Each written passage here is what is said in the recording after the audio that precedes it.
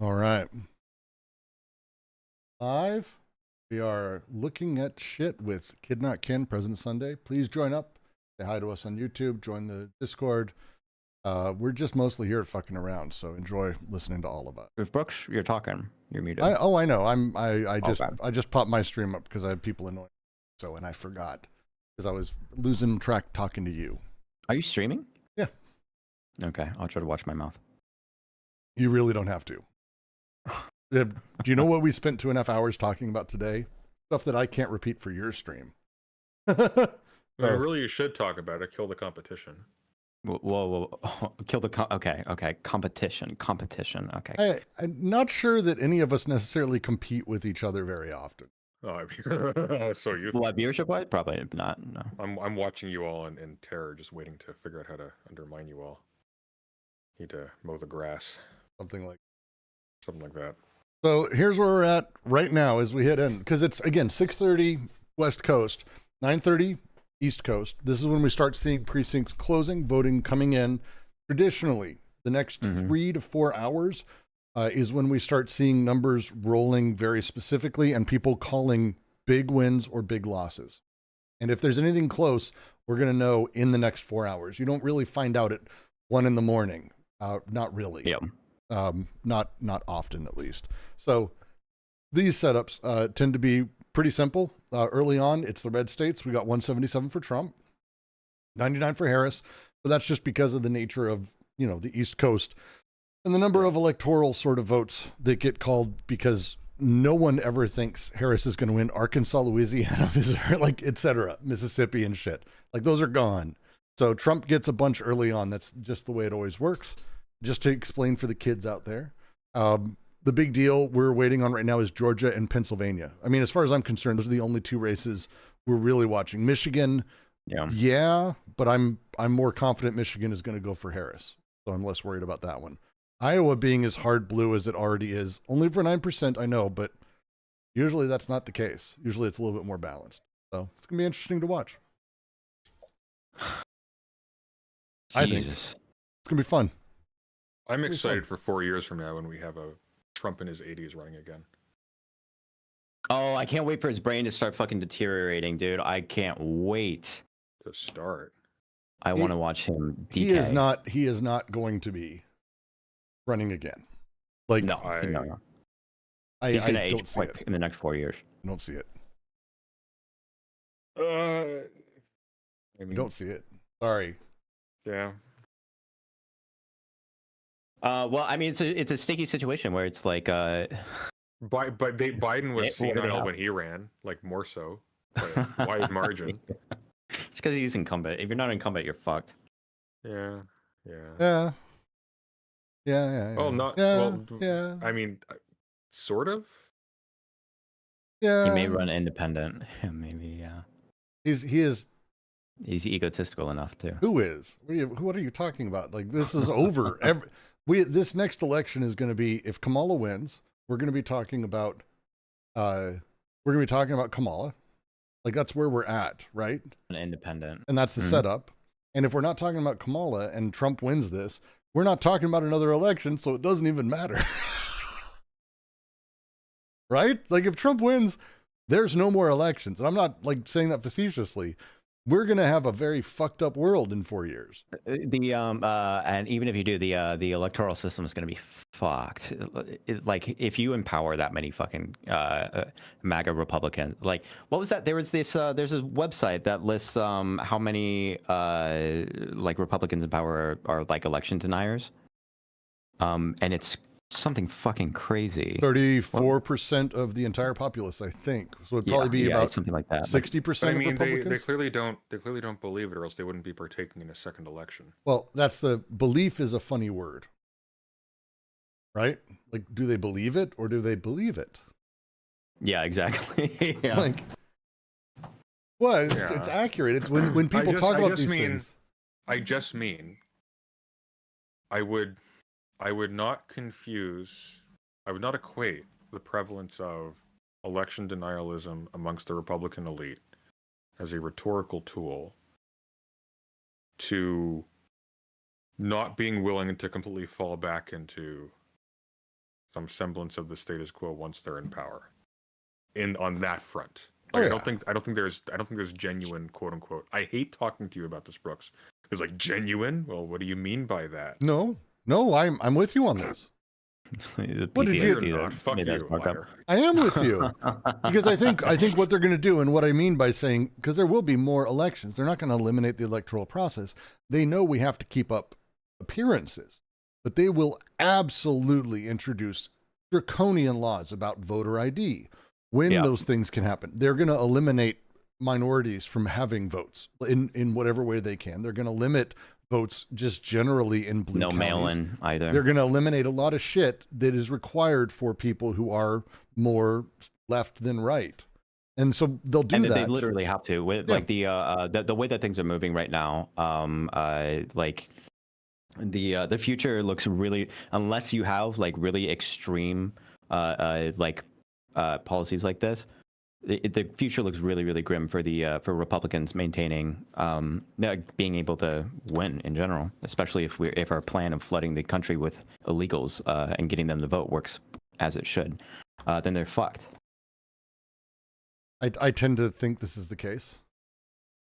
Like it's one of those things that because something I'm serious when I say I agree with you. I don't think they're not anti-election. They're anti-corrupt elections. They're not anti-government. They're anti-corrupt government. Now, what does that mean?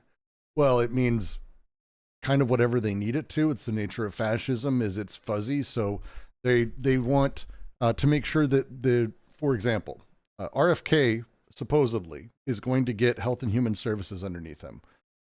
He will not simply eliminate vaccines, even though that's absolutely what he wants to do. Instead, what he's going to do is he's going to make them all optional. And he's going to mandate that they're optional. And then he's also going to install new types of safety measures for them or requirements that is going to go to committee that will not be figured out and will initially stall any new vaccines. This is how you do it. This is starving the beast. This is how the Republicans have been doing things for decades. So I'm with you. I agree with you completely. I know you are. I'm just staying silent because it makes you uncomfortable. It does. You know me. That's fair. That's fair. I think you've traumatized Sunday. I think we've traumatized each other. Yeah, I think though I've benefited from the long run because I've learned just to not care anymore. You should have seen the other bullets day, just go kid. right through me now. I wound up his chat by acting like I didn't like or had never seen Avatar: The Last Airbender as an animation, Oh, okay. and I did it for like hours. I really did keep it up too. That was a lie. Yeah, it was a lie. Was your position on Mr. Robot also a lie? No, I do think Mr. Robot's wonderful. He was really invested in it not being weird that Misty was 10 years old in a belly. That is shirt. not what I said at all. That's close enough. I'll say yeah. Yeah, fine. Don't That's say yes fine. to that. That's fine. That's close enough. Not actually I'm my really position. interested to see. I'm really interested to see the amount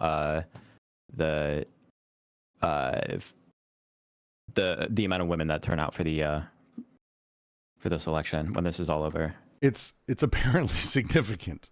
Like it's Yeah. apparently like if you didn't watch the interview with the pollster in Iowa, the one who 7 out of the last 8 elections is called like she's ridiculous. And she hits things that people are like, she's full of shit, and then she turns out to be pretty spot on.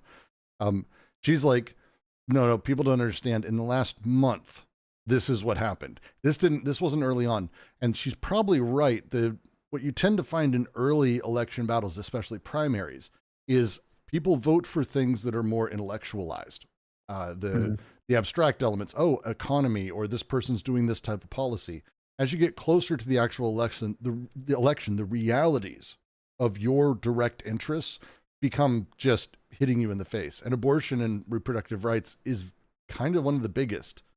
And they've done nothing. The Republicans have done nothing to like assuage the fear that they're going to ban abortions at a national level. They've only done things to the only stoke thing it. that they've really done is play plausible deniability with whether or not they're going to get rid of all of it, and it just makes everyone look like, wait, it kind of sounds like you want to get rid of all of it. It sounds like you want to. It's like, oh well, we're not going to do a federal ban because we don't want it to be federal. and they just play that game. But like Until they get federal, no and one then they trusts can that. do it. No Yeah, one trusts they're that. lying. And you shouldn't trust that. Like It's weird. It's weird watching them chase their own tail constantly, where they Mhm. will put forward something, in the basic total absence of any public call for this thing, and then immediately try to walk it back afterwards, and then sort of maintain tension with an imaginary position that wasn't really there in any significant to any Yeah, significant did you degree. see? There was a month ago, I think about a month ago, Trump put out this statement saying, like, urging the fact that he wants immigration, that he wants legal immigration, and then immediately walk that back again. But it was so funny because It was so Wants bad. Legal immigration, specifically in those terms. yeah. He put out a he said I it don't know on a how the fuck I campaign. missed this. No, he did the said it on a Trump campaign. thing where he that- he lies. Yeah. He did the Trump thing. But it's funny because the thing that he said, he was like, listen, we need to crack down on illegal immigration, but with the legal immigration, we want as many legal immigrants as or something like that. Yeah, he said And that's he what he got a said. fuck ton of backlash because the Republicans don't want immigrants, period, at all. And then he immediately went back to the other side. It's like, you know what? No, we want to deport legal immigrants too. We want to get rid of the Haitians, get rid of the TPS. All of them. Yeah. Yeah, but that's the thing, though. was It's like, amazing. look, hey, Brooks, remember when you'll remember this? We covered this together. Remember when Biden said at that press conference that Ukraine only fires the missiles as far as we tell them to Well, fire them? We've sat No. with him and helped him pick targets. You want to know why that had no political consequences? I have That's okay. I'll bite. because- Why? Because he's senile, and so everybody can put anything that he says down to him not being there. It's like with the line in the sand with Gaza. He wasn't held to account for it. Why? Because people don't think he has the capacity to know what he's saying when he says it. And I think it's the same thing with Trump. I think when he contradicts himself directly, people think, oh, I can imagine myself doddering in that situation, being completely confused and out of my depth and just sort of winging it as I go. No, but the right This is a push sign. back. This is a sign. This They is not did. a sign of him You lying. keep saying doddering. I just keep remembering that Donald Trump's a pedophile. Because he wants to fuck his daughter. Not just a pedophile. He tried to go doddering, quite literally. Yeah, exactly. It's like a hobby of his, is doddering. I'm just saying, like he's constitutionally incapable of lying because that requires the intent that only a sentient being is capable of. Well, but here's the thing. I'll you know what? I'll probably agree with you on the Biden thing. I think most people didn't take it as seriously. I think they should have, but they didn't. It should have been. It should have been Should like have been huge. "Ugh." But my vote would be this. Trump, there's a difference. His base was fucking furious. Whenever he does this thing, because, again, he's not an ideologue. He doesn't believe in any of these things. Not really. He's kind of just saying whatever he needs to maintain power and get power. He's an asshole. When he says shit like, oh, actually, we do need immigrants because he wants Latinos to like him. He wants illegal immigrants to like him. He wants people to like him. And so when he's like, oh, no, it's not. We don't hate immigrants. We want some immigrants. His base lost their shit because they were like, Yeah. no, we actually do not want them. And it was actually a big thing in the Republican, like Twitter sphere and X and on all these other weird platforms. They actually here's went the after thing. him. But here's the thing, though. They okay? take him seriously. I don't think, I would wonder, is it the people who don't take Biden seriously also don't take Trump seriously, but Trump's base takes both seriously because they're that stupid. True, but there's a corollary to this, which is when Biden's base is mad with Biden because he draws a line in the sand on Gaza and going into Rafah, say, and then doesn't follow through on it. People in Biden's base stop voting for Biden. I just need to stop tapping my microphone. People in Trump's base will still vote for Trump. I reckon. So, There is something Yeah. funny about how the Trump supporters are very, very like it doesn't really matter. Like he's going to be reflecting the things that they say or whatever, and if he changes a position, most of them are going to change the position too. Whereas like it's not really the same with Democrats. However, Donald Trump is constantly like trying to wiggle around all of these different, it's trying to say all of the right things, which is very, very, it's very funny to me. Florida had as a note, Florida's a nightmare hellhole. I apologize to anyone who lives there. You live in hell. They had a amendment to their constitution about abortion, trying to change it, make it. Currently, there's a 6-week ban. It's a 6-week limit on abortion, which is effectively a total ban because no woman can know she's pregnant. Like, that's not how bodies work. So it's effectively a total 6-week ban. And the amendment to fix that failed at 43 to 57. Crazy. Jesus. What a shithole state. Yeah. What a shithole state. God damn What it. state was it? That was like after the overturning of Roe v. Wade. What state where like people like speaking in tongues and shit? What? I mean, many of them. I never realized there's Tennessee. Maybe that's a place where Pentecostals Arizona. are.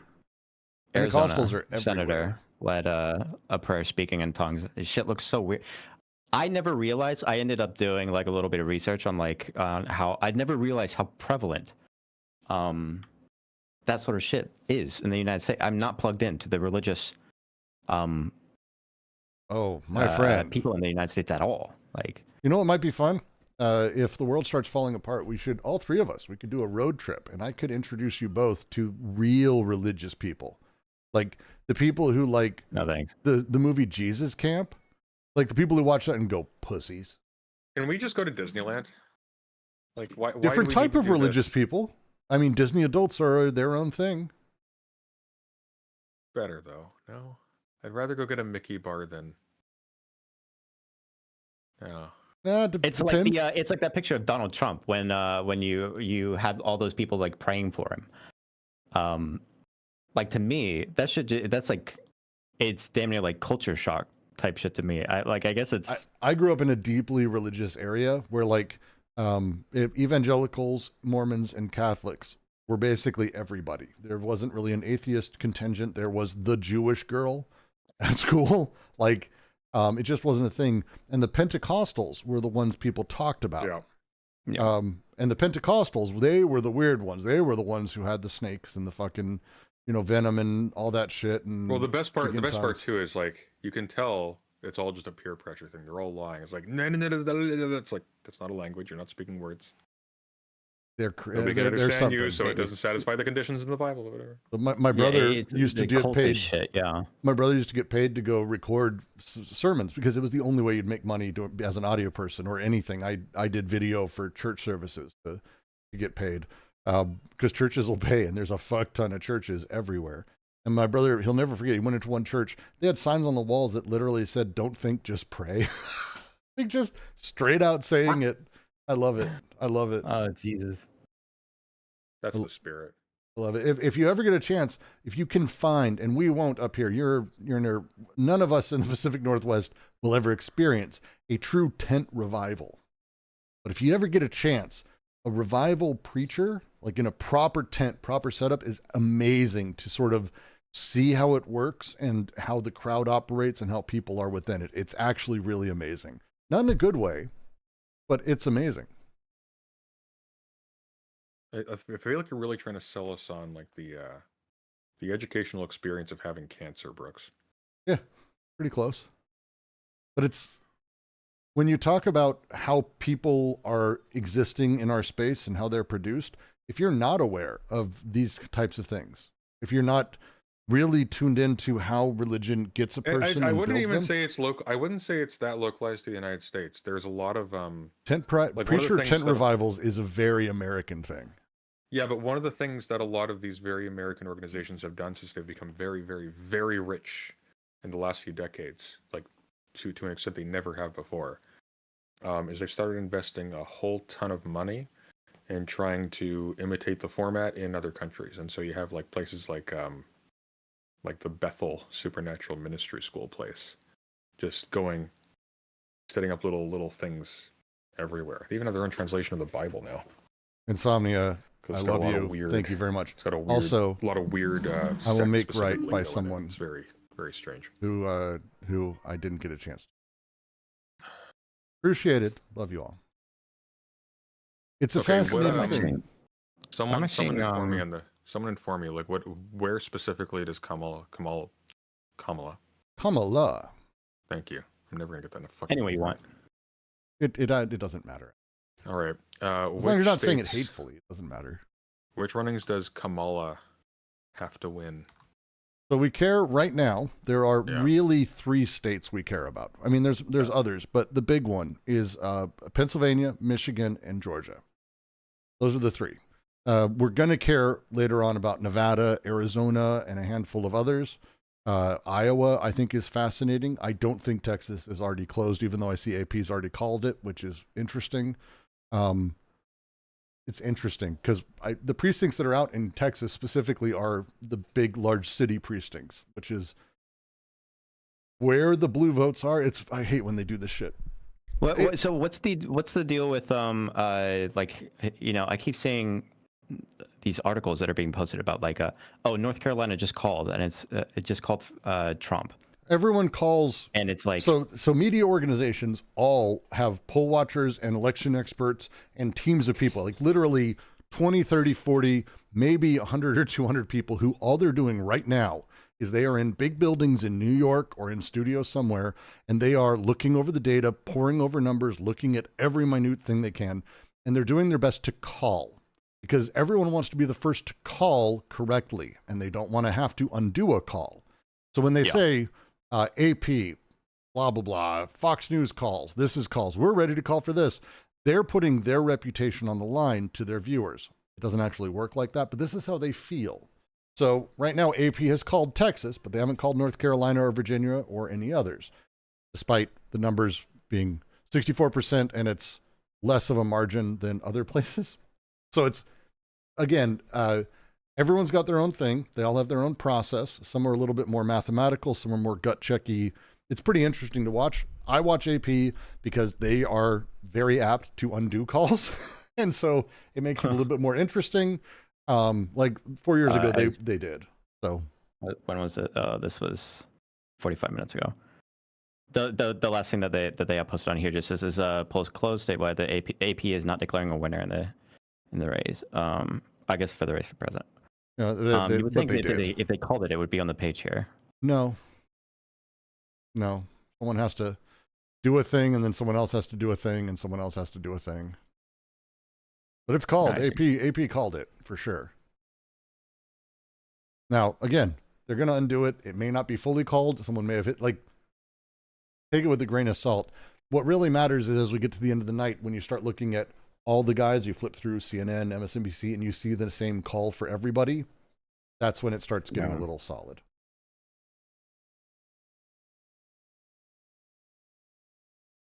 Jesus Christ, Georgia, Jesus. Yeah, Georgia's going to be, I think, Georgia and Pennsylvania. Pennsylvania is a huge fucking deal. So what it looks like already is that the numbers in Philly are way more than they thought that was going to be, like way more. Yep. And that the numbers in rural areas, actually, it's what I mentioned earlier. Trump and the Republicans pushed very, very hard for early voting and mail-in voting for their people.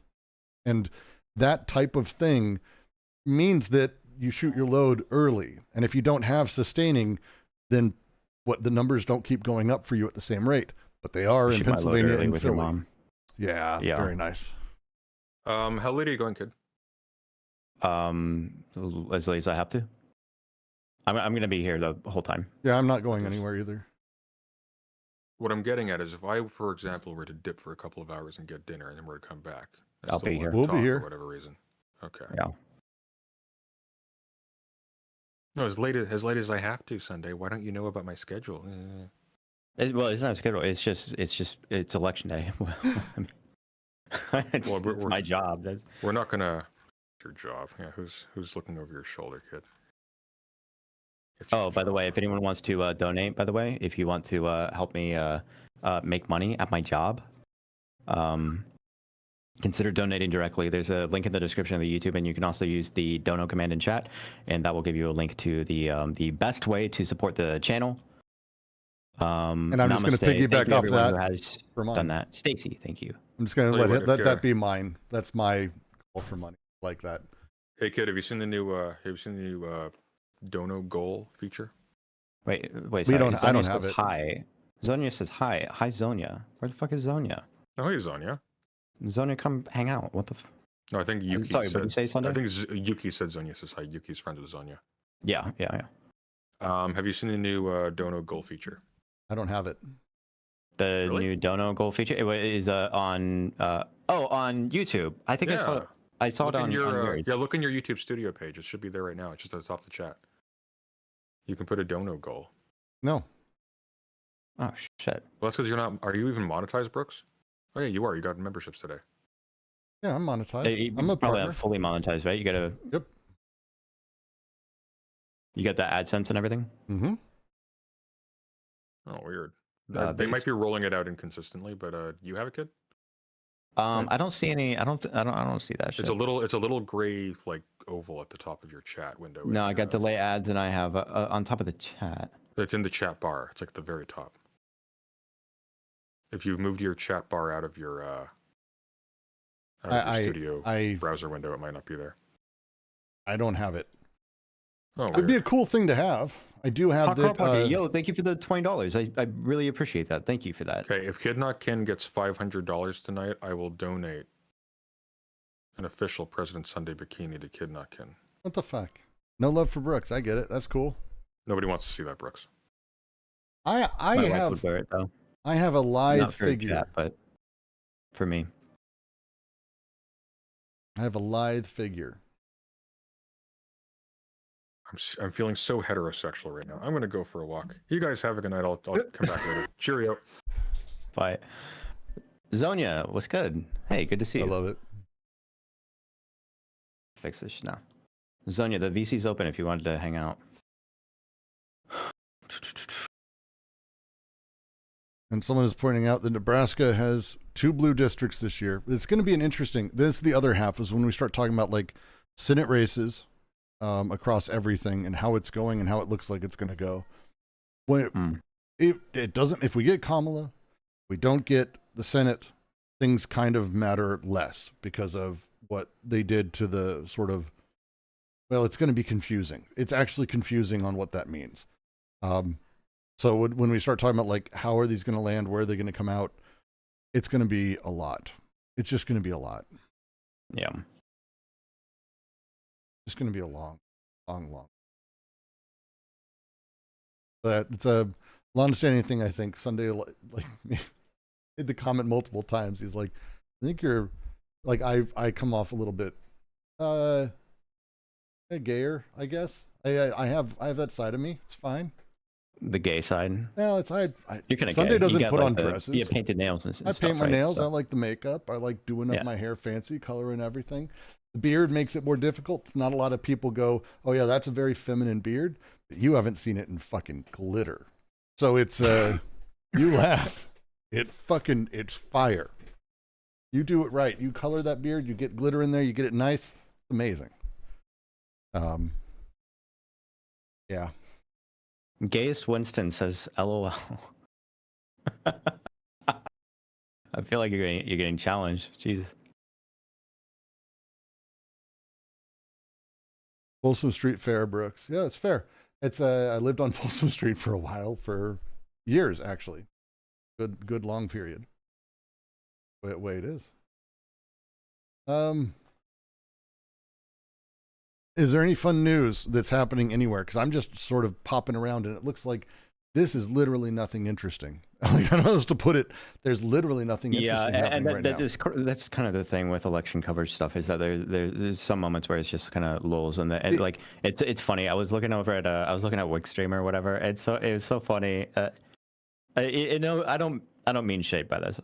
I just think it's funny. It just happened to be Wick that I saw doing this. I'm sure everyone's doing this. I'll be fair, okay, but like opening up like some of the I forgot what state he was looking at, but just like clicking on each individual county and seeing the percentage of what's being counted on each individual county, and it's like fun. Okay. Polls are closed in Michigan, Wisconsin, and Arizona. So we're going to start seeing things showing up. Play that Onion video. I can't play Onion videos because they copyright. They I did do. watch it though. I do know what you're talking about. Which one? They it's a Onion video where they basically like it's someone talking about like the polling in a particular area, and it's like, okay, what is the voter in North Carolina thinking? Well, let's voter zoom in and check zooming out this in county, forever? let's zoom in and check out this household and this guy's brain and Zooming what's in going on. forever Like, thing is amazing. it's pretty funny, yeah.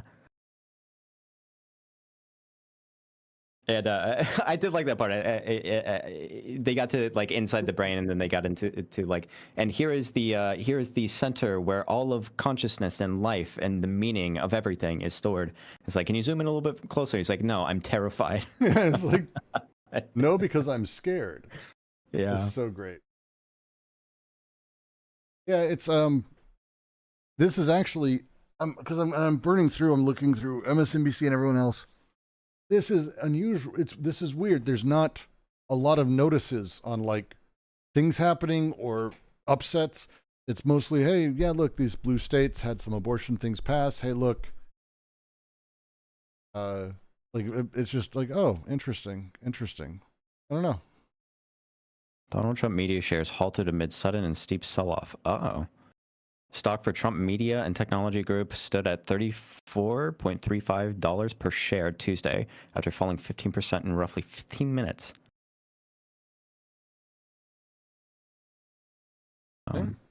Seems good.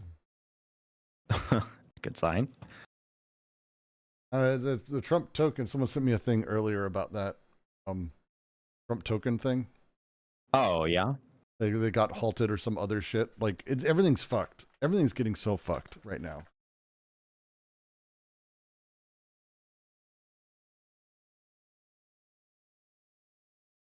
Everything's so fucked. Missouri being called for Trump is fascinating. I need to look at. Why is Missouri being called for Trump?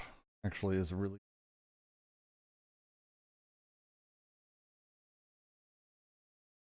Like, it's not surprising, but they're calling these things, and it's like, it's very early, and it's 24% in, right? 24% in, and it's a neck and neck, and a lot of those are around cities and blue areas. So it's like, I don't know. Polymarket breaking hard for Trump. Polymarket's been breaking hard for Trump because, as I said, someone dropped $55 million on a bet for Trump to make it look good. Really. I can send you the whole thing. Yeah. The what do you call it? You can't really call it like interference, right? But like the propaganda coming out of like the Polymarket shit is insane because you have these like tech millionaires and shit, tech billionaires or whatever that are just dumping in here and then be like, wow, look, Trump's gonna win, and these retards on fucking Twitter will just run with it. Which might not really be the best. It might not be the best strategy. I mean, if you start convincing people he's going to win, you're not going to vote. But now everyone's voting. Well, they're closing out, so it doesn't matter. And it's one of those things that's, right now, other betting markets that don't have that. And again, the votes and how people are pushing it. That Kamala's she's now down to 20%. Like I don't think people understand where this is at. These are not the odds right now with the numbers we're seeing. Mm-hmm. Yeah. You got money on this, don't you? No. Oh, I thought you did. No, I put money on Tim Walz because no one else thought he was going to be, and I was like, I want him. So. Oxbonk, thank you for the gift sub. I appreciate that. Thank you. Interesting. Wait, who donated? Who pushed over Polymarket? Someone, like no one knows, to be very clear, but someone dumped like $50 million into Donald Trump at one go. Literally to draw, again, it's the whole thing on the Republican side has been to do everything they can to make it seem like Trump's going to win and it's a guaranteed thing. Right? Yeah. And that's all they're doing. And they're doing it over and over and over. Donald Trump lawsuit served at Mar-a-Lago. Election day court filing. Mhm. Summons in a defamation case against Donald Trump was served at Mar-a-Lago last month. An election day court filing has revealed. The summons in the lawsuit brought by the Central Park Five, now often referred to as the Exonerated Five, was served to Trump's director of security, Dan Freeman, on behalf of the former president at the Florida resort at 410.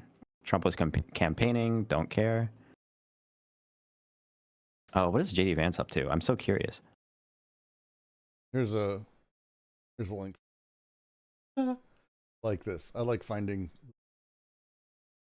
I'll post it in chat so I don't have to change screens. Okay. I will post it. Because if I switch over to your DMs, it's just it's going to show a crop of the DMs. No, I'm going to post it in chat. Or oh wait, where do I post it? In your public chat? Oh, In YouTube? yeah, Twitch. Or whatever. It doesn't matter. It's not a big deal. That's fine. I'm just trying. It's a Trump's coin DJT and what's happening with it. It's just I funny. would love to see that. I get a kick out of types of things myself.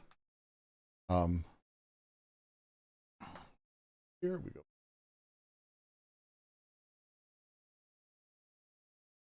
President Sunday went to get some food or something.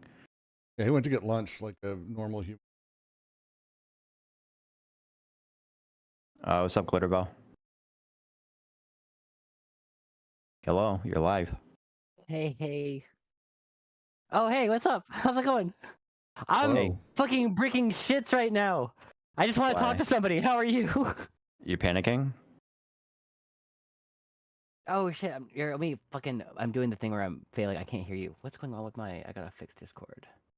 Streamer moment. Maybe.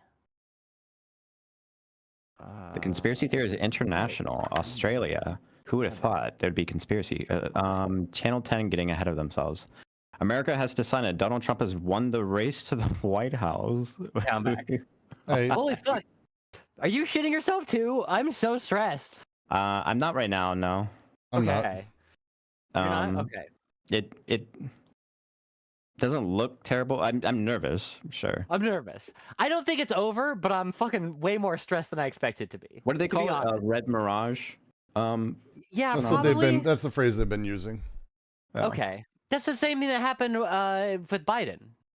That's exactly what happened last time. Is kind of what we're seeing.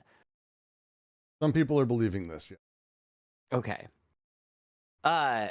One thing that sucks is that regardless of what happens, because the New York Times has put their needle at 70 or whatever, even if we win, there's going to be a shit ton of consternation, which was kind of guaranteed anyways. But still, it's like, ugh.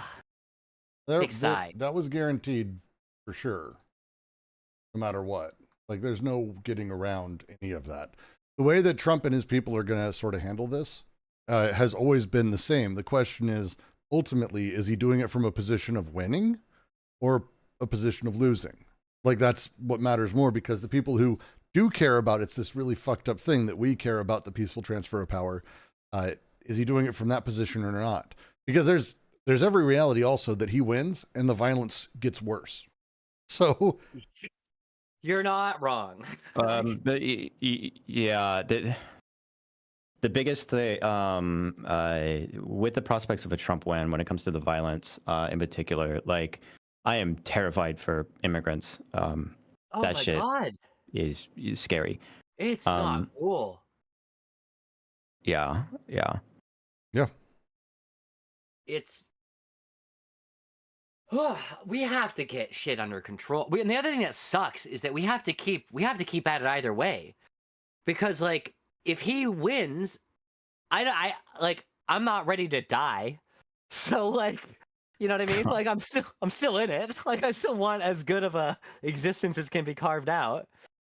And if Kamala wins, we have to tamp them down because they're gonna go ape. It's gonna be bumpy. Fucking AP site load. PA is like neck and neck right now. It's 42%, but Okay. it's 49.6 to 49.5 right now. It's Okay, that's fine. Did you have you checked in on Destiny's stream at all? It's literally just everybody betting and then freaking out about their bets. No, I clicked on it for a little bit, but like and then the thing where you have just like tons of people all kind of talking over each other, it's just it's not for me. No. Yeah. And it's also the kind of people who, like, right now, Trump is ahead 198 to 99. And stupid people, Trump supporters, did this last time, by the way, where Trump kept gaining electoral points and then it stopped. Yeah, Well- yeah. It's so fucking stupid. You're 100% right. I appreciate this. Is why I wanted to call in. Thank you. Well, I've watched an election before, I have too. so I just, I'm just nervous. Apologies. I forget your name. I've seen you before. I know, kid. I'm only It seeing. says on Discord. No, I'm in streamer mode, so it just says B. that is my name, B. It's Oh, Brooks. okay. I'm the B It's man. Brooks. That's right, Brooks. I am it's a pleasure. Brooks I've seen you in the with past, and the- I've been in. With the Quarantine Collective, do a lot of philosophy theory shit. I've been He's in- here as basically the outlet for, like, basically when I do politics, I just sprinkle in little bits of philosophy stuff, and then people that get captivated, they go to Brooks if they want to dive into it. I've seen Brooks in the past he's through like that Sunday. off ramp. I Oh, was yes. impressed by your past stuff, and that is worth very little. I know that the currency of an impressed glitter bell, but like I was like, this guy's cool, so it's nice to talk to you. Well, flattered, and thank you. They just called Utah for Trump. I know. Wait, everyone relax. Relax. Yeah, I don't want to look at any of the calls. Like it's like tantamount to like watching polls to me. Are you ready? Ready? Oregon, Yeah. right now. I know it's red. Look, It's red. Oh, Trump no. 71 to Kamala 26. 71%. Point. I am the AP. I'm going to call it. Oregon has Yep, gone Trump. They flipped. They flipped turned Oregon. red. This is a true red wave. Yeah. It's not I've just been because inclined- the fucking Hicks in the 2 counties that have 17 people all voted for Trump and they submitted those already. Yeah. Fuck. I noticed It's that so I've funny. been inclined to compulsively stare at the New York Times needle as it creeps towards a Trump victory. Do you But the think needle? there's Don't any look at the needle. possibility that there could be some kind of perverse incentive on behalf of them to keep a vulnerable person like me fixated on their site for ad revenue by? No, that's your own mental illness stuff.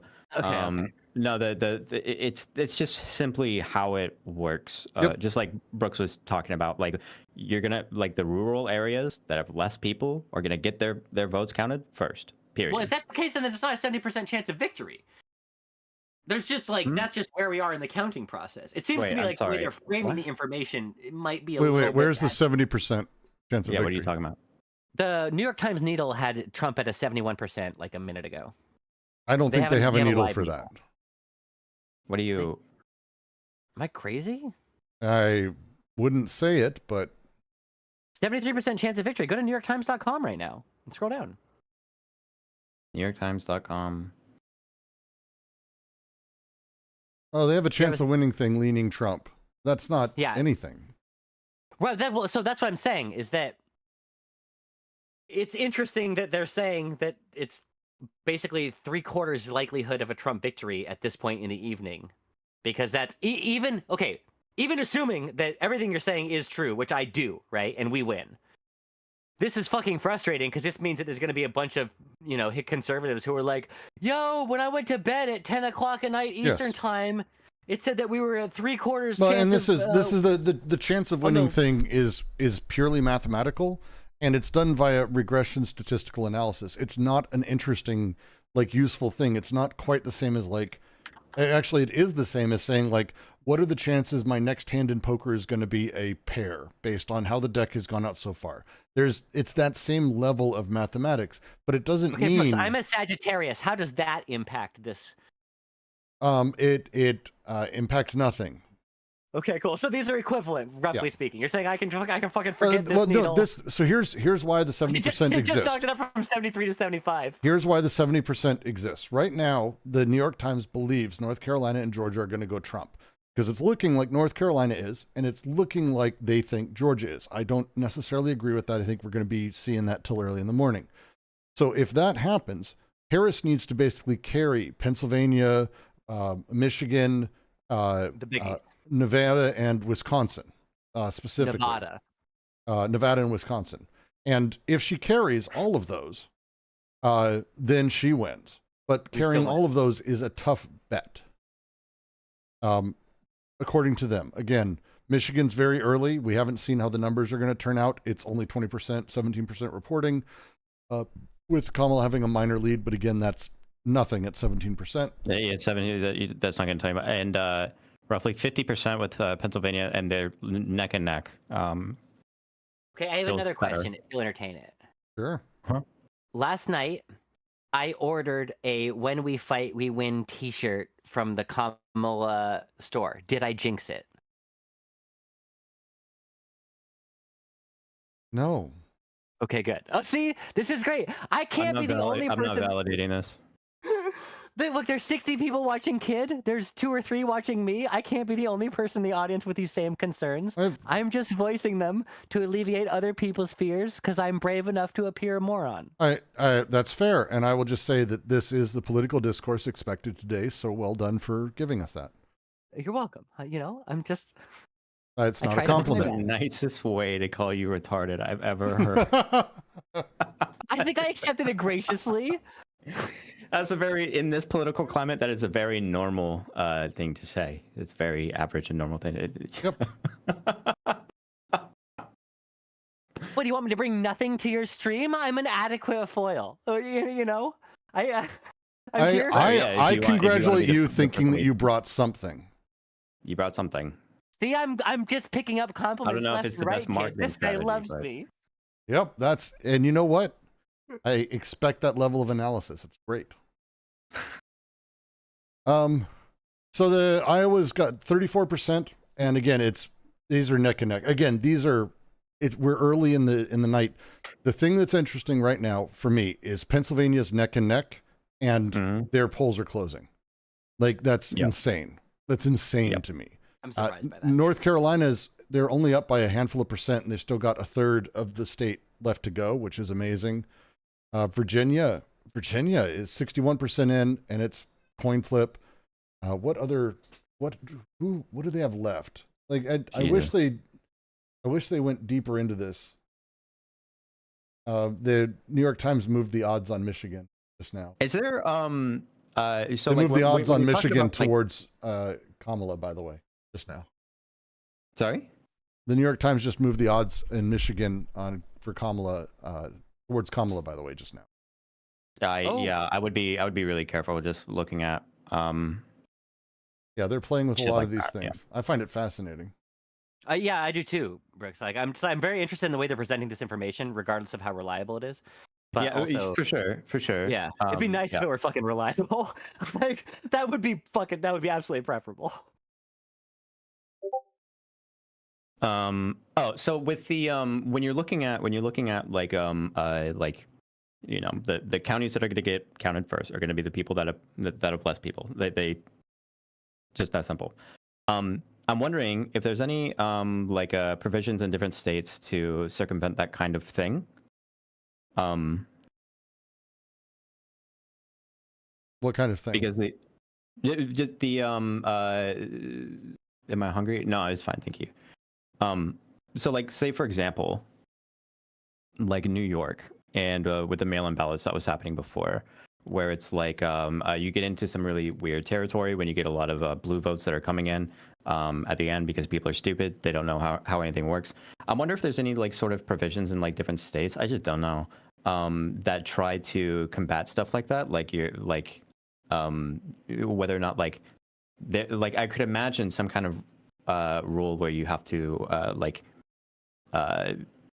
that like different areas that have less people would have like delays for when you start counting the votes in different counties or some shit. Well, I think I see what you're saying. I'm just wondering if something like that exists anywhere. You might need to explain it another way. I'm sorry. Can I try to? Okay, let me see PR if I understand your safety question. mechanisms. Okay, I have a question. If you'll entertain it again. Sure. This one's fairly serious. Okay, how do you feel about the proposition that counties where it has been determined that Russia called in bomb threats to try to prevent voting have an opportunity to have to vote for an extended period of time. If a foreign actor has attempted to I mean, disrupt the election, whatever I want is almost entirely irrelevant. The reality is they're not going to because it happened in Georgia, which is like one of the worst states in voting rights right now. I think it happened in Michigan as well, just recently. There's a- I think Wait, Probably- you're saying like whether or not like they could delay, like give people more time? so or if something? your district, so if you were not able to vote because your polling station was shut down because of a bomb threat, right? But they weren't shut down. They temporarily, were it's not- they were delayed. Yeah, they're delayed. The problem is that like there were definitely people that left that did not come back. For sure. Right. So which that's what I'm sucks, saying. Which sucks. But So like that's what I'm if saying. you were, if you were going to extend the time, you would probably need to have some sort of like like that would be something that you would be taking care of before, like you would be prepared for that kind of situation. You would have to pass some sort of policy that would be like, if this kind of thing happens, then we can extend by this amount of time or whatever. But I don't think anyone assume does that hasn't happened, but there is a draft for legislation that would allow it. Would you support that legislation? Sure, yeah, why not? Cool. Me too. But like That's all I'm asking. it seems like- I don't think it's ever happened before. So like, don't yell at me. It seems like the it's just the amount of tension and fear around things like violence is increasing pretty substantially. Like this is not a normal election. but yeah, I mean, yeah, but also like if you're an immigrant and Trump wins, that's going to be fucking true for you for the next 4 years minimum. So it's kind of a now or then kind of scenario. So I don't know. We'll see. Or if you're, it just seems. Anyways, The one I that would be, actually evacuated in Georgia extended voting by 20 minutes. Oh, huh. Okay. And they would Sick. probably do that in a lot of places, I would kind of presume, honestly. Yeah, it's 20 minutes, but I'm just thinking through it. You know what I mean? It's just a weird thing that's happening, and I'm thinking through it.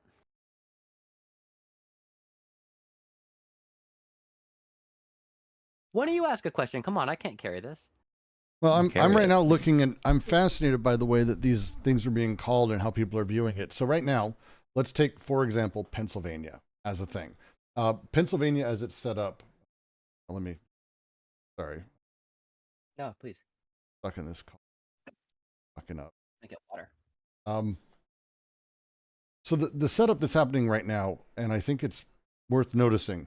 Right now, a lot of people are already talking. It's really weird. Polymarket, for example, is collapsing into a weird position of saying that Kamala's down to like 9% chances, which is nonsense at this point. Like it's nonsense. But they're doing it by screaming about how he's ahead in Pennsylvania and other places. But if you literally go look at ballots counted versus uncounted votes and where that's happening in Pennsylvania, like 85% of the uncounted votes are in Philadelphia and Pittsburgh and Harrisburg in strong blue, safe blue, 80% blue places. So you're talking about like a huge number of uncounted ballots for Kamala, not for Trump, and being neck and neck. Like it's yeah. it's an insanely different thing. So it's I have to wonder about like how Polymarket is incentivized to present like emotions. yeah, you know what I mean? It's Like betting market. Yeah, yeah, it's like if she's by gonna design, it's just win, what it does. you probably want to shut down votes for her now because like you have to pay them out. It seems very yeah. Thank you for the bits, Hot Car Pocket. Yeah, it's kind of huge actually. It's Donald really Trump weird. leads Kamala Harris right now by 2 points. They've counted 51% of the votes, but she needs to beat by 2 points in the ballots left to be counted to catch up to the lead. The ballots uncounted right now are primarily in Pittsburgh and surrounding Philadelphia. Jesus Christ. She has to win by 2% in a heavy blue area to take Pennsylvania. What the fuck? Philadelphia? Yeah. Yeah, that's like okay. That doesn't seem like we're at 9% odds. No. Maybe No, we're maybe this is liberal cope, but like I don't know. The fuck's a polymarket? A polymarket is a Gambling betting website. market.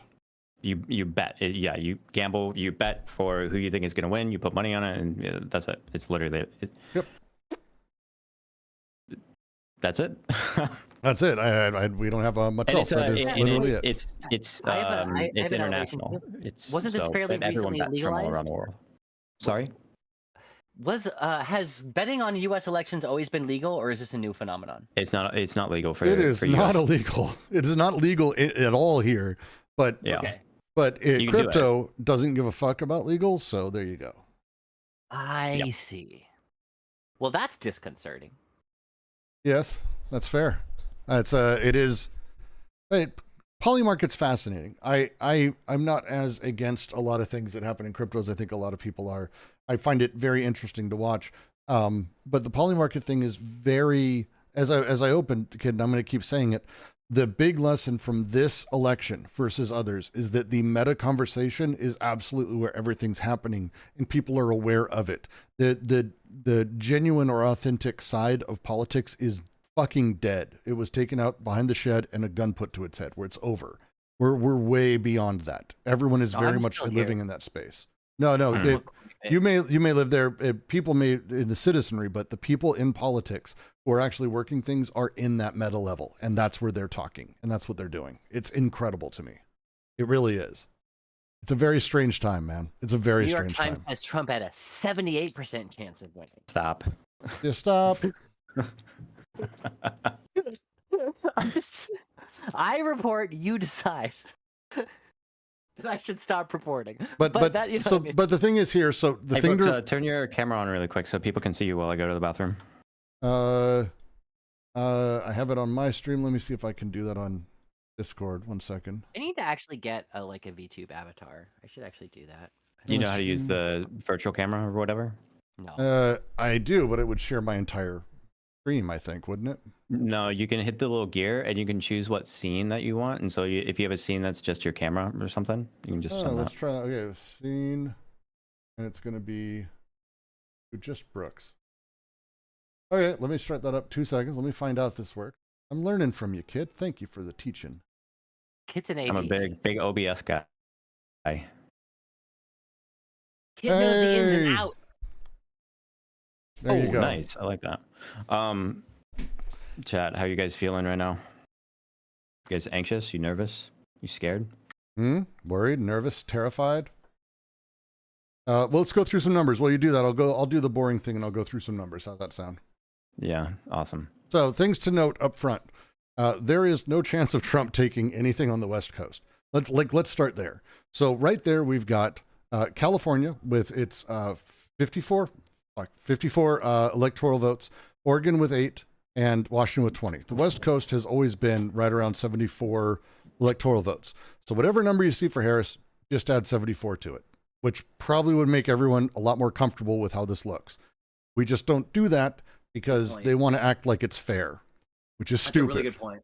So just add 74 to it. The same way that like we opened the night by calling Arkansas for Trump because fucking really, and no one So should that be puts us at shocked. 183 to 198. There you go. And that's without these others that are already seemingly turning blue, or Nevada or Georgia or Hawaii, which Hawaii probably blue, Alaska probably not, but you never know. You never know. They have interesting voting systems. So when we start talking about this, the numbers aren't far apart. They're far apart because of the nature of how time passes on a globe. Like that's the problem we have.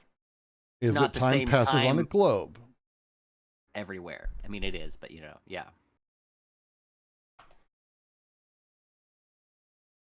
We're waiting for the West Coast to come in. So- God, So we're not really waiting for the West Coast to come in because no one who's like aware of politics gives a shit about the West Coast. the people updating the map are waiting for the West Coast to come in, but anybody who knows better knows it. Yeah, So what do you think our chances are of taking Nevada? Nevada is going to be an interesting one. Nevada is complicated because they are historically a very independent, weird group of, I don't want to say libertarian minded. I would bet Nevada's going to end up going, and it's possible this is weird, it's going to end up going Republican locally or senatorially in others, but I think it might go Kamala. And Interesting. the reason I have for that is that early exit polls are showing this is kind of where things are landing. People are showing up. Women are showing up in Nevada. And again, women is the thing. Like this, if you want to talk about this setup and what's happening, women are the ones who are making this election what it is. Flatly. That's who's doing this. So whatever else we may think or whatever else we may want to talk about, women are the ones really turning this. When we talk about the rest of it, we talk about what's happening in Georgia. For example, Georgia seems like it's again split. It's at 18% reporting. There's a reason they're not fucking Whoa, calling one it. just flipped. What just flipped? North Carolina just flipped blue. No, it didn't. Where? Under what? Sorry. It may have on another site. I'm running APs because I like watching. Yeah, I'm just watching looking at this. AP. I was watching this screen. I thought it just flipped. Am I crazy? I thought it just flipped from red to blue. Okay, maybe not. No, Talking about Virginia. Maybe I was talking about. Nope. Excuse me, I meant Virginia. Excuse me. Virginia didn't flip either. It's at 49 to 49. Yeah, they're going to be close. A lot of these are going to be close because they It did a flickery thing. I they don't know. traditionally have been. But again, as we get further on in the night, the rural areas are not counted. The majority of votes in these areas at the end of the night are going to be going Kamala, not by 2%, but 6, 7, 9, 10, 15% in some precincts, because that's the nature of those precincts. This is, again, the nature of those locations and things. Virginia's gone blue. Virginia's usually blue. Virginia has not gone blue that I've seen. But again, I'm sticking with AP. Going to be handling it. It's going to be cool. Arizona, though, and New Mexico both have flipped. Arizona being the one that's worth watching. Because, again, it's 11 electoral votes are going to be really, really mattering to everybody. If Pennsylvania goes blue, if Georgia goes red or blue, these are going to be states that then determine how many of the rest the other side needs to win. This is the chess of the entire thing. Like, really. I'm fascinated by some of these calls. A couple of these are gonna get undone. I'm gonna bet you on this one, kid. A couple of these will get undone. Like, it's fascinating. Some of these calls, like the Missouri call, is Of course. it's interesting that it happened already. I think Texas looks like it's going hard Donald Trump, which is interesting. I think it'll soften, but it'll end up red. The question for me there is going to be the senatorial race. 5:38 as of 6. No, this is November 5th, 6 a.m. Saying Harris wins 50 times out of 100 and Trump wins 49 times out of 100. Sure. Whatever. The 538 is. That's all of them. I wouldn't be. There's no point in looking at polls at this point. Like what we're looking at is people who go out and vote. Yeah, you want to look at exit polls, but not polls. Polls are pointless garbage at this point. They always have been. I don't know if you saw my stream yesterday, Kid, or parts of it. I did a deep dive into sort of how herding has worked within polls for the last 20 years and how this time around, a huge number of pollsters bent their results in order to make sure that they weren't far off the mark. They don't want to be seen as the outlier because they don't want to be called out. They want to, like, it's really fucked up. So we're not talking about like, oh, look at the math shows this, and I'm just doing regression on the mean. You're talking about, turn up the regression. We don't want to look stupid kind of thing, which is like fucking awful. Yeah, but there's so many like perverse incentives with it. It's insane. Awful. Yeah. It's awful. But nothing seems like it's breaking up. Virginia did finally flip. Kamala's got a minor bit ahead, but that's going to go back and forth. Don't get too excited for any of these.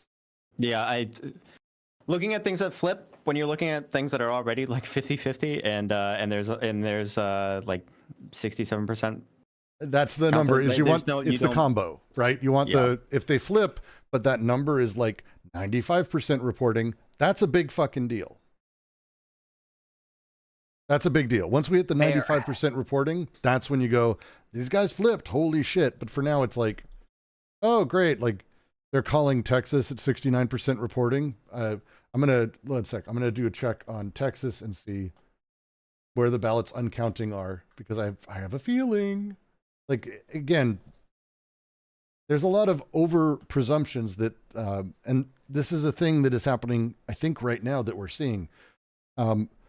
There was a lot of outcry that in 2016 we underrepresented in polls Trumpsters, that we didn't give them enough credit. This Yep. again in 2020, there was a lot of sort of hedging around this and not giving them. What we're seeing in polls, and we have been seeing in polls, is giving too much credit to Trumpsters, like flatly too much credit. And I think Yep. this is where we're starting to talk about like the number of Isn't that votes. funny though? Isn't that funny?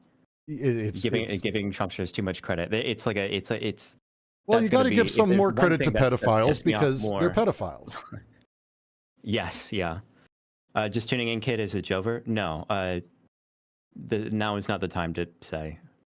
Now is not the time to. Dallas is only 50%. So in Texas right now, what we see is we see Austin and Dallas, Houston and San Mhm. Antonio, which are in El Paso, the blue strongholds. 72, 75, 77, and I think 50. Yeah, 50 in Dallas. Yeah. And it's like, these are where the votes are coming. Like they're, hmm come on guys, That's where people live. Yeah.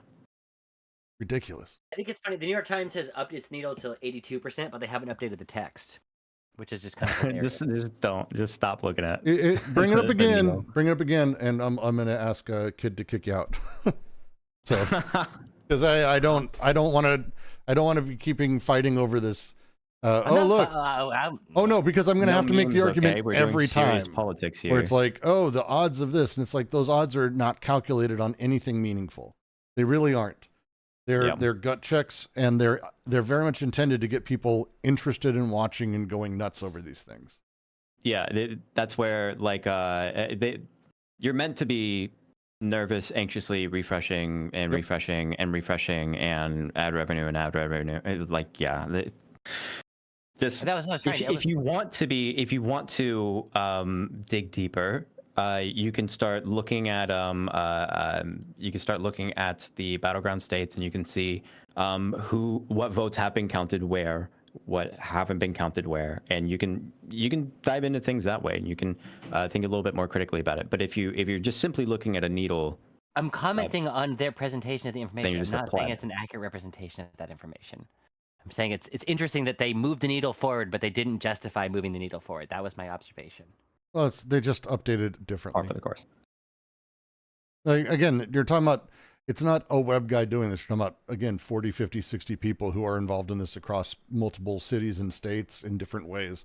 These are complicated things. There's a documentary from 2008, I want to say, about kind of the news experience of the New York Times during an election and what they did and how deeply they were embedded with, because they have people at NBC on television right now. The New York Times has people everywhere, and how that works and how these people are talking to each other and how they're calling. It's actually a really extraordinarily complex nightmare, to be very frank. Sucks. It sucks hard. But yeah.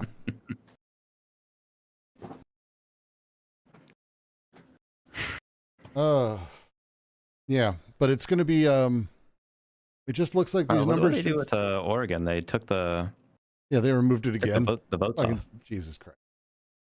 It's going to be like this the next couple hours. And like someone in my chat says, the likelihood of a definitive answer in 3 hours is 0. I think that is possibly wrong, because if we end Maybe. up either way with Georgia or Pennsylvania being called, I don't think this is going to come down to the same 1,000 votes in Arizona that it did last time. I don't think this is going to happen.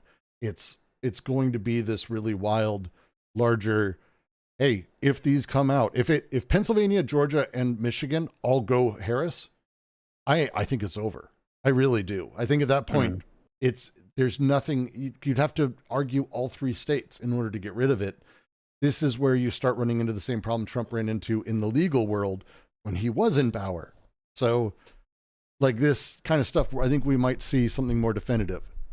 If it comes down to 500 votes or 1,000 votes again, then yeah, it's going to be a really, really long, violent few months. It's gonna be a bloodbath. Yep. Yeah. No, I mean it. I actually think it might be. Yeah, I'm not even memeing. It's kind of spooky. We have 21% reporting in Michigan, with 49.2% for Harris, 622,401 votes versus 49% for Trump, 619,000. 6,000 vote delta. And that's par for the course there. Let's see, Pennsylvania, delta of 90,000 votes, which is fucking nothing at 55%. North Carolina is a delta of 260,000 votes, which is meaningful, but it's still only 75%. Georgia is getting a lot closer, 150K delta, but 12% reporting, 12% left, and those are all cities. They've only counted 1% of Wayne County. There you go. That's good old Detroit. That's Detroit. Wayne County is Detroit. They've only counted 1% of Detroit. Detroit does not vote Republican.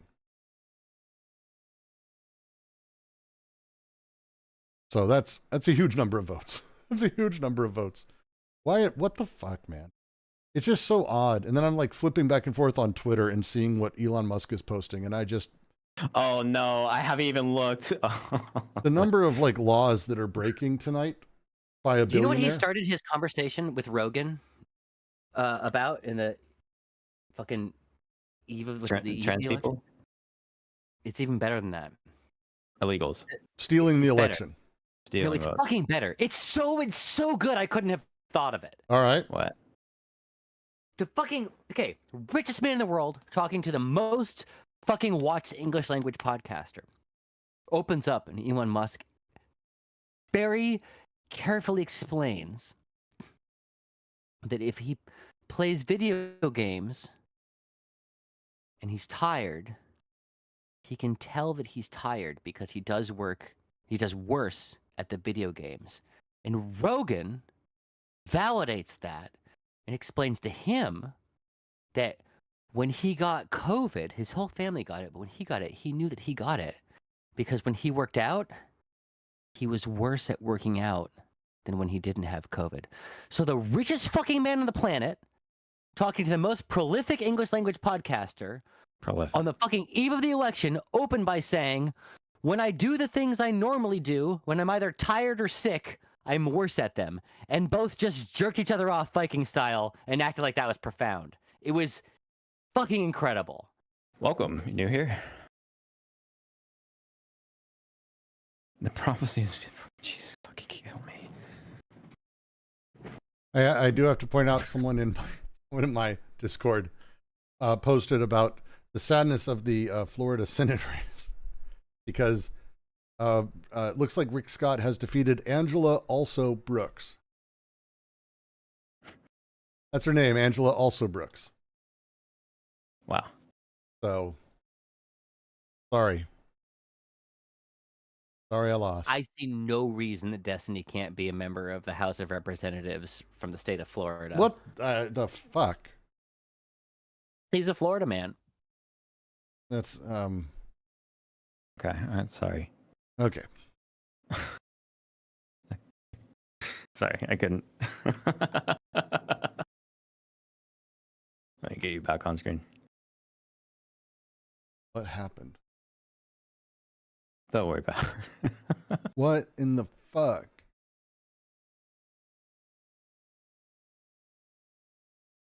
Have you guys heard what Destiny's doing? Right now he's streaming. Okay. What? Fuck. Doesn't matter. All right. Let's take a peek back in. Pennsylvania, fucking now within 1 million. Now within 100,000. I mean, they were 150,000. Now within 100,000. This again, the numbers proceeding as they do, as we see. The Philly numbers apparently are insane. As we can see, the numbers are still numbering exactly as they do as numbers. Yes. Well, the angles they're increasing is what you expect. As Trump's numbers are going up slower, Kamala's are accelerating. Again, we see where it's left over. Philly specifically is completely undercounted. It's almost uncounted. And it's like, come on. It's going to be really interesting. Let's see. Let's find out what else. I really wait. Was What? Philly at? 51%. Dang. It looks like two of Nebraska's, my money, so they call Nebraska red. By the way, you have to be very careful with that. Nebraska and Maine don't really do that. Like, I can't even imagine how upset voters there would be. They went out of their way to do proportional voting for their electoral votes. So Maine, for example, right now it looks like is going to be 3 blue, 1 red out of their 4, and Nebraska is going to be 2 blue and 3 red. So it's not 5 out of Nebraska going to Trump, even though it seems that's what AP is thinking happens. Because that's what they did, is they added 5 votes to Donald Trump. How long are you streaming, kid? All night. Until Don't worry, I'm here. until the sweet embrace of death finds us. Yeah. Until I'm celebrating or drinking the pain away. I don't think I'll be celebrating. I hope I will. That'd be nice, but I think it's going to end up being horrifyingly boring, just generally. You can't know yet. I also love, by the way, this is the other No, thing, really. the electoral college shit. Just if you look at the right now, Sorry, Harris. my wife wants the sneak peek. I just kicked Glitterbell for being stupid. That's it. Oh, okay. I thought everyone was freaking out because the numbers. No, nothing happened. No. I'll be out of this Don't worry about house it. soon. Okay. She saw chat saying stuff. She thought she was panicking. It's because of the great political analysis of talking about Destiny being a fucking senator.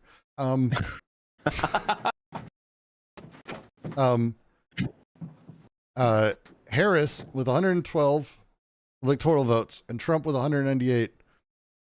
Harris with 42 million votes and Trump with 46 million votes.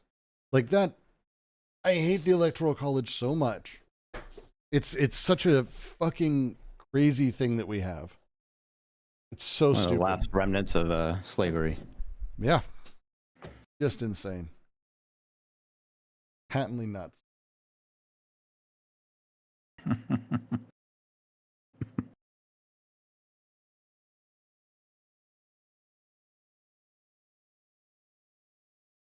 I need to have another tab for Truth Social and all these freaks on the right. I've not been looking at any of these freaks on the right really.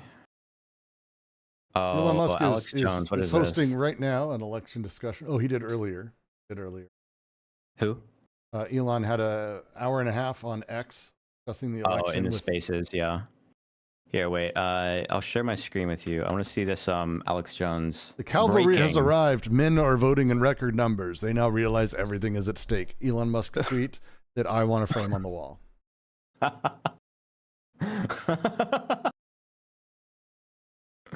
Okay, wait. Let me share my shit. Wait. Fucking love it. Screens.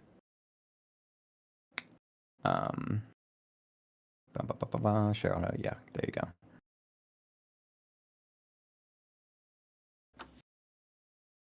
Get you back on there.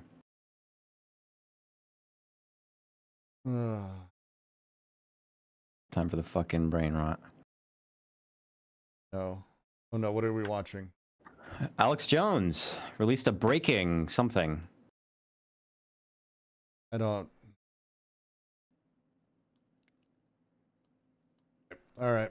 Ladies and gentlemen, President Trump just came out and posted on Truth Social. There's a lot of reports of fraud in Philadelphia and the key battleground state of Pennsylvania, and that law enforcement is on the way. They've already caught the Democrats cheating all over the state. We're live on air right now with our live feed at Real Alex Jones, myself, Owen Schroyer, Roger Stone, and This others. visual. Wait. To be clear, is this the Russian bomb threat thing? I don't think so. The Philadelphia. Were they pointing to with the Philadelphia? I thought it was because they people were leaving the lines because of the bomb threat thing. I don't know. Democrats cheating all over the state. We're live on air right now with our live feed at Real Alex Jones, myself, Owen Schroyer, Roger Stone, and others, breaking it down. It is insane. The electricity is going off in all the key Republican counties in a bunch of places. They're finding all of these fake voters. Illegals are voting. And then out in Arizona, the election machines are going out and the power's going out. And it's just happening all over the place. They are desperate. They are going crazy. But so many people Remember, because it's really one thing that you have to keep in mind when you're looking at like January 6th. Alex Jones was, as much as we want to say that Alex Jones is just like he's just fucking crazy retard. He was one of like the biggest voices that was putting the call out for a militant or like organizing for January 6th. He was like one of the main guys for that. I'm sorry, he does have reach. Are seeing through this right now. And if they do try to attempt to steal it, or if they claim that Harris has really won, nobody is going to buy it. But that's why they're saying it's going to take weeks to count the votes so they can continue to have those mail-in ballots that they've got big caches of to bring in. They're also all over the place telling Republicans the machines aren't working, but just give us your ballot and we'll file it later. Then the election officials can decide who's won. They caught him in Houston today. It's being confirmed. It's not even being denied. Taking thousands and thousands of Republican votes off, flipping them to Democrat. There's videos of machines flipping always from Republican to Democrat. This is crazy. But Trump isn't playing games. As he says law enforcement is on their way, they are. Again, we're covering it all live on air right now on X at Real Alex Jones, the live feed. Millions are watching. And if that feed goes down, Infowars.com/show. Election coverage right through the evening. Join us and get our coverage. We're going to be simulcasting with a bunch of other amazing journalists and researchers, joints, you name it. And you're getting... Don't care. Not at all. Not at all. It's all terrible, right? Yes. It's just shit. It's just wall-to-wall shit. It always has been. It always will be. Just garbage. God, it's just crap, isn't it? These people are crap. What the fuck? Arizona's back toss-up. New Mexico's going pretty hard. Kamala, which is nice. Pennsylvania, same. North Carolina. Virginia, edging a little bit more. Georgia is closer again. Whatever. Gonna keep 12% left. That's a lot of people. Okay, 12% of 4 million. Yeah, that's a lot. We got a while to go for a lot of these, which is nice and exciting. Just a lot. Isn't it? I mean, is it just me?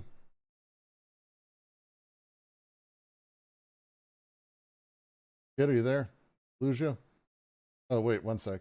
Sorry. I muted you accidentally because you're echoing because you were streaming your own Discord through me and your lost. Yeah. Oh, my bad. What'd you say?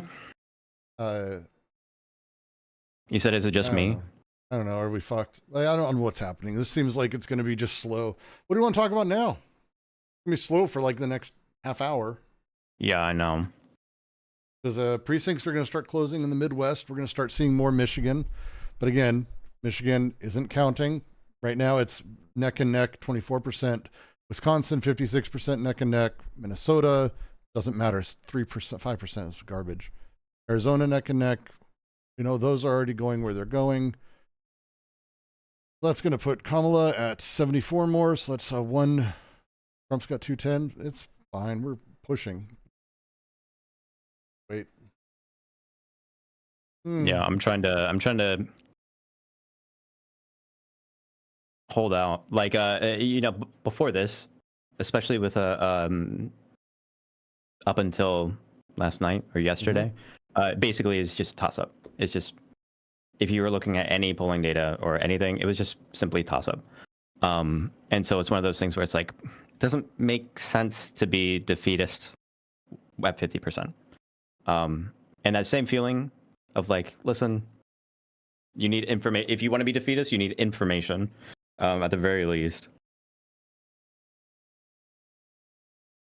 Yeah. And again, I don't think, from what I've seen today, from exit polls that have come out, there's no reason to be defeatist. And there's no reason Trump should be excited and his people. That's why I think he's making the plays he's making where he is, saying that there's interference here, it's illegal shit there. It's setting up for what's inevitably going to come next, right? No, he's gonna say that either way. Even if he wins, even if he has like a good chance at winning or whatever, it doesn't matter. He's always gonna say it because because then he can say they tried to stop us, but they couldn't. So. Yeah. No, I agree. That's what I mean. Is he's setting up for those places where it's a tight race. That's his goal, is to have that conversation happen. Yeah, and there's also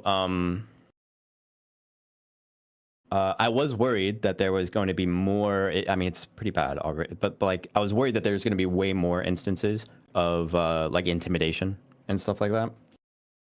Yeah, but I would also say we don't have social media to give us that. Twitter once was a place where almost everyone was there, egalitarian style and talking and open. Oh, that's true. What do we have now? We don't have a We don't thing. use Facebook. as a We don't space. use. Threads. I don't even own a Nothing. fucking account on Threads. Or wait, do I? No, I have an account on Threads. I've literally never logged into it though. So like, there may be intimidation happening. Where would I go? Where would I go? Where's the thing? Reddit r/politics. Yeah, there we go. Yeah.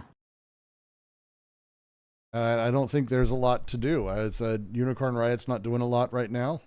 They don't have anything going as far as I know for the. I guess Unicorn Riot would be the people that would be telling you about all that shit. They'd have something if it was going on. Yeah. Not seeing it though. And just generally, it's just a fucking complex, weird thing, I guess. Right? Where do we go? Where do you go? Where do you even look for that? I don't know. You know what's funny is Twitter or X is falling apart. Oh yeah, no, it's losing tons of money. pretty much dead. There's like no advertisers. It's a shit show.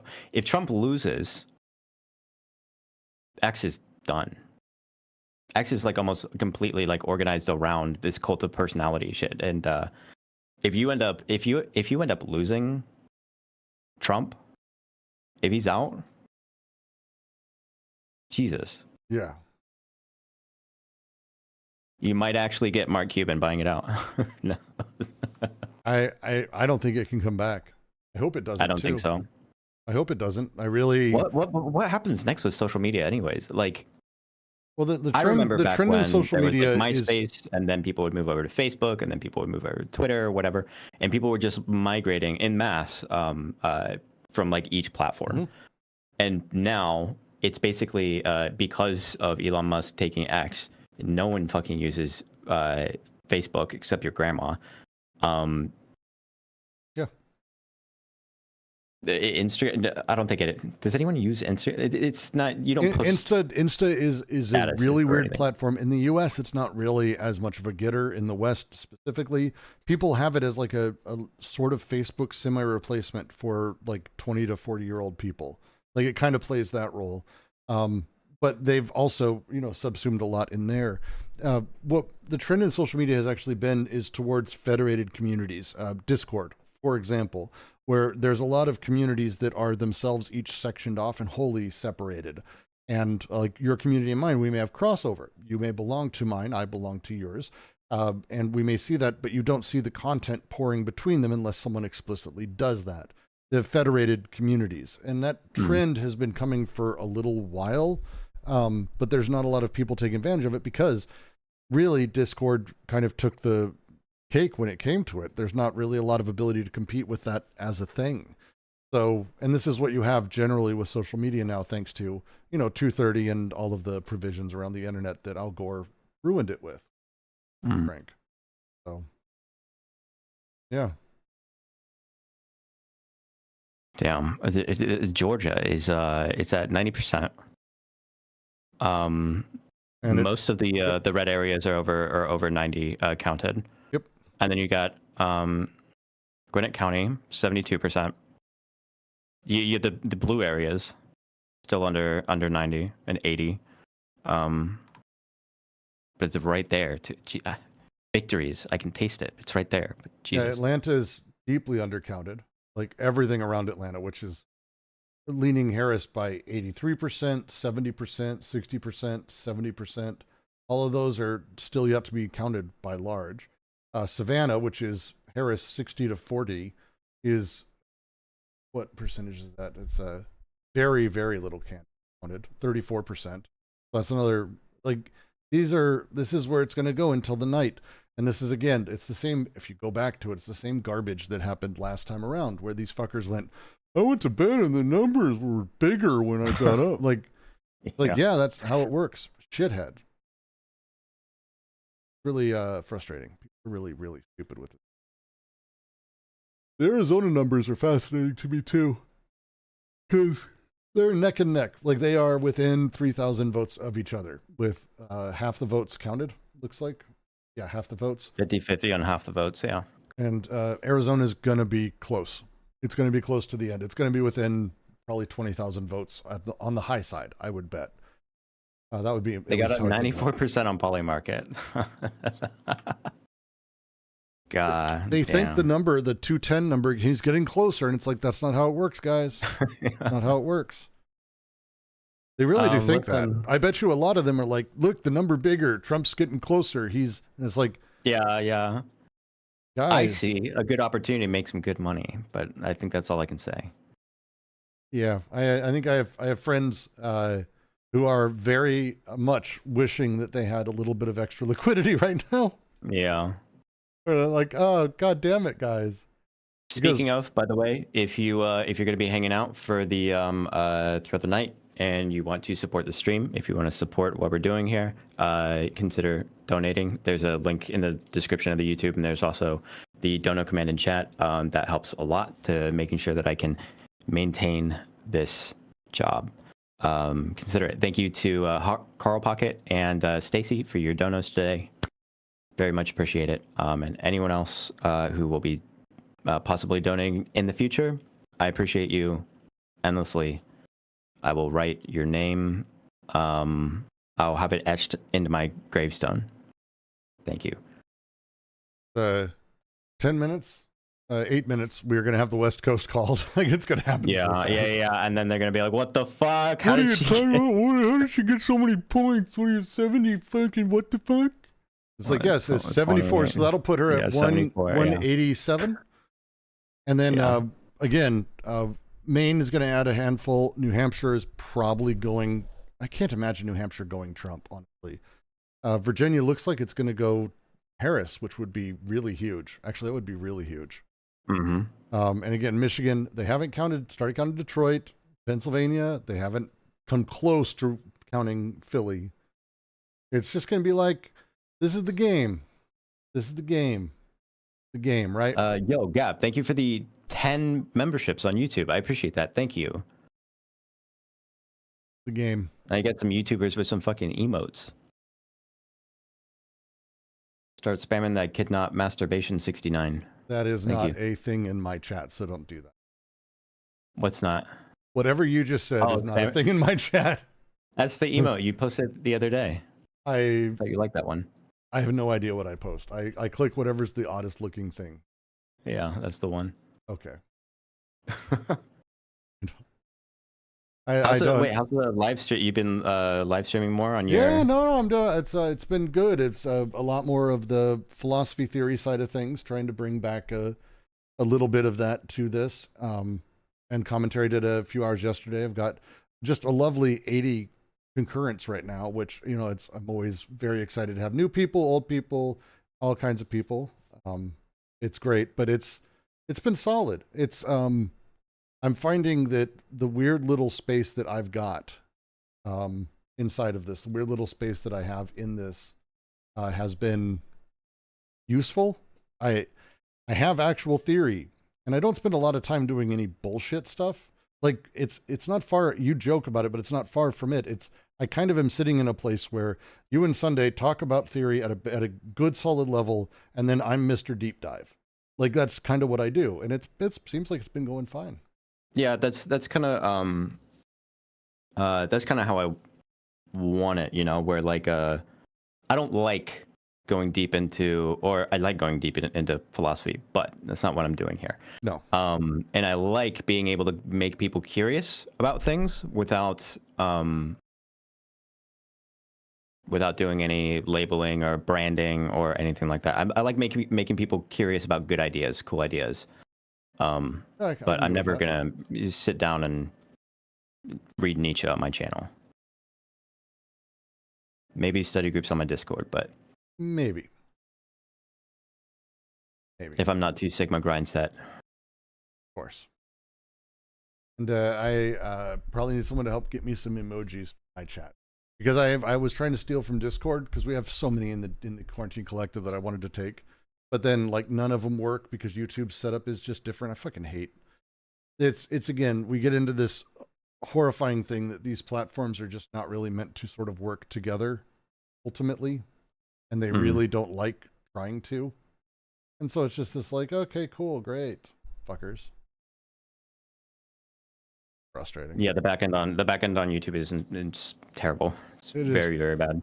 Yeah, it could be Twitch, but you know, The Twitch backend is pretty good. It's pretty straightforward. good. Well, it depends on what you mean when you're talking about the backend, but like as far as like the usability, it's pretty straightforward Yeah. for content creators. Yeah, YouTube is a bit opaque to say the least. And the chat's really good too. The Twitch chat is a million times better than YouTube. I'll agree There's with like that. a better I'll agree culture with that. to it as well. I'm not sure I would agree with it. But again, Well, not my culture. I mean, let's you know what I see. mean. I know. Have you thought about? I'm not going to Twitch. I'm not asking you that. I don't think it's a good place for you. No. But the branding, Quarantine Collective. It's a thing. We've had people talk about it internally because they're like, it's related to COVID. Do you want to be related? And it's like, I'm happy to think of a new name, but the challenge is we've got, like we have actually people know us in the Deleuze community, in some level of academic studies, people refer to us as that, and it starts breaking links, it starts breaking connections when you start removing that. I'm not against it, trust me, because it's Yeah, fine. the thing to think about that is, I guess, if you ever get to a point where you have a consistent output of capital C content, thumbnails, and all that stuff, like the gears are moving in that respect, and if they're moving in a way that you see a prospect of a large amount of growth, that would be the moment where you would want to consider that kind of thing. Yeah, I kind of like it. Also, it's it's where what it was born of. It's an odd thing that we've got because it is an emergent group, and we've been very fortunate because a lot of these groups, especially in reading groups, if you've ever been in like a theory reading group, let alone any reading group, one, they tend to coalesce around a single personality. And while it may seem like the Quarantine Collective has somewhat done that with me because I've kind of taken myself as the leader, it's actually not really the case. The way it operates itself is very much like a collective. People put up readings, they critique, they're writing together. It's actually a really amazing group from like an academic perspective, what it does. And then it was born emergently out of this sort of oddness that was the quarantine around COVID. It's tough to say that. I dig it, but I also get we had Where did I first hear about it? Was it? I think I first heard about it from. I think it was a shout out from Acid Horizon. I think. probably. I mean, they were born of us. Like it's Yeah, I think that's where I heard it. they were born of us, and it's those guys were part of our original readings. Then they went off to do their thing, and we've birthed a handful of other podcasts as well. Do you like those guys? I don't. I don't want to get you into. No, never mind. I don't dislike them. We don't really talk since they've left. They've been really busy. So it's like I like people. I like some of their takes. I dislike other ones. I disagree with them. It's much more of a like theory relationship than like personal. We never really knew each other beyond like disagreements over interpretation of theory. So it's kind of like a Yeah. sad nerd thing more than anything.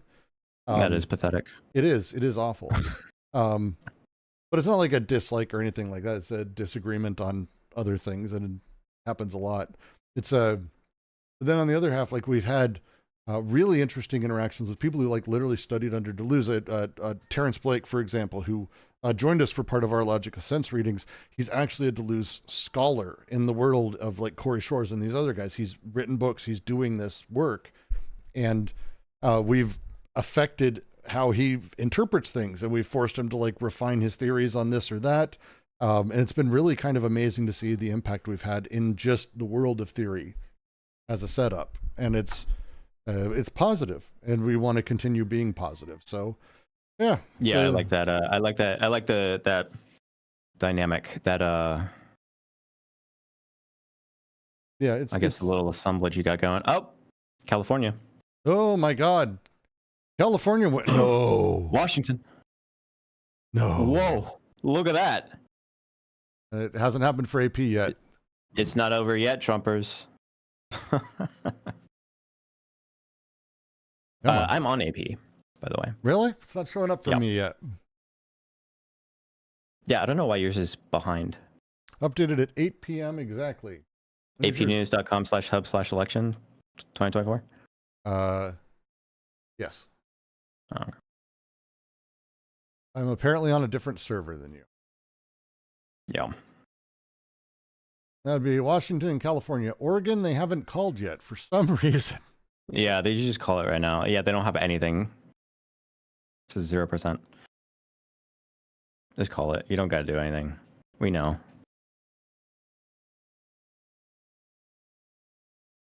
Let's see. I'm getting messages from people. They're scared. What's wrong with Americans? And I will tell you right now, my friend, I can tell you what's wrong with Americans. Same thing that's wrong with everywhere else. We live in a world of alienation. We live in a world of insecurity. We live in a world where none of us know exactly how the next 6 months are going to play out at best, and maybe even less than that. And the worries we have and the stress we have, just like when we were children, we like to allay that fear. We like to have it allayed, softened, cushioned by a parental figure that can tell us everything's all right, even if it's lies. We prefer that. And that's it. This is going back. It's an article I sent you, kid, and it has changed my view of politics almost entirely. When Reagan ran against who he did in 1984, McGovern, he stomped McGovern's ass. He stopped his ass. It was like this insane electoral map that we'll never see again. And it's because he promised that he would build an invisible shield of space lasers that will protect us. And it was insane. And it was lies. And it was bullshit in every single way. But that made people feel safe. That's it. And people want that. People want security and safety. They want any anxiety they have.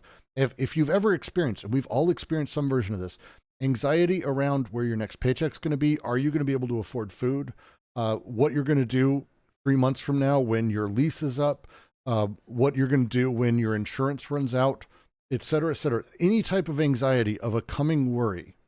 These things, you probably have experienced multiples. I am and have experienced multiples at once.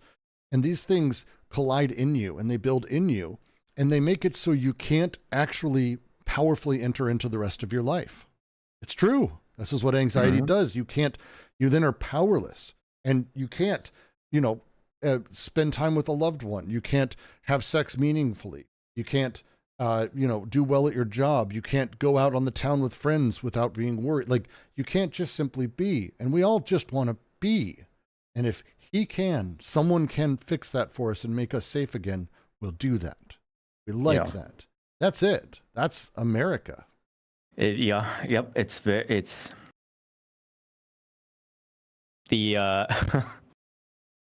the American experiment. The quote unquote democratic experiment is a very dark place. Yeah, and this is what we very, did. very dark place. This is what happened to us. This is how we got to where we're at. And again, I get it. I do. I get the worries. I get the nervousness. I get how much that tears at you. The reality of it is most of these people who feel this deep fear, feel fears of things that are not actually in their material existence or immediately around them. They're terrified of immigrants and what's happening on the border when they live in Colorado or they live in Montana. They're terrified of Venezuelan gangs taking over, or Haitians who eat cats and dogs, or trans people transing their kids without their permission at school and installing the depenising machine that the principal puts in. Like, these they're worried about things that are fantasies, like completely drummed up and bullshit in every single way, but they're scared. Scared people tend to act the way scared people do. This is not new. This is not Especially interesting. Yeah, especially with one thing that I just keep seeing it. I see it around like every single corner with conservatives is maybe maybe it's just like the Freudian in me, but like the sexual insecurity and like sexual alienation with these conservatives is pretty fucking insane. And this like fear of like losing the idea of what you think of as a wife or as a sexual partner, of being replaceable, of things like this, are so core to so many of these like fears of like, you know, we're losing the culture of the nuclear family, of the family is going, they're trying to abolish the family. A lot of that, I think, is just so deeply rooted in sexual insecurities that it's actually kind of terrifying. Oh yeah. Oh no, it's built in. And again, this is where those insecurities are born. We talk of, and you and I both talk greatly of resentment and the nature of how people see others empowered and how they want to ruin that power. How as just to take straight from Nietzsche, the sheep that condemns the eagle for striking it because, well, I don't strike you because the sheep has no capacity to. This resentment that builds up in people, we see, and it shows itself again through these fears. When they talk about how Trump will make them safe or Trump feels safe, they don't say those words. They say Trump will fix this. It can go back to what it was at a time when I was younger and more capable. Like literally, it's Stanhope puts it best. He says, it's not that times used to be better, it's that you were younger. That's it. You were younger, your body worked better, your dick worked better, you were more successful and happier, you didn't know as much about the world, and you didn't have the luxury of being cynical. That's what makes you happier.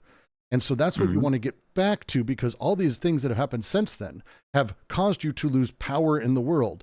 And if someone is promising to, one, return your power, even if they fucking don't, and to also take power away from the people that you believe have taken your power, which is the conservative mindset, these immigrants that are replacing us and taking our jobs, these homosexuals who are homoing it up, and trans people who are like anyone who's taken have you ever stuff. seen that photo of the like, this is what men used to look like, to like it's like the men in like in the 50s, to and it just has that like sliding scale where like they just get like more and more like twink or whatever. It's like, Jesus, like it's and what they don't mention is, like, again, Lawrence of Arabia was gay. Straight up, Lawrence of Arabia was gay. He was a man's man for the most part. Like Rock Hudson, like these men's men that were like these hypermasculine figures of old, they were gay, and we didn't talk about it. They didn't, like, there were stories about these things, but this is the thing that makes all these people nervous. This is the worrisome, because it comes from within. They don't really know their own sexuality. They're confused about it, or they're feeling weird, or they don't just realize that sex is sort of something that's applied to everyone, and that you're not really straight or gay, and that it's a lot more complex than that. They love the simplicity of being able to have this base narrative. And again, if someone's willing to give them that, someone's willing to promise them, we'll get back to that, even if it doesn't happen, they will vote for that person. They will care about that person. Because, and this is we're doing our Anti-Oedipus reading every Tuesday, so I did a lot of it today. When people vote and when people are empowered and interested politically, there's kind of two parts that are really important to consider from where they're coming from. One is their like actual internal sort of energy, where their passions lie when it comes to revolutionary or paranoiac is the terms they use. Or you could say the way things are, or just change. And that power is actually kind of amazing. And you see it, for example, in 2016, I think a lot of Trumpers actually have the revolutionary energy. They were like, burn it all down, fuck it, do something new. All of that stuff's great, like that energy. Yeah, it's like the crossover that you saw from people that supported Bernie Sanders to voting for Trump. Yeah. And so what you end up seeing, though, is that gets mixed with the other side, which is where you understand your place in society, your class interest, your personal interest. And it's these two, this is the forces get pushed from one through the other. And so if you are revolutionary, that's great. Revolutionary energy that's being pushed out into your class interest as a middle class white guy, for example, Well, yeah, but the problem that you get into is that it just makes it so. When we're talking about people, when we're talking about the people of the United States, that feeling is incredibly easy to capture. It's incredibly easy to capture those. I think for all people, this feeling of the like anti-establishment or whatever. These people that might have went for Bernie Sanders and ended up going for Donald Trump, and that feeling of. Like when you have something like that, and then you have the Steve Bannon, the flood the zone with shit, so that they don't know what's true anymore. When you throw these things together, you end up getting into a scenario where like that sort of energy can very quickly just be like recontextualized into something like Donald Trump, who can present himself as even punk rock or some shit, very, very, very dangerous if you're not pushing this. This is why I think the added like political voice, I guess, that's been given to unions this time around with this election is a phenomenal like point of leverage that if people saw just how much like union voices are being elevated for the sake of politics, that you can leverage, like that's a really, really good thing that you can go in and leverage, as long as people realize that there's a I guess like a vacuum there. It's not a vacuum, but you know what I mean. So like that, like you have like unions and stuff that you can actually mobilize and use politically that are within your interests and give you actual like political power. That isn't something that's just going to be captured by a wave of media or whatever. It puts you into something that you can actually leverage, and not just you're just floating around looking for someone to validate your frustrations with the establishment, etc. Very much. Yeah. Did you look at so Pennsylvania is kind of insane right now. Let me refresh it, but like 180 separated. But it's literally 18% left. Yeah. But it's literally just like everything around Philly. Like Philly's 67, Delaware County is 39%, Chester is 48, Montgomery is 59, Bucks County is 47, Pittsburgh 89. But and then you start looking at like all of the red areas are like almost 100% already. That's how it goes. Jeez. That's how it goes. This is the fucking crazy thing we're in right now. For example, let's go talk about earlier today. I mentioned Angela Also Brooks, right? Is actually pretty great senator. They changed their mind. She won. She defeated Larry Hogan actually, out of Maryland. So Angela Also Brooks actually won the race. They've changed their mind, which is fucking stupid. This is how fucking this is going to be all night. I guarantee you this is how this is going to be all night. God damn it. My wife came to tell me that Also Brooks also. It's going to be that all night. It's all stupid, and it's going to be just watching this shit over and over and over and just waiting, because we have New Mexico with there's 5 electorals. Nevada hasn't reported anything. That's 6. Michigan's going to flip. Michigan's going to flip is my money. Pennsylvania is going to be really weird to watch. North Carolina is much closer than I thought it would be. And Georgia we have no idea. Like, it's just going to be an hour or two, at least. Wild. Look at Wisconsin. What? Wisconsin, I don't know about Wisconsin. It's at 64 right now. You do have a lot of red counties that are around 50% as well. So I don't know. Yes, but again, it's going to be really interesting. So like Milwaukee and Madison tend to be very, very heavily blue. We don't know fully because again, these uncounteds are estimates, and they just closed. I think they just closed like 15 minutes ago, because they're Midwest, right? So they just closed 15 minutes ago, I think. So we actually don't know how many uncounteds there are. We won't probably for another 20, 30 minutes. I'm shocked. I'm shocked Green Bay. Let's see what historically Green Bay, Brown County 2020.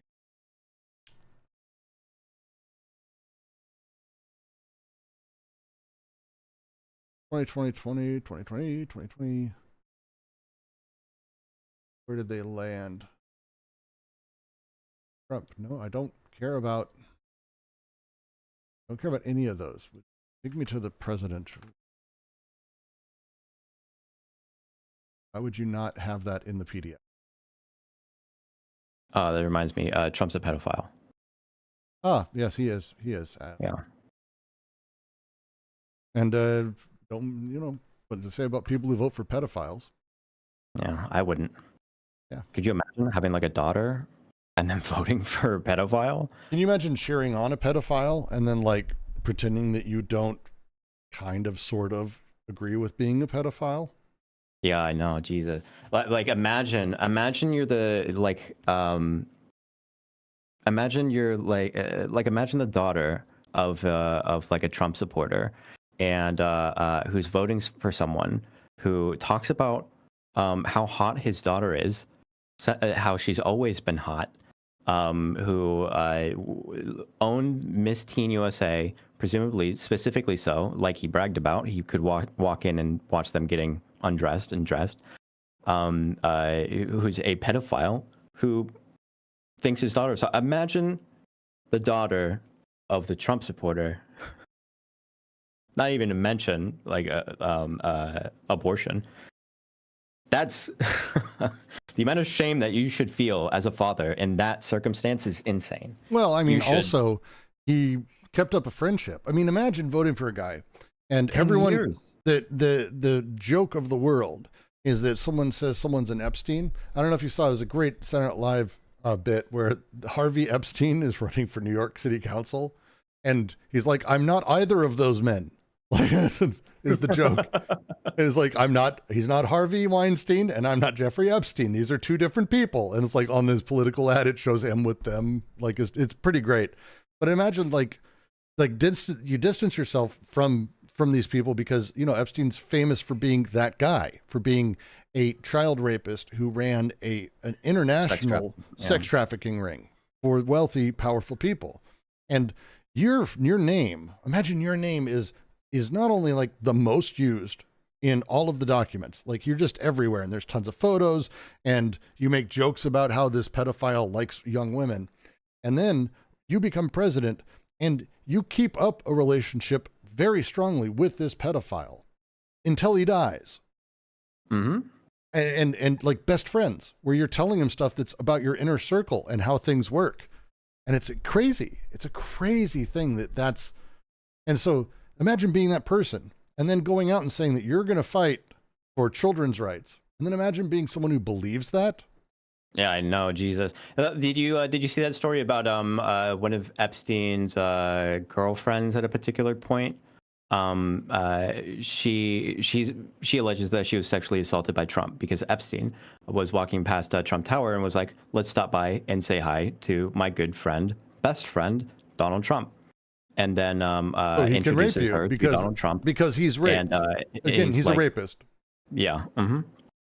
And it's like, I think he ended up like grabbing her ass, and they started like laughing about it. And then afterwards, Epstein like berated her, and it really like fucked with her mind. But like, this is the type of this is the dude that these guys are voting for, and Yes, that's it is. besides all the racist all of that other shit aside. Like that should be, as a father, disqualifying. Like you should not be able to vote. You should be stripped of your rights. You should be re-education camp, blah, blah, blah, blah, blah. Yeah, pretty much. Yeah, it's imagine. It's wild to me how many Americans support pedophiles. Yeah, it's crazy. Especially after so long of like calling Biden a pedophile, and you remember they It put out turns that out it was movie just about projection. child sex trafficking or whatever with like the cartel. Do you remember that movie? I forget what it's called. It's called Donald Trump is a child rapist. That's true. Yeah. God damn.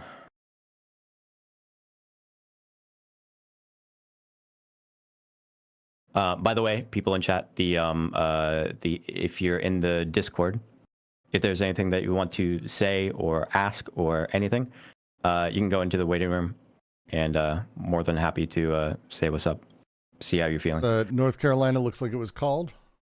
Take a look at North Carolina and how that's breaking. It was called. It was called. Charleston is mostly counted, it looks like. They've got a distributed, probably a safe bet, it looks like at this point. That it's called. Yeah. It's not awful to do that.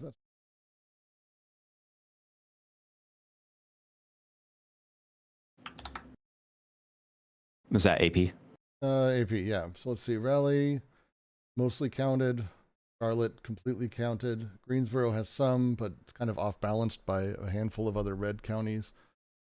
But yeah, I mean, look, again, it's called with a fucking margin of like 1.5, like 1.7%, which is tight. So, but we'll give it that one. So it's 230 Trump. We kind of expected North Carolina to go that way. It looks like Virginia is stretching out. So Virginia may go blue, which would be nice. New Mexico, Oregon, Nevada, we've got nothing on. What the fuck? Do we have anything on Nevada? Nevada exit polls.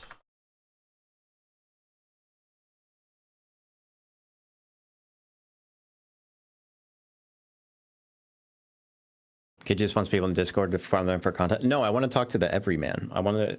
Where's the everyman? The everyman. Yeah, I got a fucking like theory nerd, and then me, and then Sunday's probably gonna come back at some point. What does that say? Yeah. That's not the proletariat.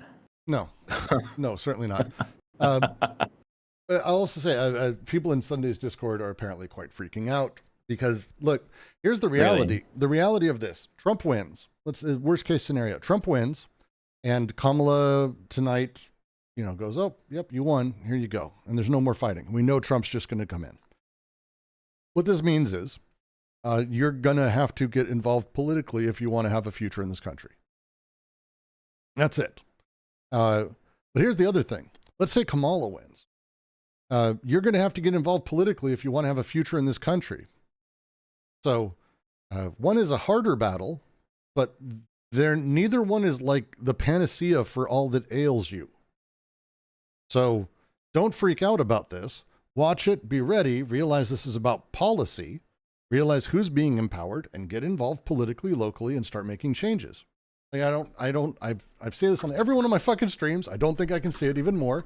This is not game over. Trump winning is not game over. Us winning is not. There's no such thing. Game over. It's game over. No, game over doesn't exist in politics. This is another step along the way it works. Yep. Don't be scared. Be prepared. But yeah, dude. Especially Especially if you like getting involved politically, the local level is going to be very, very, very important. But also, especially if you're able to leverage things like if you live in like a sanctuary city, something like that. Make sure to utilize that leverage. Okay, there's a lot of leverage that you can use. I mean, you can look back at and I think there's a lot of problems with it. But the like Occupy ICE stuff, that just shows you how much leverage that you had when you had like you had like Ted Wheeler that was afraid to touch it at all. I do like Ted Wheeler. I do like these people. I miss Rick Santorum. You say you like Wheeler? Yeah, I miss Rick Santorum. I miss like the level and the type of psychotic we have on the right now is more depressing because they're like, I think, and again, I'm not being wistful for like good conservatives, but like there's a type of psychotic. Do you remember Rick Santorum? No. Mm-mm. Oh, Children, gather round. Let me tell you the story of Rick Santorum, the ultra hard right, hyper religious psychotic whose wife had a miscarriage and he kept it in a jar on the counter and on the mantle of his house because it was his child. He was that like super, super into like pro-life. He was out of his mind all the time. And I don't think he was bullshit. I think he was genuinely like a religious psychotic. But my favorite thing about him is that a gay activist started telling everyone that actually, this is gross. I'm sorry for that. But the act of felching as a thing, he called the liquid Santorum, and it stuck. And so in gay circles, Rick Santorum's name Wait, became I'm sorry. They called what? this horrifying what's liquid that's felching? part of Google it. Google Santorum, and you will see that Fucking this or stuck. eating the. Oh. Yeah. So Rick Santorum's name got added to the lexicon eternally for this liquid that is part of this act that's horrifying. And he found out about it in one of the best videos that exists on the world. I miss conservative religious Republicans like that because that shit was hilarious.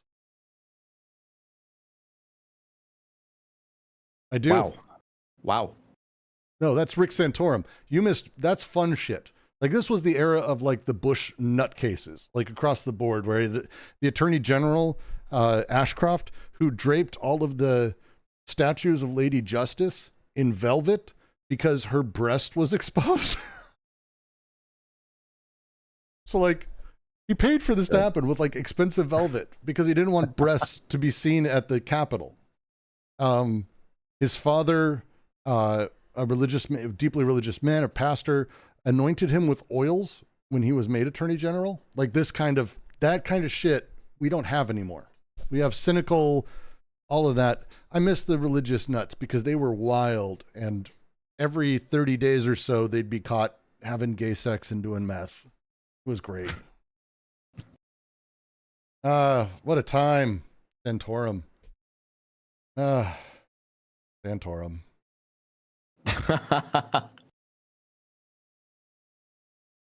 So sad. Looks like early exit polling from Nevada is showing Kamala having an unexpectedly large showing, so that'll be a thing to see. It'll probably be close in Nevada, I would guess. Don't expect a blowout. 9% left in Georgia. And again, it's what you expect. It's all the places that still have. Fucking Georgia is going to have a lot of counting late in their fucking cities.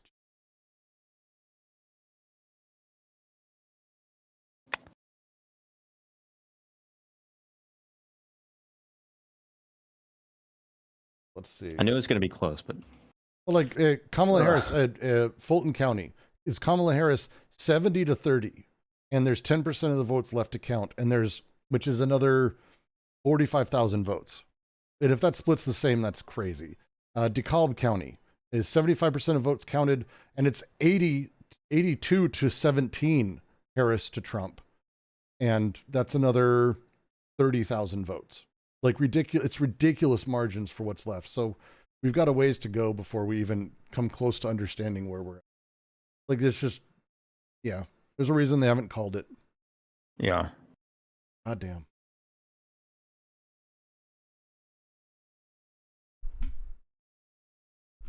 Ugh. So fucking sad how much of America is on board the Lolita Express. I know, dude. Yeah, I know. Just a lot of kid fuckers out there. Yep. It's an epidemic.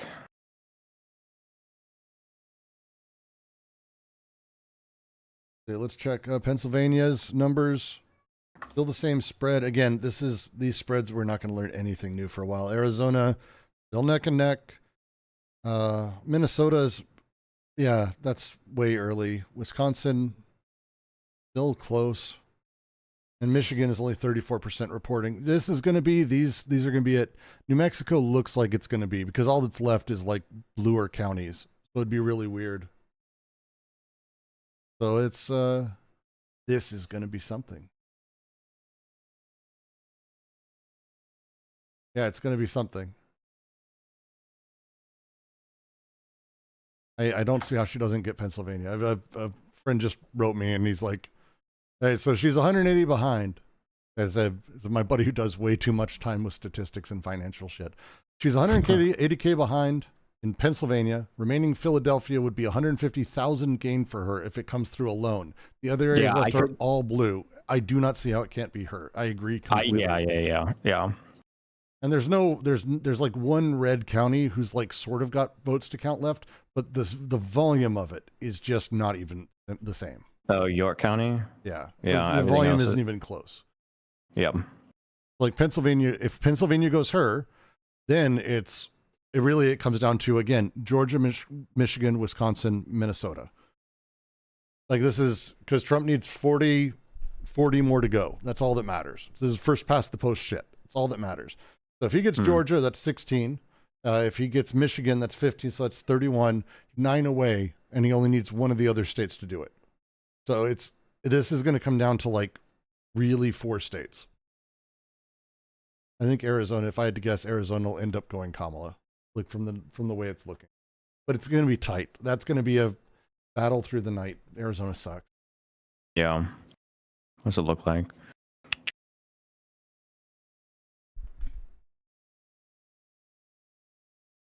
Oh, geez.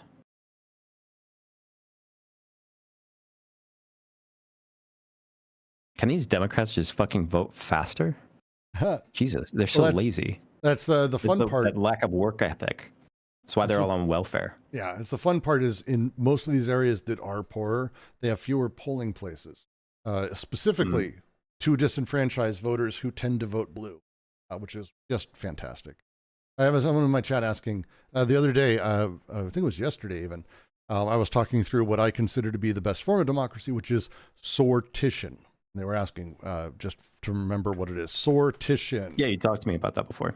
It's a wonderful and interesting and really, at first, seems like the worst idea ever, I think, for most people. And then when you actually read about it and think about it, you're like, oh, this is pretty good. Can you define TLDR for people? So the way democracy works is it is power of the people. The form of what democracy takes is the next step.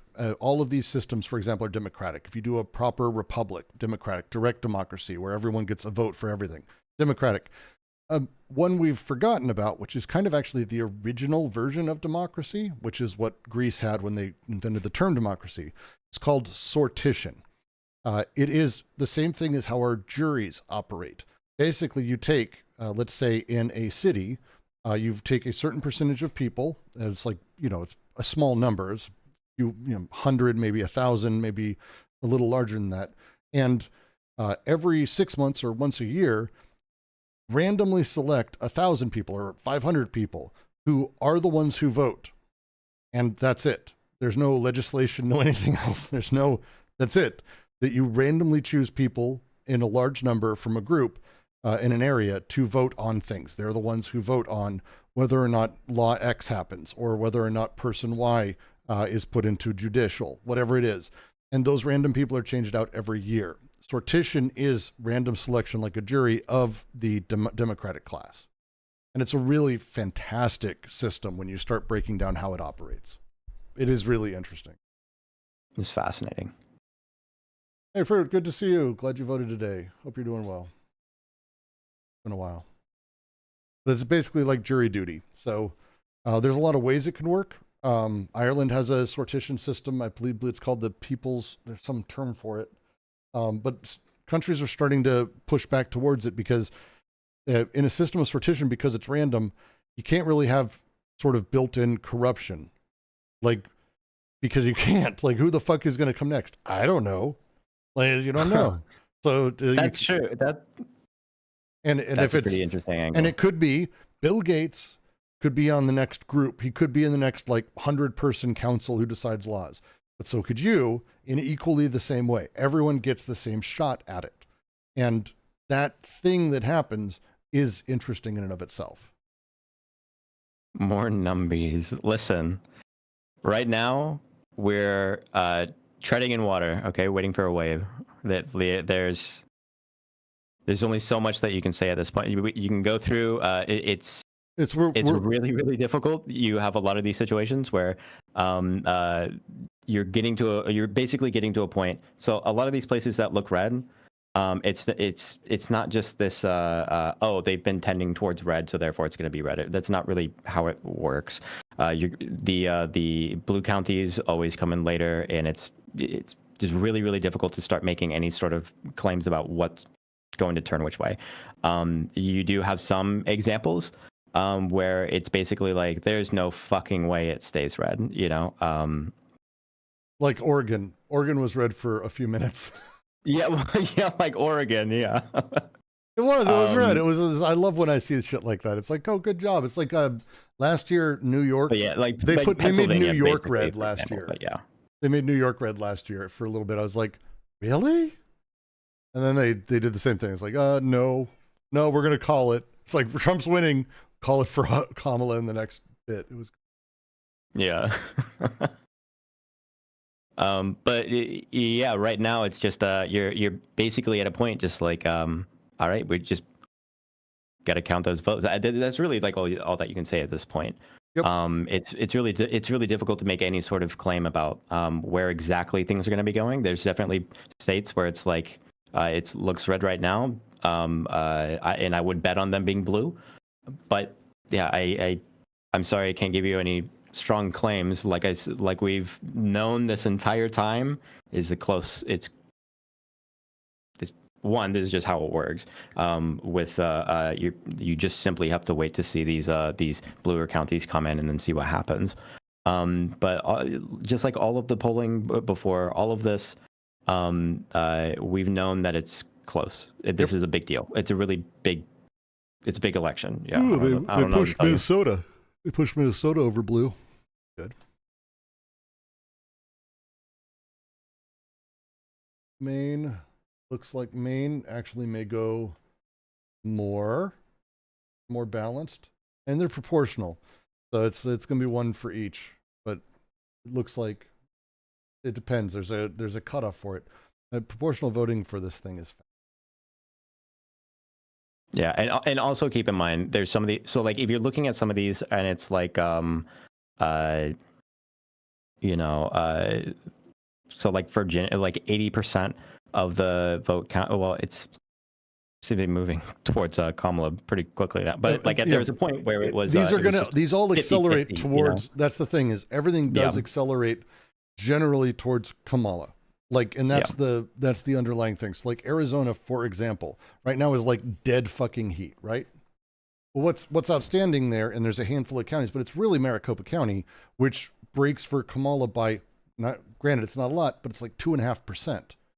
And so if you have, and it's only half of Maricopa County that's been counted so far, if another half of Maricopa County, which is if I'm doing the math right, it's like another 1 million goddamn votes. But it's like, that's insane.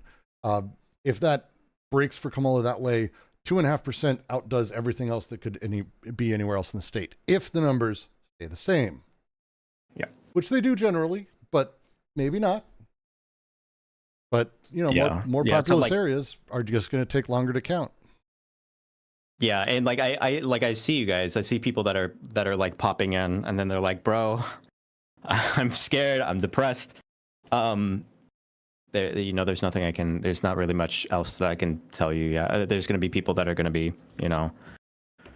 it's very, very confusing, and it's not it's not the best kind of scenario, but it's also that you can't just jump to conclusions right away. I know people want to, but it's like so John in my chat says that he looked at proportional block maps comparing to 2020, and so far it's all identical, and it is like it which shouldn't surprise anyone. We basically, as much as we don't have Biden running, we have the same exact race that we had in 2020. Like we really do, right? So yeah, the same thing. So it's kind of the same thing happening, which is actually kind of funny. Like, remember there's a ton of articles that were like comparing the polling data, right? We know a little bit more about the polling data now, but like it's like, oh, back in 2020, you know, Biden was had a lead of this at this period or whatever, and then doing all of these comparisons to pulling data that's just structurally very, very different. And then like having it be so similar to 2020. Damn, Allred got In, stamped. like, hindsight he of got that is, fucking stomped in Texas. Allred got stomped in Texas. Yeah. Yeah. Ted Cruz won pretty significant. Yeah. They have a lot of votes to count still, but yeah, it's probably fair to count at this point and say it's at minimum Cruz is there. He's 8 percentage points ahead. Damn. What we chat Pope mentions? We were mentioning Nebraska. Looks like they're going to get medical marijuana, which is a leap forward for them. Good for Nebraska. Nice. We could do Yeah. we could do ballot issues. That actually might be interesting. Might not be awful to do because it's a lot of really interesting things. Rashida Tlaib was reelected. Yay! We kind of knew that though. I'm glad. There was a lot of money spent against her. Jesus.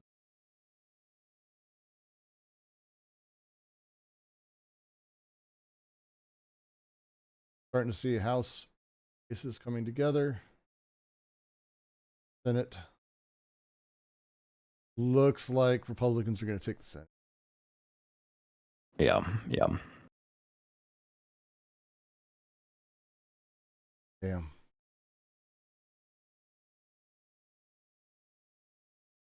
We'll find out. It is going to be a lot of yeah. So the House is going to be different. That's going to be a big question. It'll be interesting. Yeah. Keep in mind also, consider supporting the stream. Also, make sure you go over to the Quarantine Collective. There's Brooks that we're hanging out with. There's a link in the description. Make sure that you go subscribe. You'll be better for it. And But yeah, also consider throw it back consider towards whoa, look at Kid. that. I'm going to throw it back towards Kid as well. His community is lighter touch on the theory, but very good on the politics, and streaming far more often than me. So, Yeah, it's just saying for now. but probably for a while. I'm never going to catch up to the numbers you've already put in this year. I don't think I'll never anyone meet will. them again. Hopefully. God willing, you'll never have to do another one of those fucking things. Jesus. But yeah, support Kids, support us. We're here. This is what we're doing. We're here for you.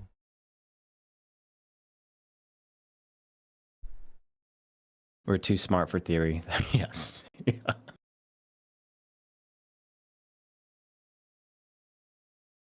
Let's see. You got a Kamala 205. What was that? Colorado? Looks like it. No. What was it? Jesus. That popped in. They called Virginia. Yeah. Again, I think Virginia was expected, but yeah. but because it usually is, but it's nice to see. That's 13 more for Kamala. And then we're going to have probably Minnesota, which is another 10. That's 215. I'm going to guess Pennsylvania, which is another 19. And we're tied up. Like that's tied up. So it's Arizona, Wisconsin, Michigan, and Georgia are the determining states.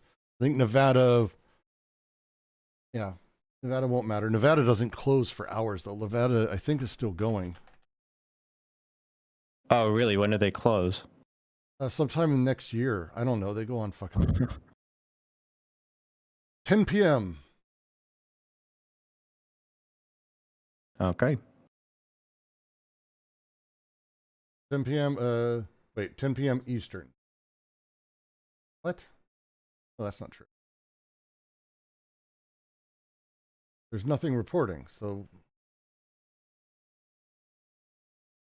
are the polls closed?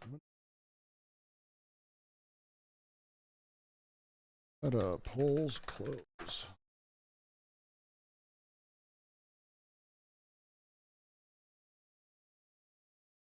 Nevada's closed now, 7 p.m. Close at 7 p.m. PST. PST. That's 2 hours ago. Why is nothing reported? Weird state.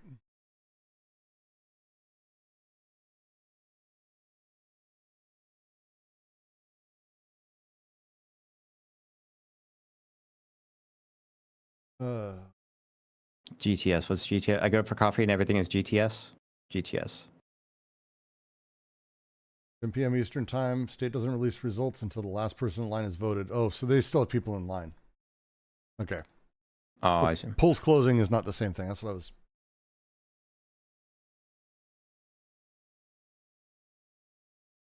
They're going to go on for a long time too. Kind of like Goes to that shit. rule What do you mean though. goes to shit? That seems like a fantastic law. Am I wrong on that? Which one? Sorry. In Nevada, they refuse to release any numbers from anywhere until every single person who's going to vote has voted. That's what I was saying. Yeah, that's what I was talking about before. Is whether or not any states have any sort of like policies like that. Because to make Nevada sure that you does. don't- Yeah, cool. That's fascinating. I didn't know. That seems great. Why the fuck didn't... Yeah, it'd save us a lot of time here. Yeah. That would ruin the stream. Well, it's not like you guys are paying me money, so. You fucking freeloaders. Just kidding. Unless you're a Hot Carl Pocket. Again, thank you for the 20. Stacy, thank you for the 20. I appreciate it. And who was it that gifted memberships? Gab, thank you. Well, it's no, Heather, not the law that everyone gets to vote. In Nevada, the law is that they won't release any results from the entire state until every person in the state has voted who's going to vote. So everyone who's in line is just waiting. Now in Georgia, there are probably right now in Georgia people voting. Like there's people probably in line. I would guess. Like people are in line forever. Everywhere they have to stay open. But in Georgia, they start announcing immediately. Everywhere else, they start announcing as soon as they can results. And in Nevada, they can't until after that. That seems fucking great. Yeah, I sounds awesome. I almost got to 100 concurrent. I almost got to 100 concurrents. Just That's awesome. Where the fuck did they come from? I have no fucking idea. I have no idea. I think I was trying to tell you this before, but like you're really at I think your channel is, you know, if you It's at put a out the tipping right, point. I think the content you should be putting out is specifically about like identifying, like focusing in on individual concepts, breaking those down, talking about those and putting those out. I think that there's actually so much that that's just 100. missing in philosophy That's 100. on YouTube. Nice. That's 100. I love you all. I love you all. I love you all. That's actually a fucking hell of a milestone. That's a fucking, Look. for a weird ass little weird theory channel, that's a goddamn big deal. So thank you all for joining. Just saying, that's fucking crazy shit. So 105, I just keep coming. I'm down with that. Just keep the number getting bigger. That feels weird as shit. But to your point, so I've started like trying to figure out exactly the content pipeline, because I did a handful of larger sort of conceptual pieces around some ideas, and they ended up being longer than I liked, but I actually liked making them, and I think, you know, the response to them was pretty positive. Gab, thank you for the memberships. You are loved. Thank you very much. It's crazy to break that number. Thank you very much. Thank you for that, Gab. So I think the videos are good. Great response. Good comments. Brought a lot of people into the Quarantine Collective for our readings, which is, you know, part of the entire thing. It's kind of been great. Wig, thank you for the membership. See, everyone's celebrating all of this great shit. It's happy time. But as I did the longer pieces, I started to notice that, to your point, the smaller, quick thing, the one I did on Resentiment, for example, which is very short. And I'm very happy with it because I think it does encapsulate really nicely Resentiment. I agree with some of your critiques around how it could have been better, like from a content perspective, but like the piece itself is informative, solid, hits the notes and doesn't make it stupid, right? Yeah. And so yeah. if I can do a handful of shorter pieces and have a few longer ones, that's what I'm trying to figure out exactly how to get out. You're going to start seeing those. Well, that's the thing. That's the thing is that I mean, because that's how I engage with like philosophy YouTubers or whatever. Is that like there's moments where I might want to see someone's takes on this concept or whatever, but a lot of the times what I want is I want to hear someone who's expanding on a particular topic or something for like 2 hours, so I can have it in the background, I can absorb it, etc. Yeah. Is like like Essential Salts has a lot of tons, like I think hundreds of just like 2 hour plus just like just talking about like here's here's what this philosopher has to say about Nietzsche or whatever, and just dives into it. He just does. It's Right all in, Nietzsche. very Almost simple, all gets of right it is to it. Nietzsche, and just from every different angle. And just 2 hours plus. And I listen to a ton of that shit.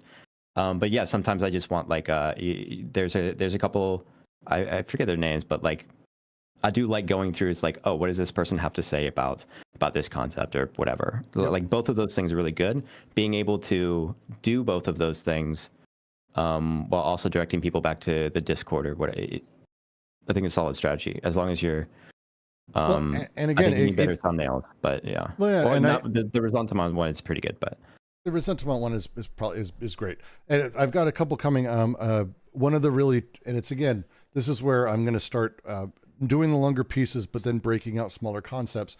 I'm doing a very large. I did a very large piece. I'm in the middle of editing on The Substance, a phenomenal horror movie that I think is a perfect bed not only to talk about sort of a handful of really interesting topics, but one of the really complex things in Anti-Oedipus and Deleuze and Guattari's work is this idea of how images are experienced piecemeal inside of Capital, that we don't have a full body image that we see. Instead we see parts, because everything is built for us in the way that I'm able to take what I want from every image and draw the lines I want as myself, as a private person. And that thing is really tough to get across to people conceptually, but it's a good way to start that. And then I can go through and go, oh, well, here's actually how partial objects operate within Capital, and get into Yelmslev's sort of semiotics and these other things without making that the center of the piece, because no one really I would wants. love a piece like that on sexuality. Be very fascinating. In what capacity? In the ways that people relate to the particular things that they find attractive. Yeah, well, this is that. So this will be that. Good.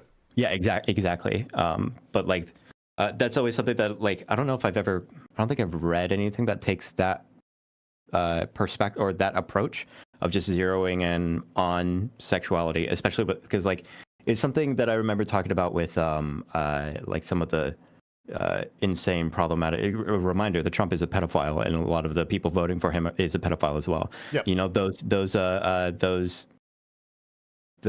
pedophilia culture or whatever that allows Trump to come so close in a race like this is very, very interesting how that develops socially in society. It's terrifying as well, but it is. Pennsylvania, not much change, same distance between them. I'm just as a minor update, same distance between them, and still a huge number of votes still to be counted in Philadelphia County. Another 200,000 votes, with a huge sway for Harris so far, 75 to 20. Jesus. And then Montgomery County, a huge sway for Harris, and they've got another, it looks like 50,000 votes.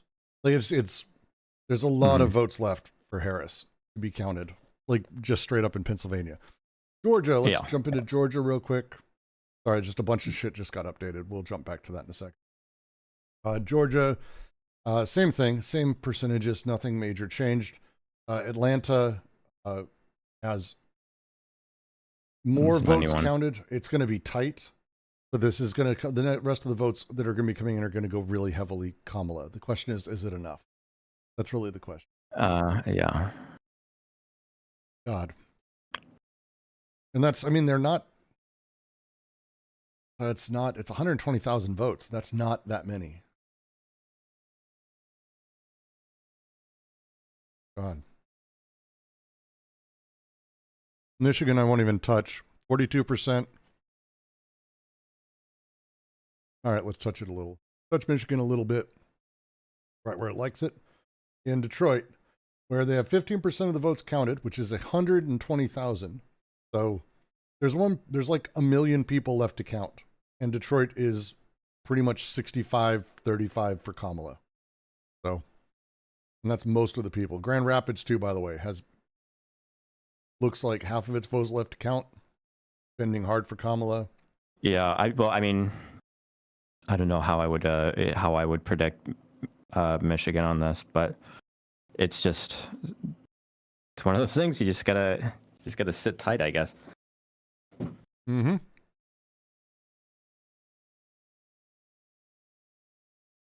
I don't feel good, Mr. Stark. I wouldn't tell people to feel good.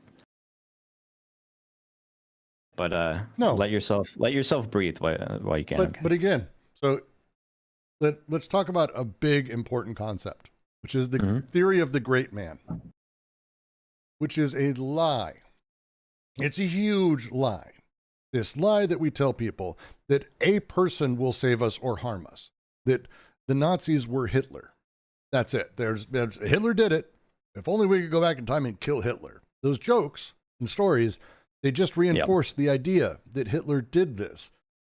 When the reality is, if Hitler had died in childbirth, would that have solved all of the material conditions of the end of the Weimar Republic? Of course not. The thing is that like is that when you have these individuals, because so like people think of it as if it's really, really difficult because you have people that will think of it strictly as well, look at what Trump is responsible for. Look at things like Bannon. Look at things like that. Like there's a coordinated attempt to do X, Y, and Z or whatever. But the thing is that they're capturing very particular feelings, very particular desires that are there.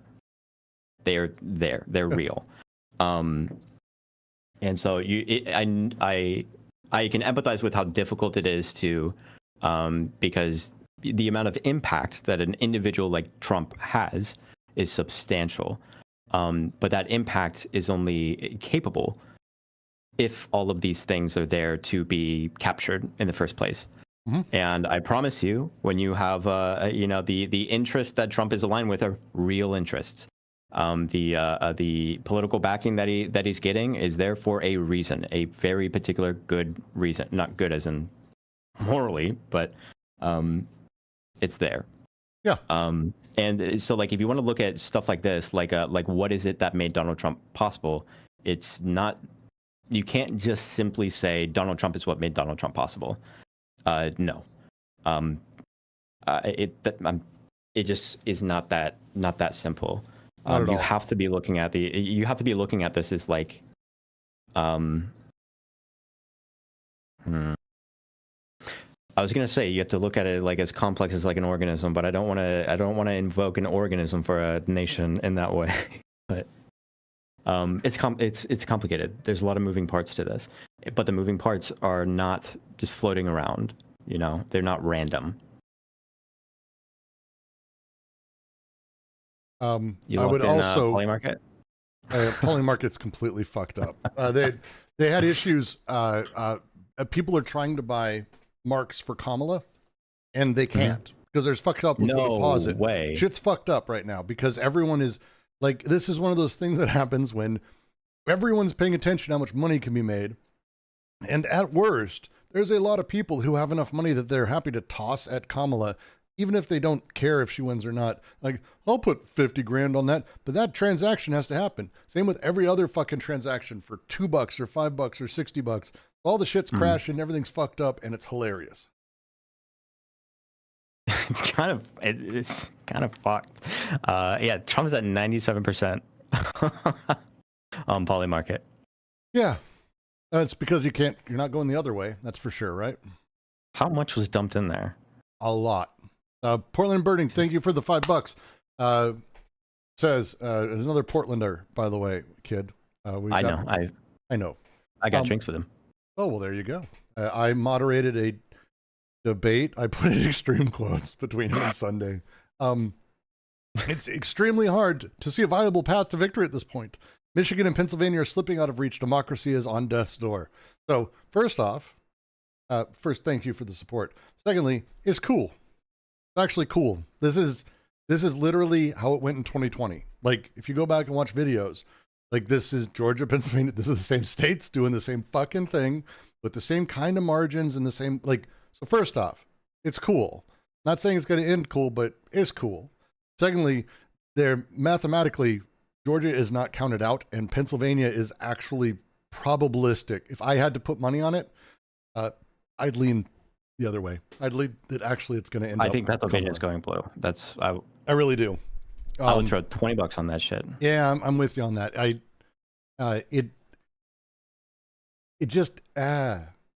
Mathematically, how I'm seeing it, the numbers that are left, where they have to count, it's just weird to not go blue at this point. It's possible, again, but I'm leaning heavily that way.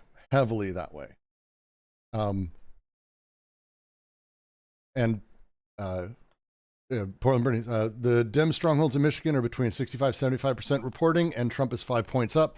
Yeah, that's the denser areas always report last, the way it always has been. So come back and panic again. I will join you in panicking. Well, maybe I won't, but I'll be more forgiving of panicking, like an hour and a half, really, when we start seeing there's no more people waiting, there's no more people sitting. Someone claimed Georgia got called for Trump. Would be interesting. That would make the rest of these states super, super important.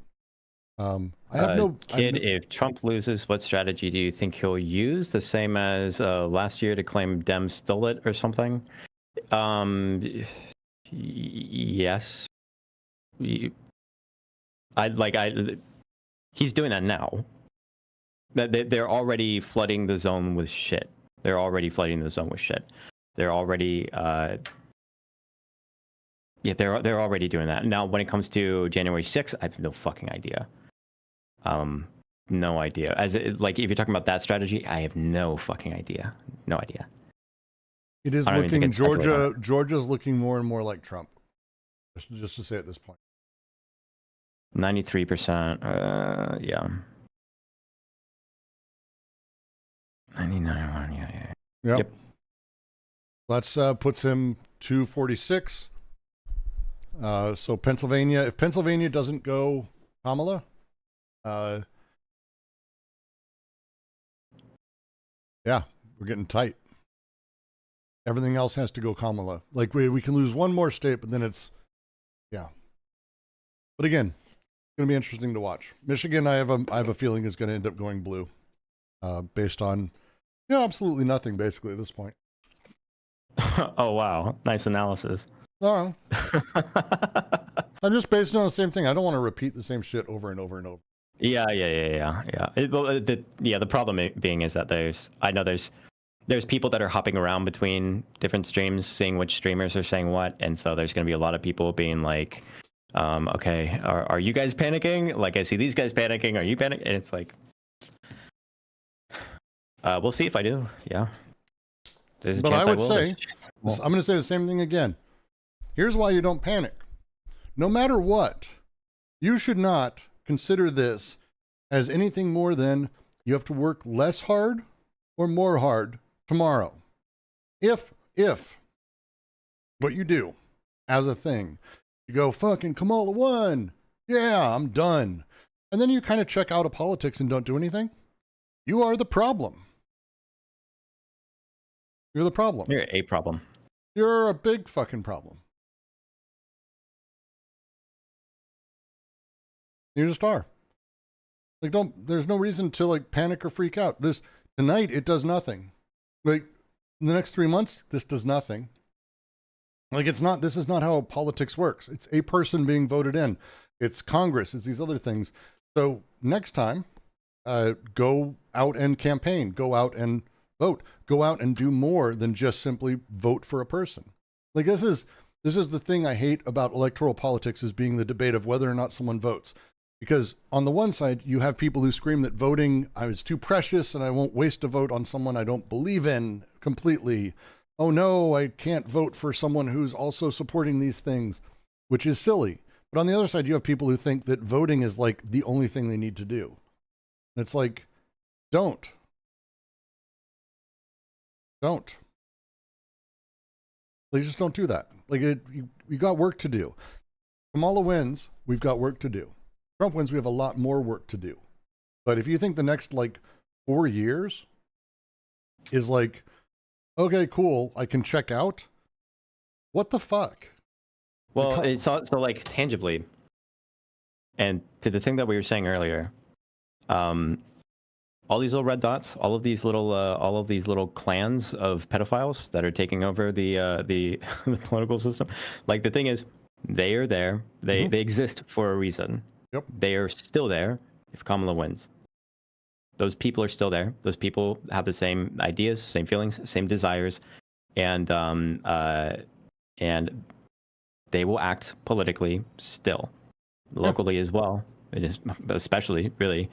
They will be doing that. If you don't find a way to tap into the desires of these people, then that's the thing that makes this situation possible. Just period. That's it.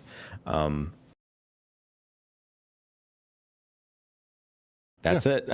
That's it. It's really that simple. It's not simple, but it is.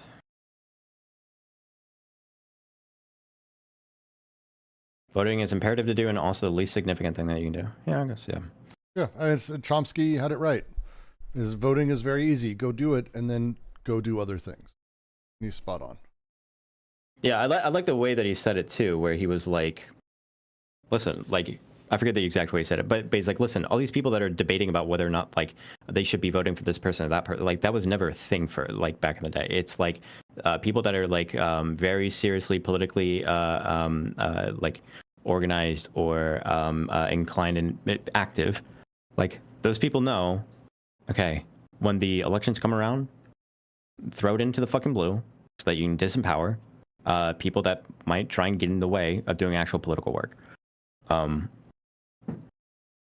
But at the same time, also know Trump winning is like a big deal. Yeah, it's gonna be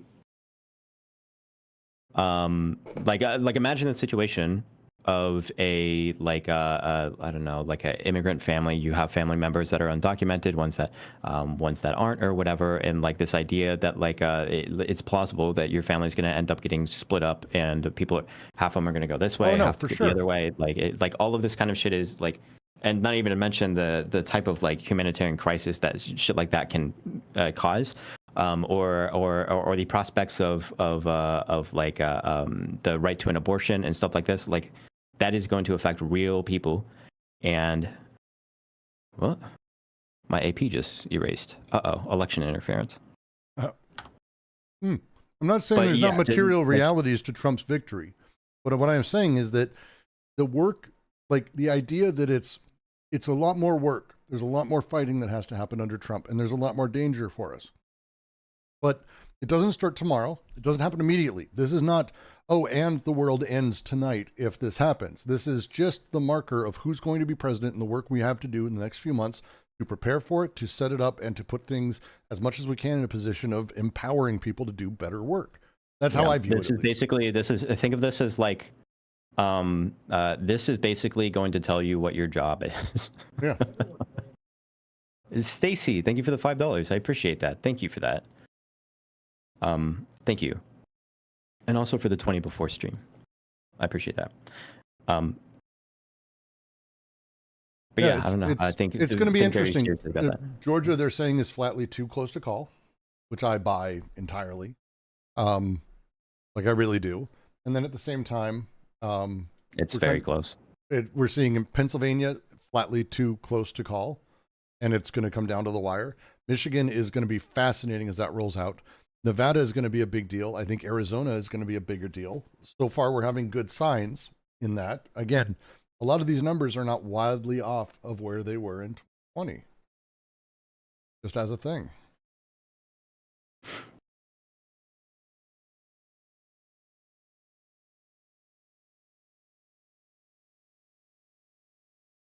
God, just imagine what the amount of traffic on this fucking page. It's got to be incredible. But again, Yeah. so literally the map we're looking at right now. If we have Wisconsin, Michigan, Pennsylvania, Georgia, and Arizona as toss-ups, if Nevada goes blue, we literally have the identical map in every single way to what happened in 2020. The difference is that Georgia, Pennsylvania, Michigan, Wisconsin, and Minnesota all went blue. And Trump had 232, Biden 306. That's how this turn went, if you don't remember. So you're talking about like, this is exactly it. Like, this is the same thing again. This isn't even weird. This is 2020 repeated so far. I mean it. Like, it's kind of fascinating. Let's look at actual votes. So Pennsylvania is 3 No, million Chief, thank Trump, you for the $5. 2.85 Harris. 2020. Sorry, it was, which state are you looking at? I'm looking at Or are you counting? Pennsylvania. Because Pennsylvania went to Biden 50 to 48.8%. And it went with 3.5 to 3.4 million votes. Right now, there's 3 million to 2.8 with 84%, which is about fucking the same numbers. This is not far off. 15% of the electorate has to be counted in there.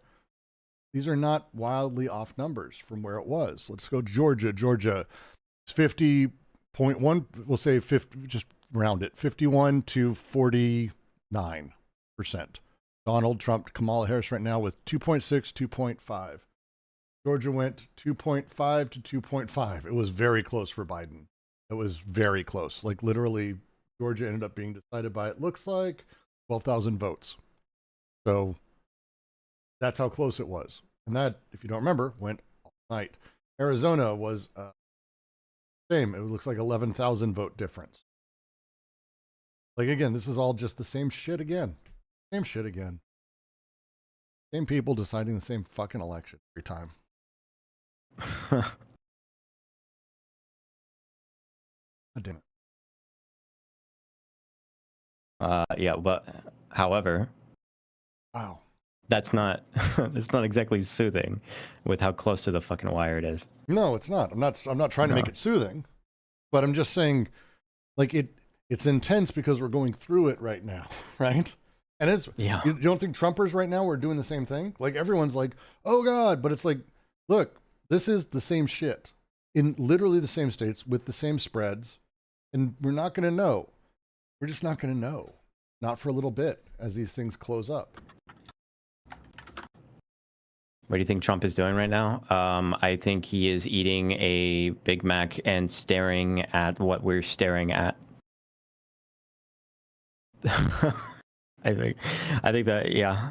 I think he's, I don't know if he's saying anything right now or if he has someone tweeting for him.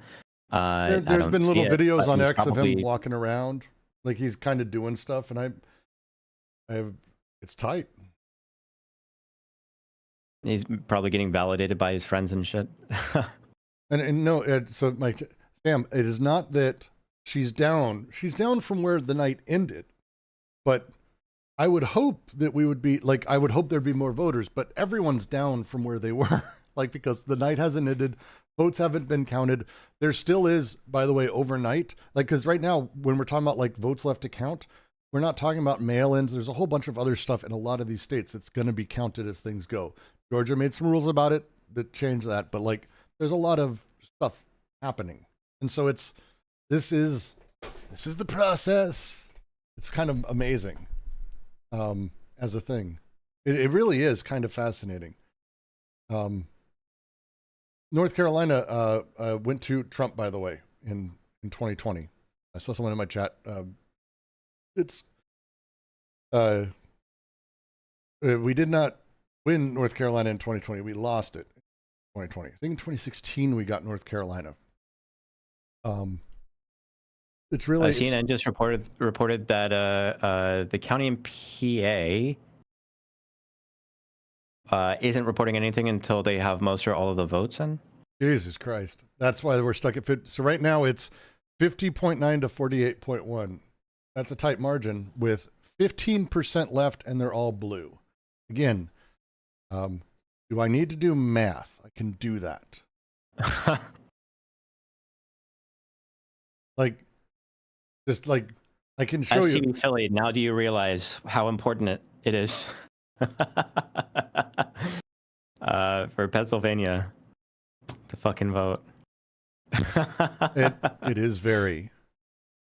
They're talking about like, so let's see, 6 million people. You're talking about 900,000 votes left to count. Jesus. And there's God. 100,000 margin between them.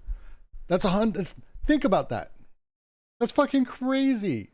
That's 1 million fucking votes left to count, and the margin is under 100,000. Yeah, I'm not changing my position on Pennsylvania. I think it's going blue, but We have a lot of room left. Georgia, I would lean Georgia going Trump, but you know, it's a weird state. I can't see the counties anymore. They're not. The website isn't showing me counties. Oh, well then. Interference. Yeah. Republicans have taken the Senate, 51 votes. Mm. 51 votes in the Senate now. Yep.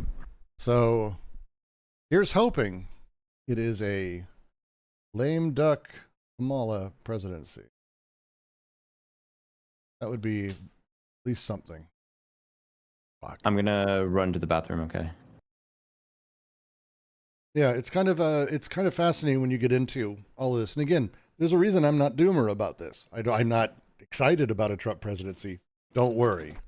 I'm not excited about it, but I'm not doomer. That the reality is that there is work to be done, even if Kamala is elected. Easier work, granted. But all of us have material realities to work with, to push, and incentives to start structuring out there. It would be big. The nightmare scenario tonight is if Trump wins with Congress and with Senate. That's a nightmare scenario. That's straight up nightmare scenario. I don't know how much chance that has of happening. I think Congress is a little bit of a toss-up right now. They've been talking about it as a big thing. We know the Senate's gone, so we'll keep an eye out.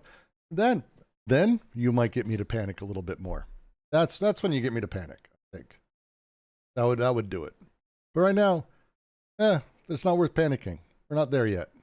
We've got work to do. And again, we're just repeating 2020 at this point for the most part. At least from what I can see. How is the Congress going? Senate's gone. That's fine. Not shocked. Pelosi gets reelected. Who gives a fuck? At least.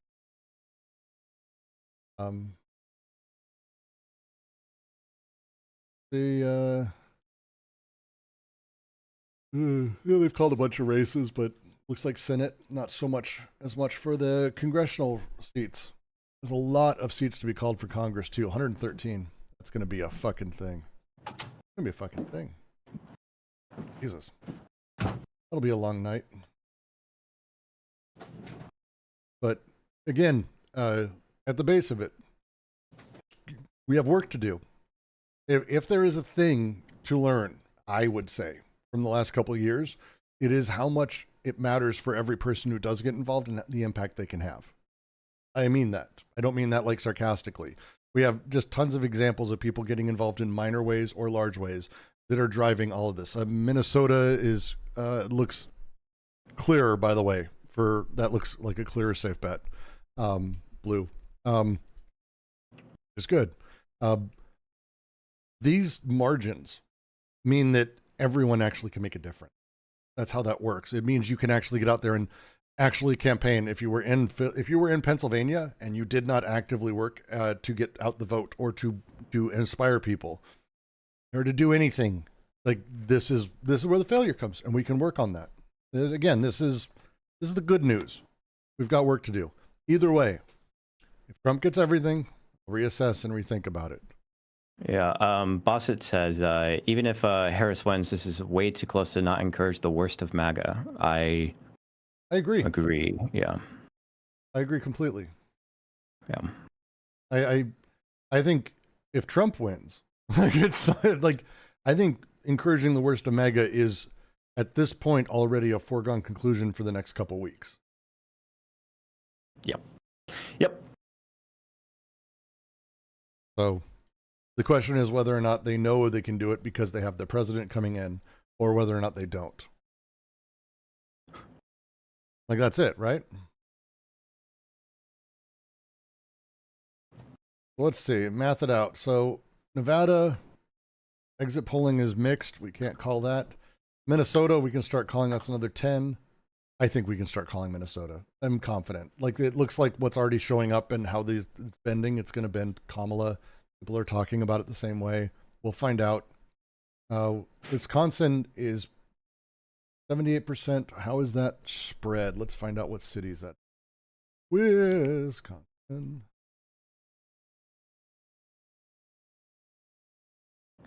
Come on. Give me anything.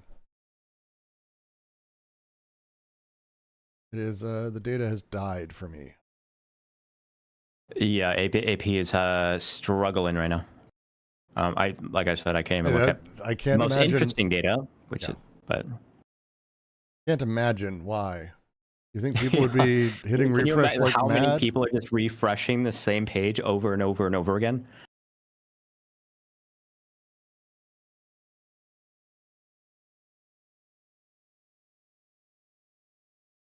Yeah, a lot of people. And it live refreshes, so don't hit refresh, people. It live refreshes. God. Can you imagine being the guy who like built a very good live refresh system that automatically updates and no one cares? They hit refresh and it fucking costs your company fucking so The much thing money. is, I've gotten so many. I've gotten like 3 different messages throughout the stream, being like, "Hey, I don't think it's refreshing, by the way." So I just started refreshing all the time, even though I see Mine it is going up. refreshing. Mine's actively refreshing. Updated at 9:21. I haven't refreshed once this stream, by the way. My anxiety says refresh. Yeah, I know. Yep, that's me.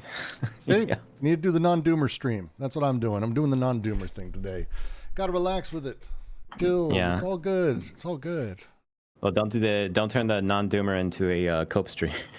Oh, it will if, like I said, if the Republicans take all three, this is going to turn into a doomer stream pretty much immediately. It won't be a cope stream, that's for sure. It'll be like, so here are the best ways to forge passports and visas to other countries. Yeah.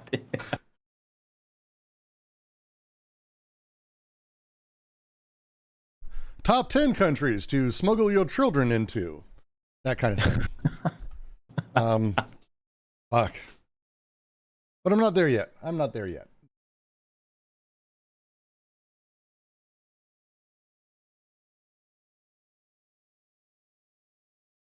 Someone is mentioning, and it's worth taking a note. I've been seeing it as I've been looking. Not sure if you have. I personally hate the Green Party and Jill Stein for a lot of Yes, reasons. yep. Have you noticed they're doing really bad? Mm-hmm. Like, Yeah. like hilariously bad. Like not even an effect on the election bad. Yeah. Yeah. How do you think As that always. feels to be As her? always. She can't even be a spoiler. And that's not just for Jill. It's just anyone in the Green Party. Nothing. Beautiful. They don't get anything. Yeah. Beautiful. Beautiful. I'm a fan. I'm a fan of that happening to Jill. Yeah. Fuck them. I'm a fan of that happening to Jill. That's good stuff. That makes me excited.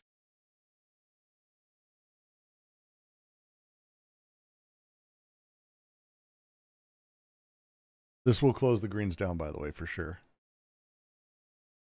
Like this is great. I'm excited. Like the numbers are hilarious.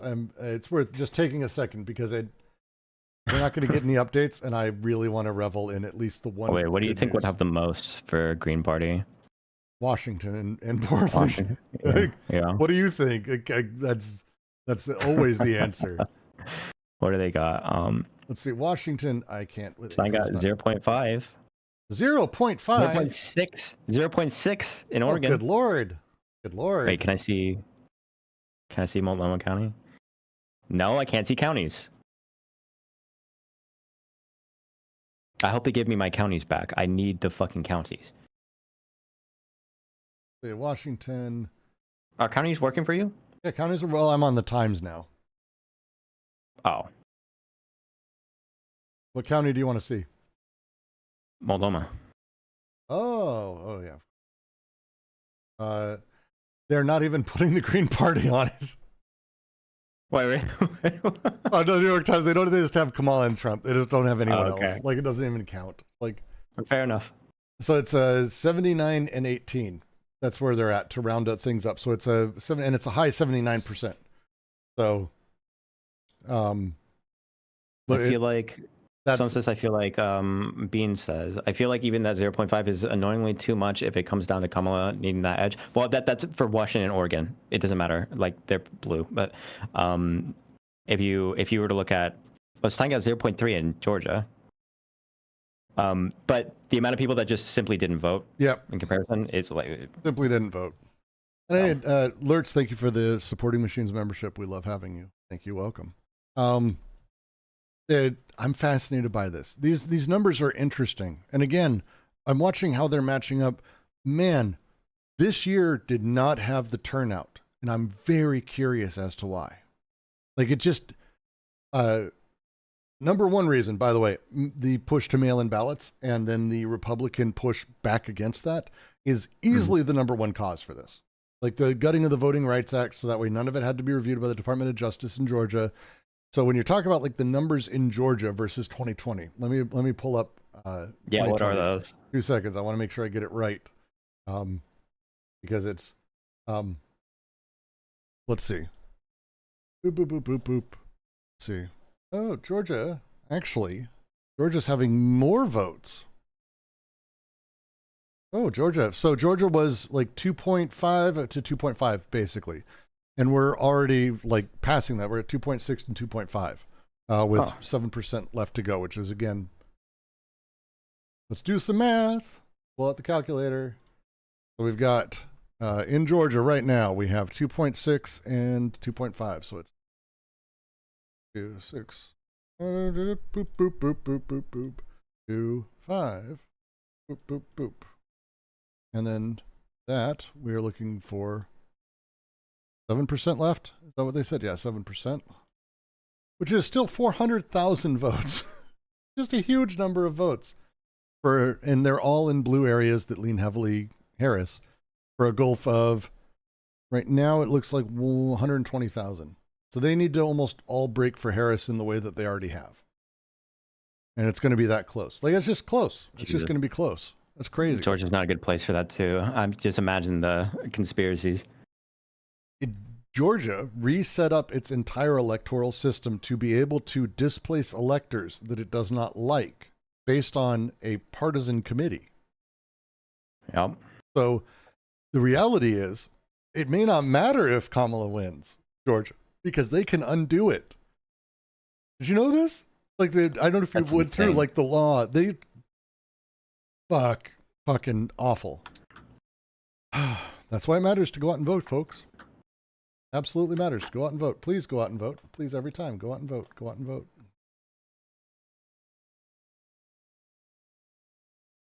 Yeah, my friend texted me and was like, that I just voted, and they called Oregon before I even voted.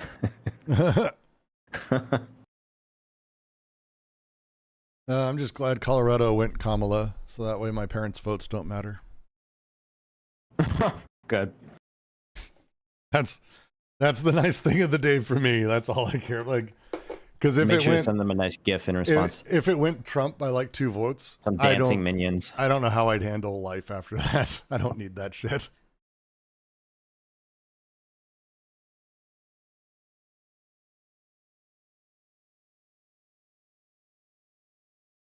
Let's check Ohio's numbers. Ohio was 55% to 44% Trump, 3 million to 2.4 million.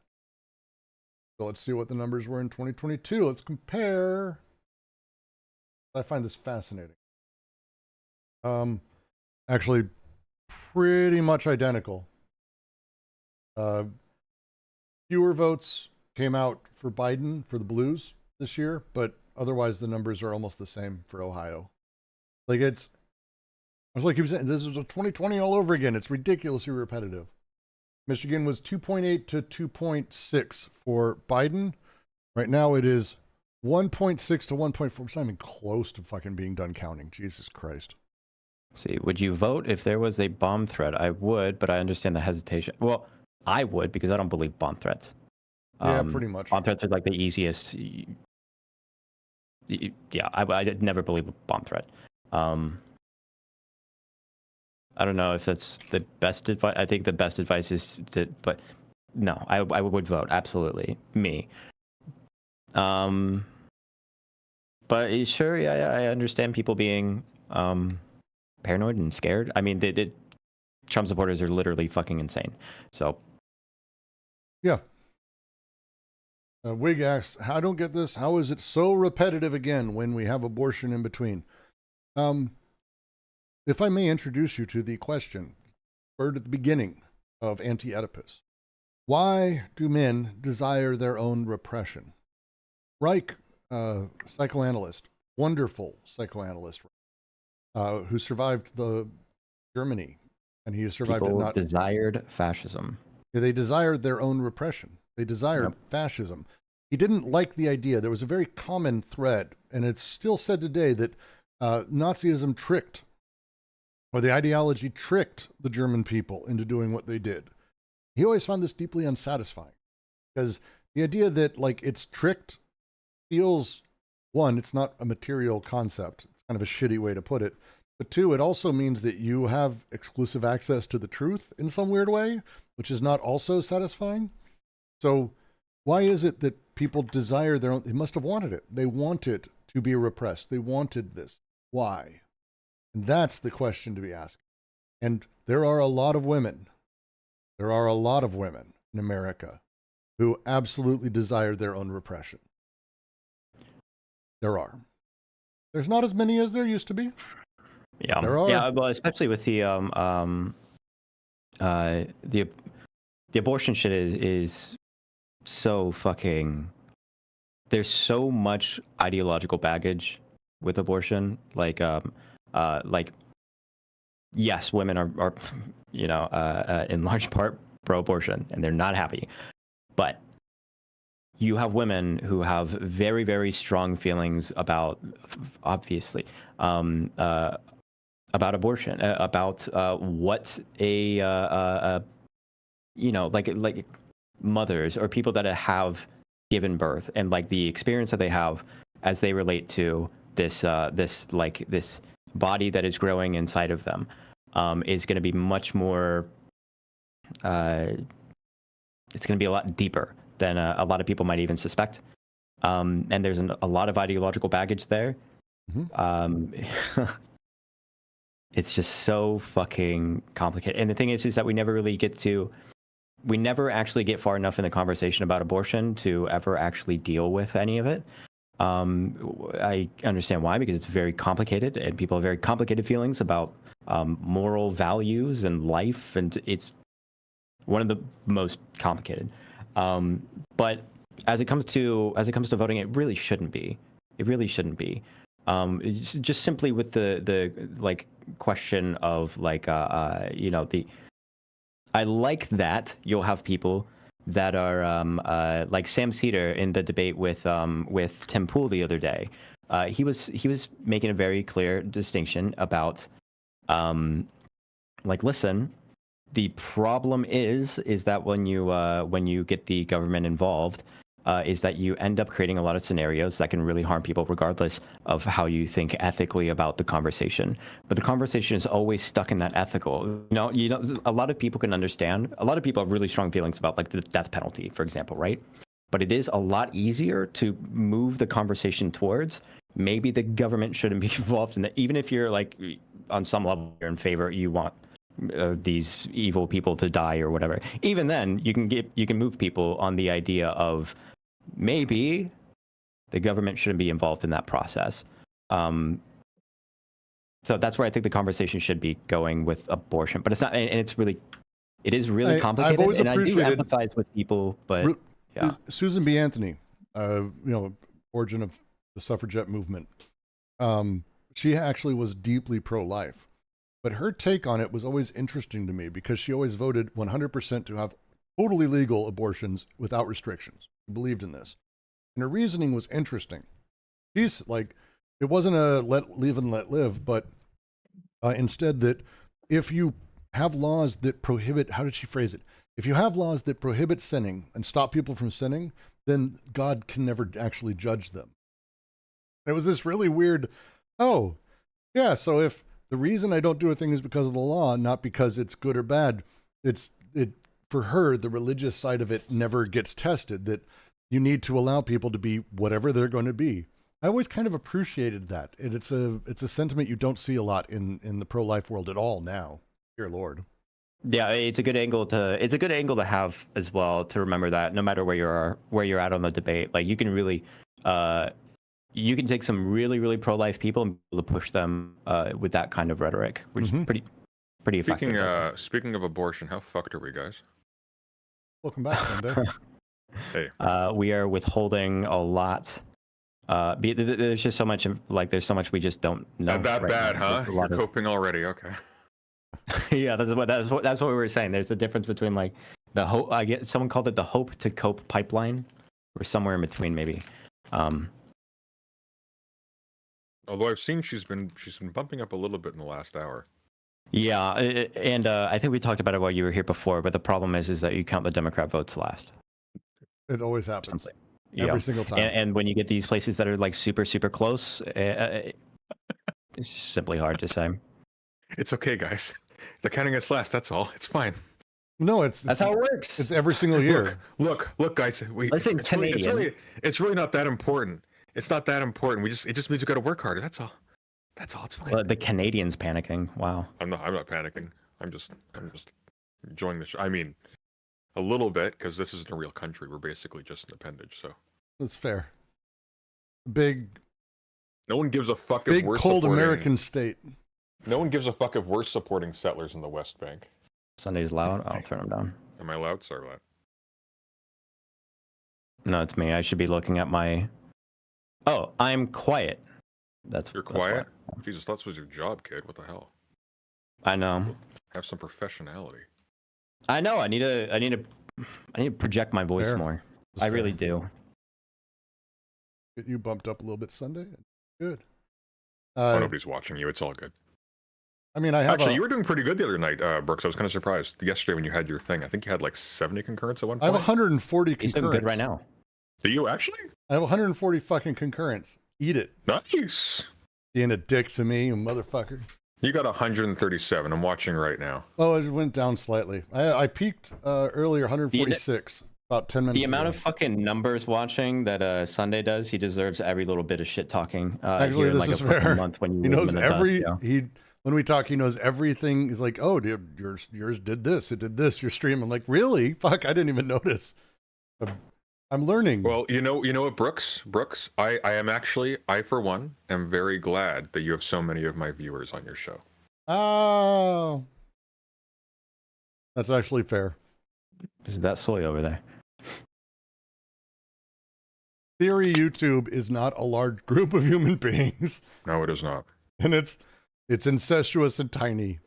You know what? Well, doing right now? You gotta be. There's a difference between being tiny and oversaturated, and the theory YouTube is undersaturated. So that tiny group, there's a lot to tap in there. All right. Looks like new numbers came in. She's 120 behind in Georgia with 7% left. Nothing new there. She's, I don't know, 180,000 behind in Pennsylvania with 14%, which isn't even a fucking number. None of these matter my God. anymore. Still, none of these matter at all. The Google embedding of AP is so much better. That's what I think I have on my It's- stream. Did you see my stream? Oh It's my pretty God. sexy. How do I just make it so I get rid of Google? Oh, that Like is. Oh, I Yeah, look at fucking this. hate You click on an area, it zooms in like I that. fucking hate It's you so much. How'd you good. get that How set do up? I? Isn't that nice? That's literally just the page. It's on black because I have night mode because I'm not a weirdo. And then I just did a chroma key. Pulls out the gray. Oh, chroma key, nice, good idea. Oh, that is such bullshit. Mm-hmm. Look at this shit. What the fuck? Okay, now I can look at. Oh, but is it gonna tell me? Oh, I can't. Nope, never mind. I can't click on the. I can't no, click on the Iowa, counties. Iowa was not even close. Can I Like zoom that's the in? other thing is these last minute surprises. It's a big one. Iowa, completely not what people thought it was going to be. Like, they expected to be closer.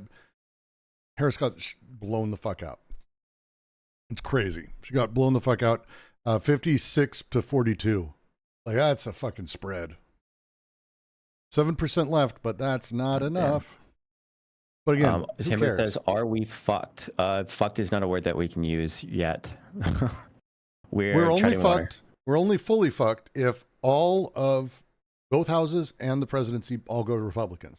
Then again, like I said, this switches from a non-doomer stream to a doomer stream. Yeah, nightmare mode. Yeah. Anything We're short gonna of have a big that cry. is a thing to deal with. Because it is. It just is a thing to deal with. It's not funny Sunday. I'm not laughing because it's funny. The laughter is an incredibly common anxiety reaction. Yeah, kid.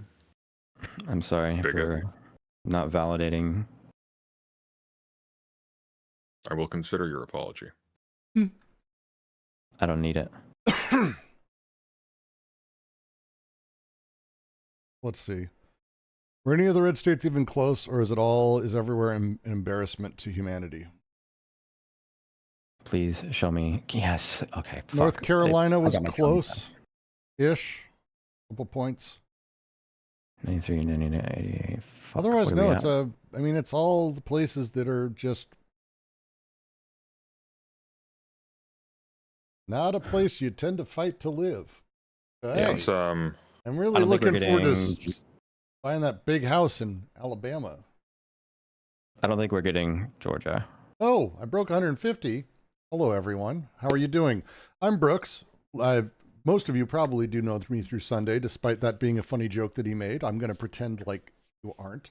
I'm just going to say thank you for joining. Brooks, the Quarantine Collective. You're seeing Sunday and you're seeing Kid Not Ken. Doing a non-doomery election stream because I noticed a lot of the other streams are very doomery. We're not going to do Oh wait, that. do you need my camera? I mean, it would be Are nice. you showing camera? I'm showing Oh. your green image flashing whenever you talk. I just have you as a Shinji with the mug and the cup switched. Oh, well, fuck, no, that's much me. better. That is much better. By the way, Brooks, Yes. I was overhearing your conversation about Quarantine Collective, and I disagree. I disagree with Kid on that. I think Disagree Like with Kid on what? on the renaming the channel thing. I think okay. I think Quarantine Collective is catchy, and I don't think people think COVID when they think Quarantine Collective. I think they think the same way. It's like, what was it called, Acid Horizon or whatever, plastic pills. It's I that never kind of said that, vibe. people think COVID. Oh, I did just you? think it's. I just think it's too many syllables. Quarantine Collective. Yeah. Or Well, the QC. there, QC. There you go. It. It's. I'm six sorry. I'm syllables. sorry. I'm sorry. Kid Not Kin is Quarantine Half the Collective too many syllable. syllables? And easy to spell. Oh fuck, it is. No, it's not. What even is a Kid Not Kin? But How do you there's a say kid hey? named Notkin in Pathologic.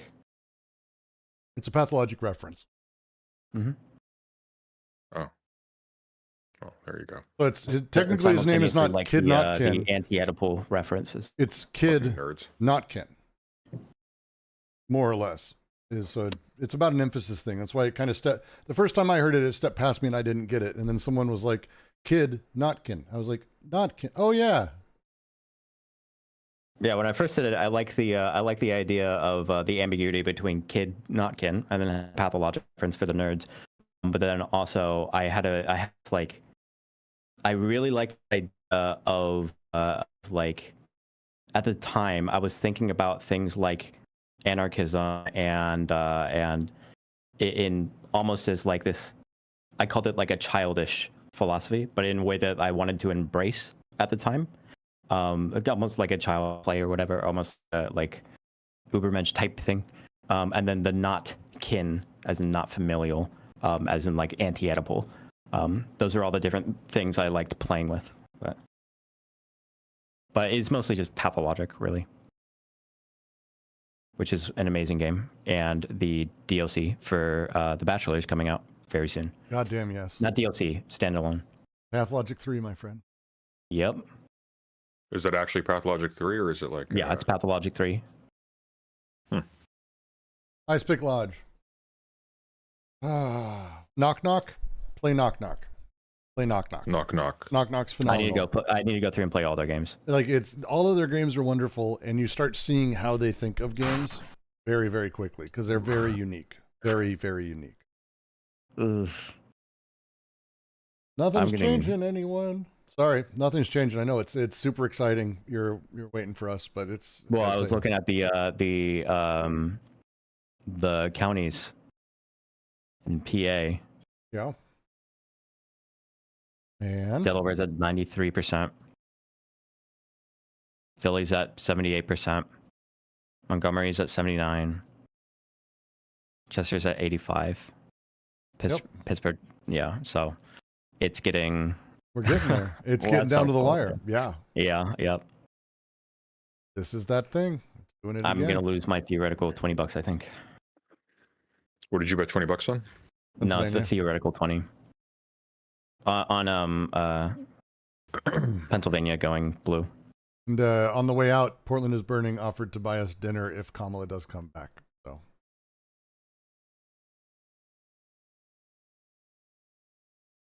Probably a safe bet at this point. you think Kamala's Judging coming from back? What I'm saying, I don't think she's coming back. I do. I still do. Think so? Kamala campaign made an announcement. I don't think she will be speaking tonight. What? CNN? Yeah, they just said that she's not going to be making an announcement tonight. That's what I figure. Okay. This is going to go into like 1 or 2 in the morning, and because it's already 1 in the morning for her. So She's EP. what? EP? She's EP. What? Sorry, I feel means like. sleepy. Oh, okay. It's a cute way of saying sleepy. Oh, you fucking kids. Stupid slang and garbage words. I mean, if you by kids you mean like 30-year-olds hentai addicts, sure. Yeah, but Wait, what? Mid 40s. Well, let's be fair. I only ever see the EP thing. Thank you, Dark Guana, for the super chat. Thoughts on The Void by Ice Pick Lodge.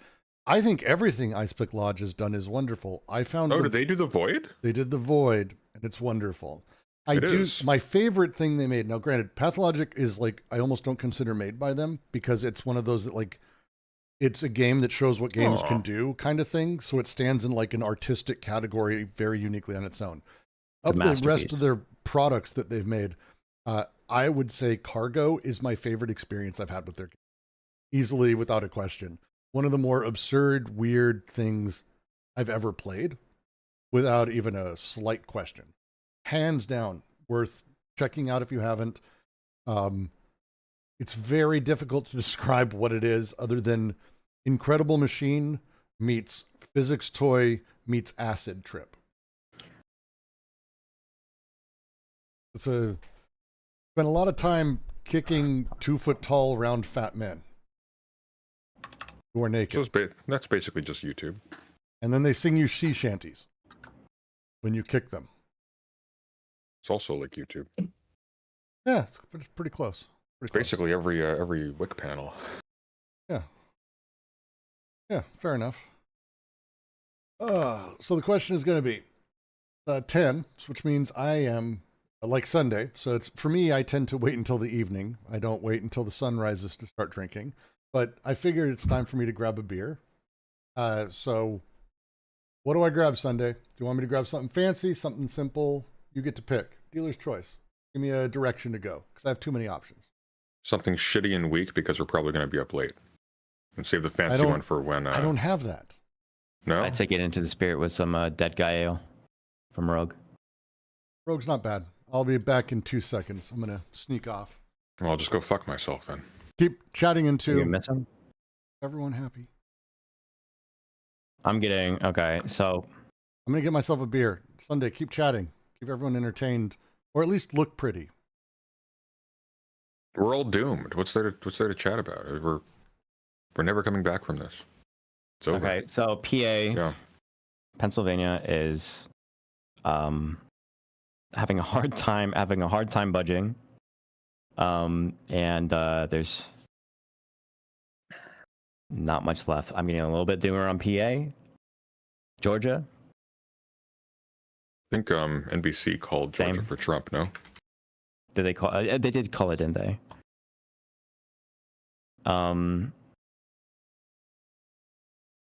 Michigan. Everywhere's calling it for Georgia.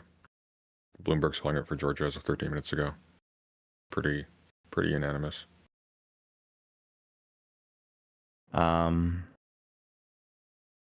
If it looks like it's going the way it's going right now, I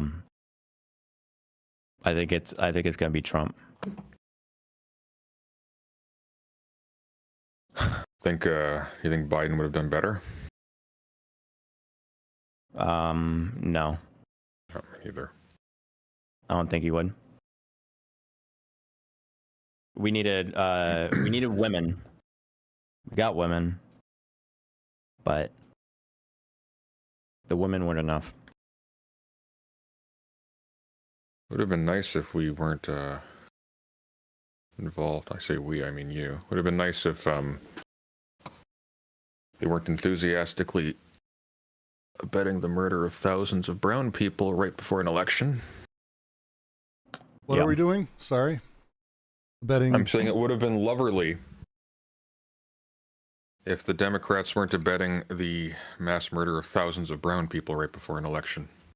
The question is going to be, is that going to depress votes? And I mean, like, to be very cynical about it, when we're looking at the numbers out of Michigan, I'm not seeing so far the vote depression versus the last that I'm seeing.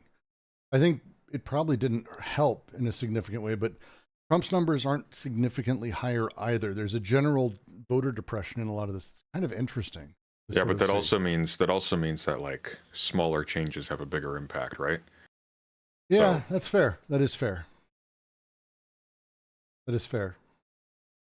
Because like I just can't get over like, guys, don't vote for the Democrats to punish them for Gaza, so that when they're in power they know not to. Oh wait.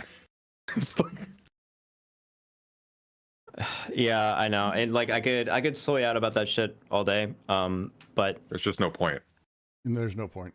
yeah, in the same way that we were talking about the situation that we're looking at here and what enabled Trump is that people have desires that are there, and we're sort of watching it unfold. In that same way, it doesn't really make sense to shake your fist at individual people for these kinds of things, because the problem is there. The problem exists already. So yeah, I mean, you can talk all day and you can post on Twitter about how people are retarded and you can say all of these kinds of things or whatever, but like at the end of the day, It does nothing. yeah, It does nothing. yeah, exactly. It's still not over. I know it's still not over, but it's getting harder to CPA. No, it's not. What do you mean it's not? Same. That hasn't changed significantly. I'm looking at the numbers. The votes counted in the blue counties? They've got 10% Versus the left to difference go. of 51% and 47. That's 300. That's 600,000 votes left to go.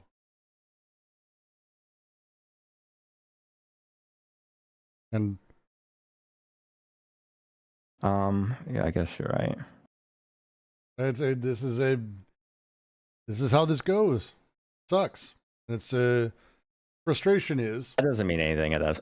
That doesn't mean anything. no, I know, but It is, in fact, how it goes. It is Correct. how it goes. It's how it goes every fucking It year. is what it is. No, it's how it goes every fucking year.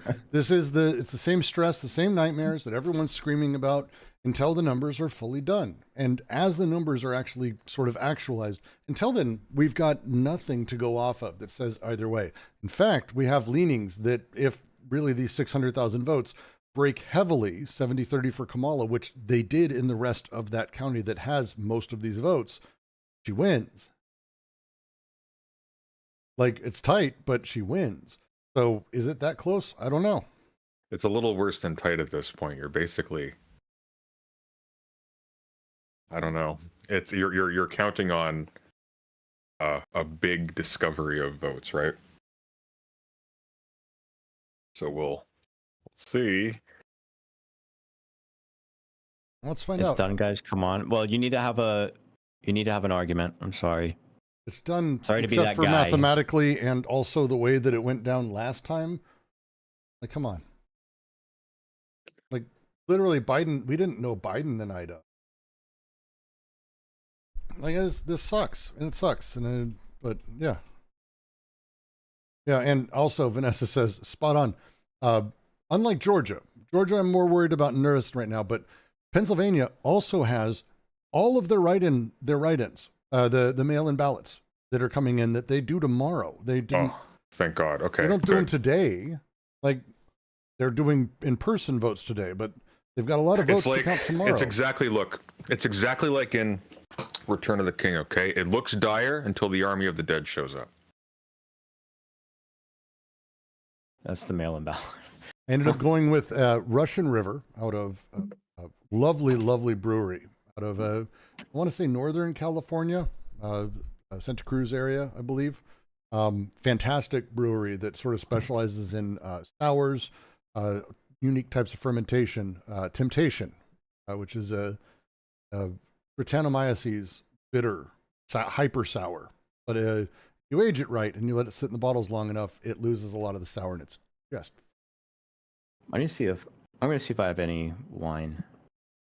This is a Vancouver lager, which you can barely see because I've drunk almost all of it, called Sneaky Weasel, from a Vancouver brewery, and it's just a basic bitch but well executed lager like Stella. I'm going to show you. Here's the beer I got for when you visit, son. I bought a right. special beer. Okay, we're gonna need it after this. It's so Martin House Brewery. If anyone here, and I'm sorry if you live in Texas, this is one of the only good things in Texas. It's in Dallas. Martin House Brewery does really weird beers. And they do weird beers that they're really particular about. The brewer and the team behind it has a very phenomenal like palette of understanding tastes and flavors. So when I show you, you'll be like, what the fuck? This is pickle beer. That sounds vile. It is. Is it good? Salty, It is. sour pickle beer. Now here's the thing. It doesn't work on its own. Because also, who eats salty? Really salty. It's really salty beer. Sleeping good in a Caesar.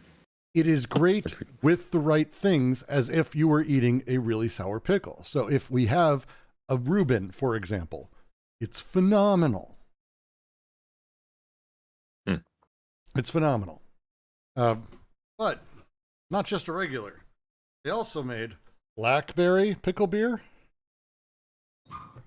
That all just sounds foul, to be honest. lemonade pickle beer. I believe I also have strawberry pickle beer.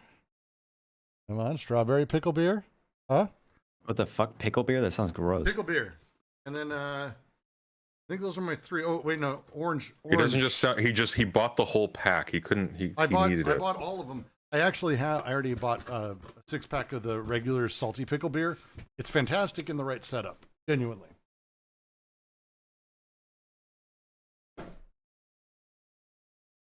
Just imagine the. One sec. Lulu, thank you for the $50. I appreciate that. Thank you for that. Damn. Thank you for that. Damn. Someone loves kid. Yeah, Republicans.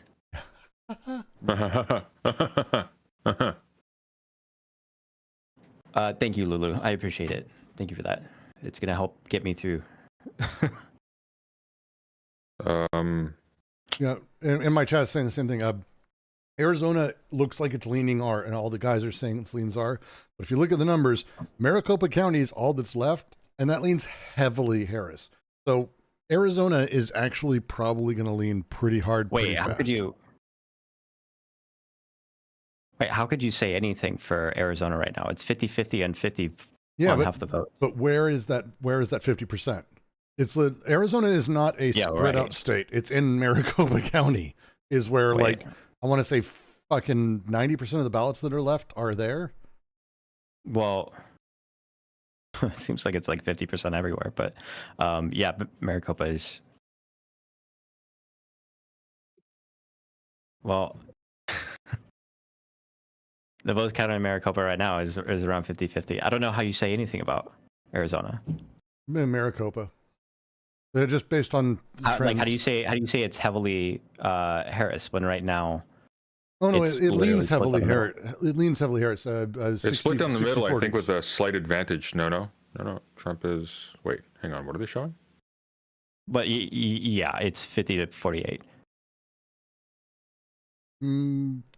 So Harris is 50-48. leading slightly. Okay. Chudaway, That's- thank you for the $20. I appreciate it. Thank you. That's what it was last time. 50-48, by the way. See, the problem that I have when you say this is what happened last time is that it sort of implies because a good thing happened last time. Even though I'm last time hesitant to was say it not. was a good thing, but look, so far the numbers are matching in a lot of places, and it's weird. And maybe it's not identical, but it just happens to be so fucking similar everywhere. Georgia's been called just now, by the way, with 6% left. Yeah. That's playing with fire. That's interesting. We'll see who else. Yeah, we knew Georgia was going. We knew Georgia was going, but again, I didn't expect them to call it that quickly. By the way, reminder, if I get 20 super chats in the yellow range, that's $10 and up, I will buy a President Sunday bikini for one of my mods. And reminder, if Kid Not Kin gets $500 in super chats tonight, we've only got 2 more hours left. That's true. My wife will wear it for me. Coward. Could you imagine? No. Of course, whenever you see her in a bikini going forward, you'll think of me. So, I mean, contemplate that a little bit before you go down that road. Is AP I'm fine still with that. broken for everyone? You're fine with that? Okay, that's fair. Many Is what cases. broken? AP? No, AP works for me now. Oh, it's back. I see Let's look at counters now. Georgia. I want to look at Georgia. I'm literally just watching your stream from here.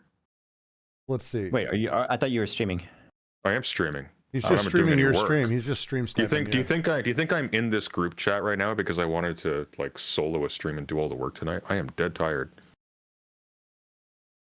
Fulton It County might as still well has. come to my It's, stream. Exactly. it's really early to call. It's fascinating to me because the margin is When did they call it in 2020? apparently they. I mean, they didn't until very late. I don't even think they called it first day because they had mail-ins. They don't anymore because of Georgia new laws. But again, so we've got Fulton County right now. They've got 9% of the vote left, but it's breaking 72-27 for Kamala. It's huge. Fucking huge. And DeKalb County has 12% left, and it's breaking 82-17 for Kamala. That is actually insane. And again, that's presuming that we know how many votes are left to be counted, because as far as I understand it, there are still people standing in some places. The mail-ins will be important. You said they're only counting them tomorrow? What's the deal with that? Are they like only calling how many they counted tomorrow? Or are they only starting to count tomorrow? I don't know. I'd have to check. When do mail-ins? It's going to be dependent on In the state. Pennsylvania. In- Pennsylvania is the one we care about. Georgia, everything's locked. How many hundreds of thousands of votes have gone to How's your code fucking string Jill going? Stein We're at this doing point? math. Not very many. We were If you talking want to about that. doomer, this is the rule. If you want to doomer, I need to see some math. Yeah, I agree with that. If we get doomers, you're free to do so, but you've got to actually show your work. You got to show the work.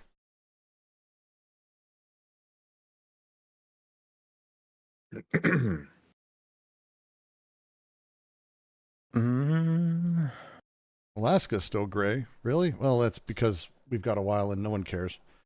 Alaska's not going Does to be the anyone know determining where- thing. Does anyone know where or when mail-in ballots came in Pennsylvania last When year? They were being counted for a while. I'd have to really go back and look at the timeline of that.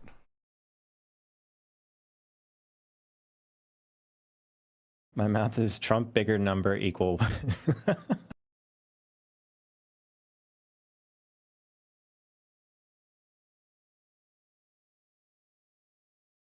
God damn. Thousands of mail-in ballots in the battleground state of Pennsylvania. This is an article that was published last night. Been targeted for ejection as part of a last-minute campaign that has set off alarms for voting rights groups. In 2020, it took 4 days. 4 days for them to rig the election. Yeah, there you go. It's gonna be a long stream. Well, kid's used to the marathon. We'll just leave it on him. That's true. There you go. You can't leave until it's called. If I did, I would cap it again, or I would cap it this time. That's the problem. The marathon that I did, I literally, I told Rezi, I literally said, I think I designed it to last about 2 days.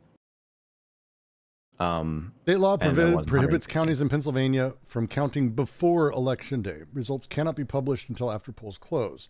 This restriction, combined with county-by-county reporting autonomy, means early results may not reflect the outcome. More than 2 million voters in the state requested mail-in ballots this election. Fuck me. This is Do we a know j- that we got Nevada on the Well, map? that's Pennsylvania. We have No, Nevada, I know, but but it's do we know that we got Nevada on the map? we do 75% reporting, and it's 51-48 Trump right now. But that's Yeah. we have no idea what that means. It's going to come suddenly. We'll know soon. Wick is streaming in the nude right now. Is he? Looks Hold like up. I need to take some I don't need to see this. it. I heard he was really, really upset. I don't need that. I I'm not do. gonna do that to my stream. I won't do that. I will. I know. I don't need to see Wick Dick. I respect it. No one needs Wick Dick. That's awful.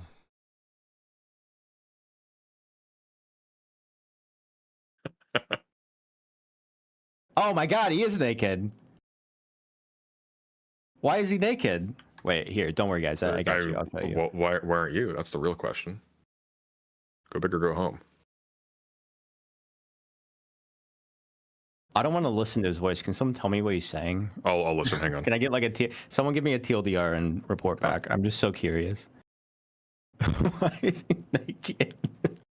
I don't because someone blood libeled him. Oh, he probably lost a bet or something. It's got to be it, right? He lost a bet. I assume. I can hear my wife cackling in the. All right. I'll explain what he's saying. Okay. Okay. Man up. Democrats have lost before. We do better. We ride. That's what he's been saying. Okay, that sounds about right. Good accent. Nevada announced. I love this. This is a great article from Business Insider. Nevada's like secretary of whatever for voting has blamed Gen Z for issues with voting because they don't know how to sign their names because they never learned cursive. And so there's so many votes being rejected because of that. Wait, what? Wait. You don't need That's fucking great. your signature can be whatever. No, they're failing. There's a calligraphy test now. No, it's that I don't know. Is there? Wait, are there standards for what counts as a signature? Nevada Secretary of State Francisco Aguilar said ballots have been rejected because the signatures didn't match. Many Gen Zers do not know how to sign their names, and it's messing up the election. Thousands of people across the globe are waiting, blah, blah. So Nevada's Secretary of State Francisco Aguilar has revealed results may take longer to come in because the state is facing an uptick in rejected mail-in ballots due to voters' Hang on. problematic Listen to signatures. this. That's so stupid. That, like, So this is ABC 27 News. does anyone More than have a 86 fucking like at that age? Like, does anyone actually have a like my at ballot at that time? I'm like testing out different In, signatures. in like, making- 2022, my ballot got rejected because of a mismatched signature. So check this out. So ABC News, more than 86% of Pennsylvania mail ballots returned so far on election day. Sorry, what According to the percent? 86. According to the Pennsylvania Department of State, there have been 912,676 ballots returned as of 7 p.m. on November 5th. That is a lot. More than 1 million of those returned ballots were sent by registered Democrats, and more than 629,000 returned by Republicans, though officials note that does not necessarily mean guaranteed votes for either party. If you still have a mail ballot, do not place it in the mail and instead hand deliver it yourself. I can't even bloody speak. And instead, hand deliver it yourself to an official drop box or your county board of elections. That is a lot. So, just a quick follow-up, because I got asked. Wisconsin and Pennsylvania are both going to have the same problem, by the way. Who jumped in? Someone jumped in. What happened? Ico. Ico. Hello. We can't hear you, Echo, just so you know. I have to redo my fucking windows. They were so They were pretty. so pretty. Hi. Hi. I'm here for moral support, as in I need support. I need I'm hearing doubling. Was that me? I'm doubling. I'm doubling on your end, Aiko. test. Am I doubling? Testing. It's Ico. It's Ico. It's There we go. me. There we go. Echo. You need to turn to off turn one off of your Is it just my Row, voice? row your boat gently downstream. Oh wait. Is that you can Hold do on. stanzas with yourself. Have you ever seen Moving? It's a great movie. No, Richard Pryor. Oh, it's fixed. It's better. Aiko, you did it. Unless you just Pryor's muted yourself. excellent. She just muted herself. Never mind. How do I want to do this? Boom. Good. You here? Pop. Up. Whoop. That's what you get for not having a waiting room. Whoop, up. Never do open mic. It's always a mistake. People like Sunday show up. Exactly. Think I'd let me in? God, no. That's a good point. It's fair. Yeah, Aiko can be mostly just put Aiko off to the side because she's like mostly of her screen is like horrifying nightmare images or us. So you can squeeze her off to the side. And Oh yeah, Aiko, you should learn how to use the virtual camera so you can pick a scene. Also, I don't know if you know, Wick is naked right now. His stream froze for a second, so I'm assuming he stood up for a moment. Nick is naked. Is it still echoing? Yeah, it is. Yeah, it is. oh yeah. Sunday, stop ignoring women, Cal. I have a brand to uphold, okay? It is what it is. No ethical consumption under capitalism. All right, so we'll go through. So Pennsylvania, Wisconsin. Sorry, just to mention, both are going to be doing this thing where it's going to take a couple days. So the reality is they are tightly close right now. If you're within 150,000, 200,000, they are within actually tight range, and it's going to be tight. Michigan, we've got a lot of people left. 39% of the state left, and again, mostly Detroit. So you get Wayne County, and that's fucking crazy Democrat stronghold. So it's gonna be okay. That's gonna take some time. Nevada, we'll see. 25% left. So we can't even come close. And Nevada is ridiculously close to call. So yeah, that's where we're at. I'm calling a Trump win at this point. Why would you do that? I just looked like a Trump win to me. How does it look like a Trump win? I'm just getting that feel. Okay. Is it because he's got a bigger number? number? Do you understand how the electoral college You ever been works? at a blackjack table? That And you sounds just think to racist. yourself, like, excuse me? What? You ever been at a casino at a racially ambiguous card table? Mine. And you have that feel for a second, Mhm. which is like, I feel like I'm going to win this. And then that smart part of your brain goes, I'm not going in there. That's where I'm at right now. Yeah, you know what gamblers call people who listen to that part of their brain? Broke. People who keep their money when they go home. No. It's people who learn to trade blowjobs for sandwiches so they can eat the next day after losing all their money.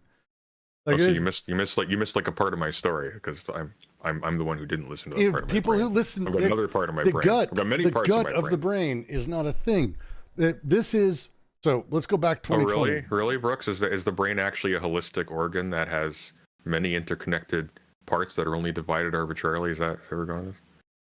Don't be nerds right now, okay? We need to focus. Don't look at Sorry. me. I'm just saying. Just saying. No, but what you need to understand, Sunday, is that the brain It is less actually fun a fucking with you complex- on my a channel. complex and interconnected ecology. No, it's just less fun to fuck with you on my channel. Oh, I need my page. Right now, what we're looking at is pretty much exactly what happened last time. And I mean that. Pennsylvania was red at this time.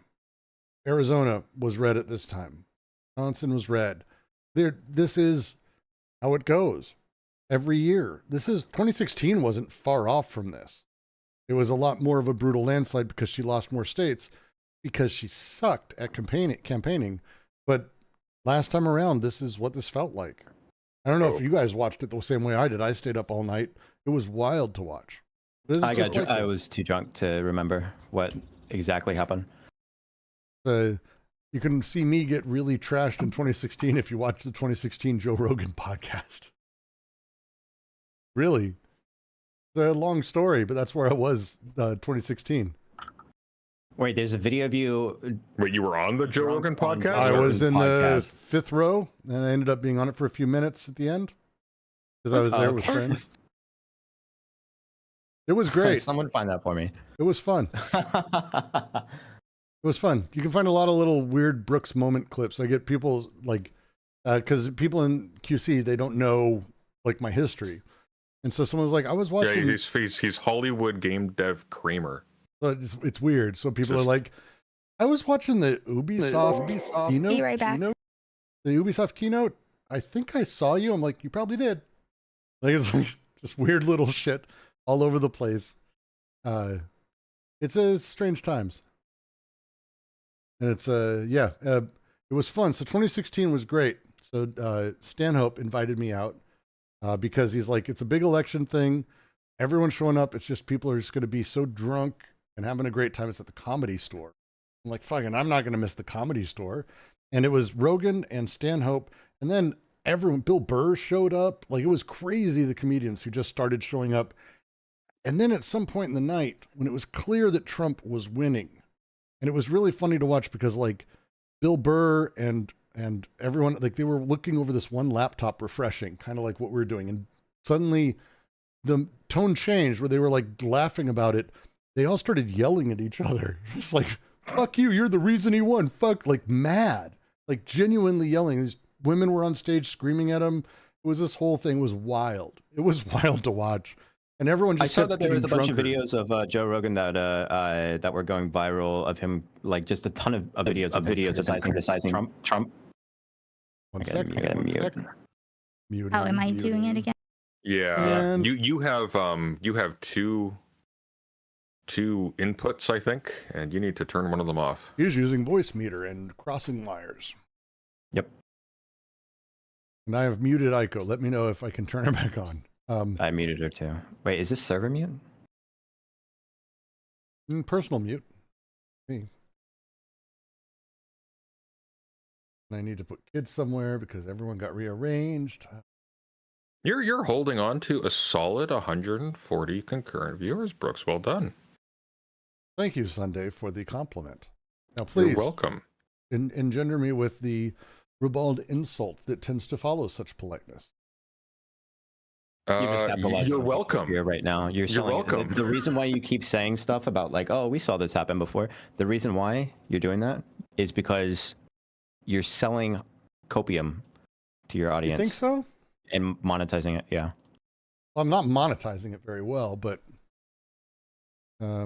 If they return, you are. fair. Let's. I mean, at this point, I don't see the reason to freak out. I mean, there's a bright side to all of this for content creators. It's going to be Speaking of it's freaking gonna out, be a wonderful 4 years for those of us who aren't removed from being able to work on social media for the next 4 years. I still don't see a reason to freak out Great on business opportunity.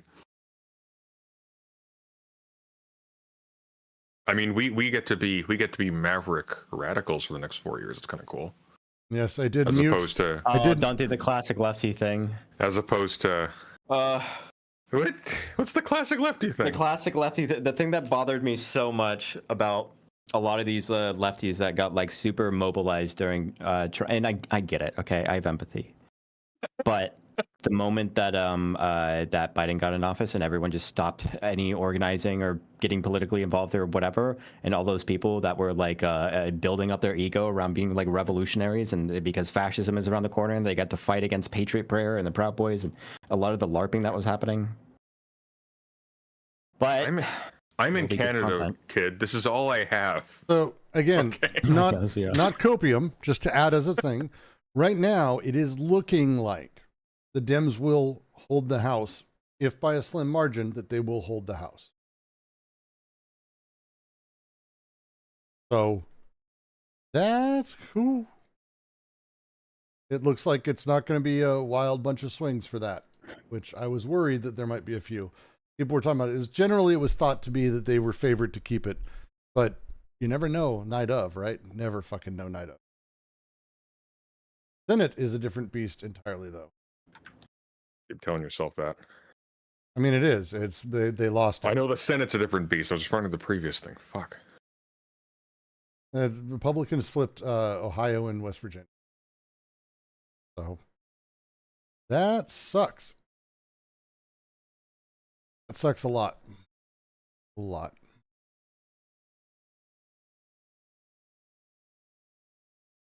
Why won't Wick put a shirt on? I think he lost a bet. And what I think is really funny is that, like, imagine if he lost a bet that, like, he was betting that Kamala would win, right? And then imagine what would happen if Kamala actually does win, and he did all of this for nothing. I don't think he took off his shirt midstream while they were counting votes. When the shirt come off. I think he started the stream with his shirt off. I think Wicca's just living his best life. Aiko, you can test your. I unmuted you if you need to test But it. yeah, it's good now. Yeah, you're Okay. good. I'm Unmuted just you too. Welcome back, fixing Aiko. things. Thank you, Brooks. I was saying before that I came here for moral support for myself. I don't know how much moral support I can give. No, you know, It's, just it's not over. It's not over yet. Well, Aiko is going to be a recipient of the official President Sunday bikini, like yourself soon. If Yes. you make the $500 in donations, kids chat. Did See Aiko some. make $500? No, I just It's for Oh. Christmas. I like Aiko more than Sunday's you. just doing anything he can to not say he's going to give anything for Brooks getting any super chats. That's it. Brooks. You are not getting a bikini. Make peace. I really. Okay. Unless you pay for one, I can't stop you. I mean, I would. Yeah, if I don't think could, I'd pay but for one. legally. I I'm think not allowed that's to fair. discriminate. What is the bikini? What's on it? It's his President Sunday face. Like, is it It's the his Sunday avatar. face on Hey, where look. the nipples are? So on this is the thing though, and this is one of the reasons why I'm gonna make a new one when I send one to Aiko, because I'm not this cruel. You know how my my PFP has like a reddish nose? So the President Sunday bikini has my PFP on all of the 3 pieces, right? But I didn't realize this when I made it, because I just made it as a gag. But it auto-generates models on the 4th wall page to show people wearing it. And it looks like just giant nipples on the front of the thing. It's very unfortunate. Why would you say that's unfortunate? That sounds like a wonderful, happy accident. Because it's in the center of my PFP's face. And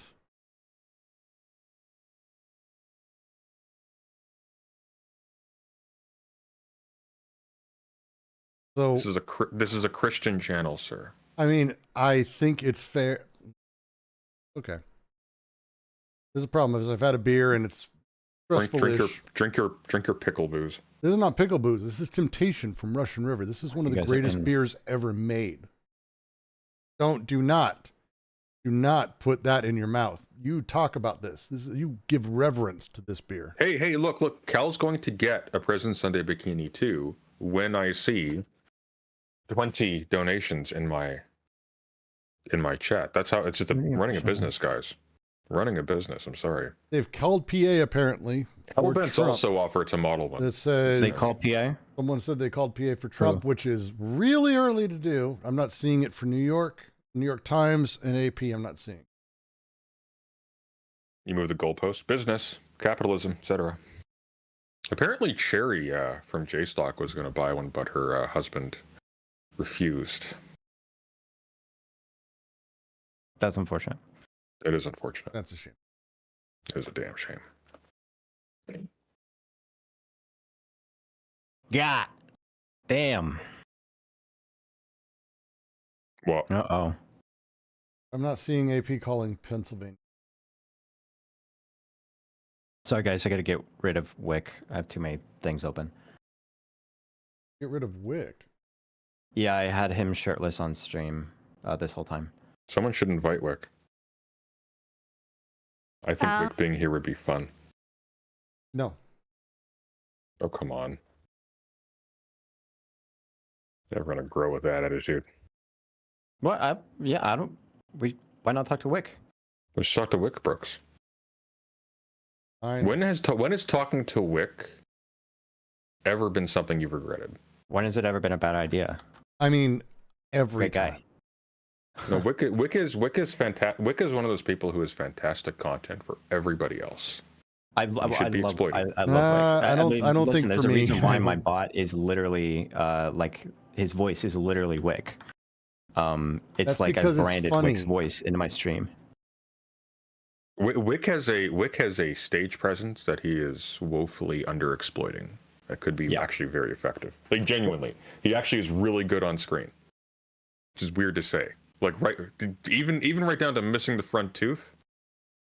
It was probably a smart business decision to leave that gap. Character. See, Fox apparently is the one who called PA, which again, who cares at this Fox point? did. They undid a bunch of stuff last time. Aiko, I swear to God.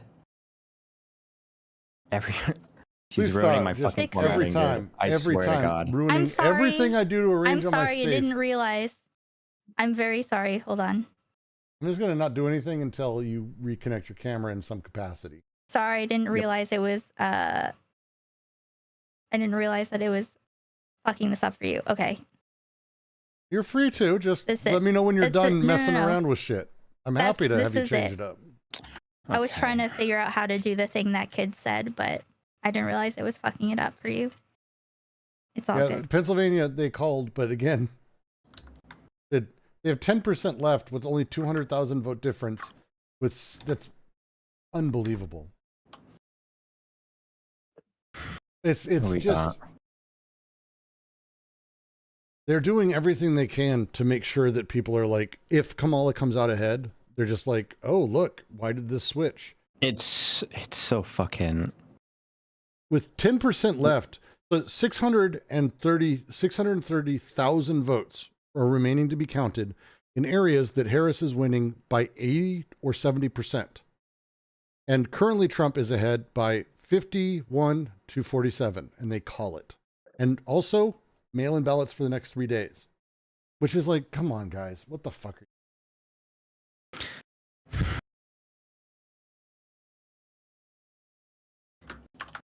Fucking every time.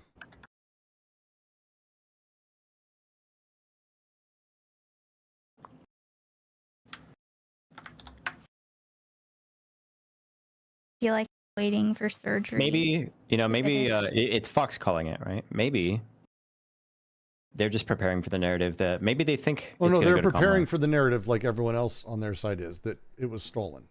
That's what they want to do, and that's what they want to push. And he may win. Well, that's fine, but it's just like calling it now is mathematically not what you do. Just silly. Fucking people. Side note. Fox has Another- PA having 10% left counting. I'm seeing 9% left on AP. Like, that's insane. It's 600,000 votes.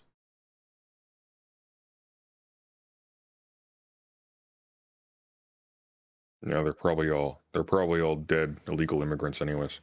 Yeah. Kid, on a different key. What do you think of Dan Saltman's campaign I against think the it's lesser Dan? stupid.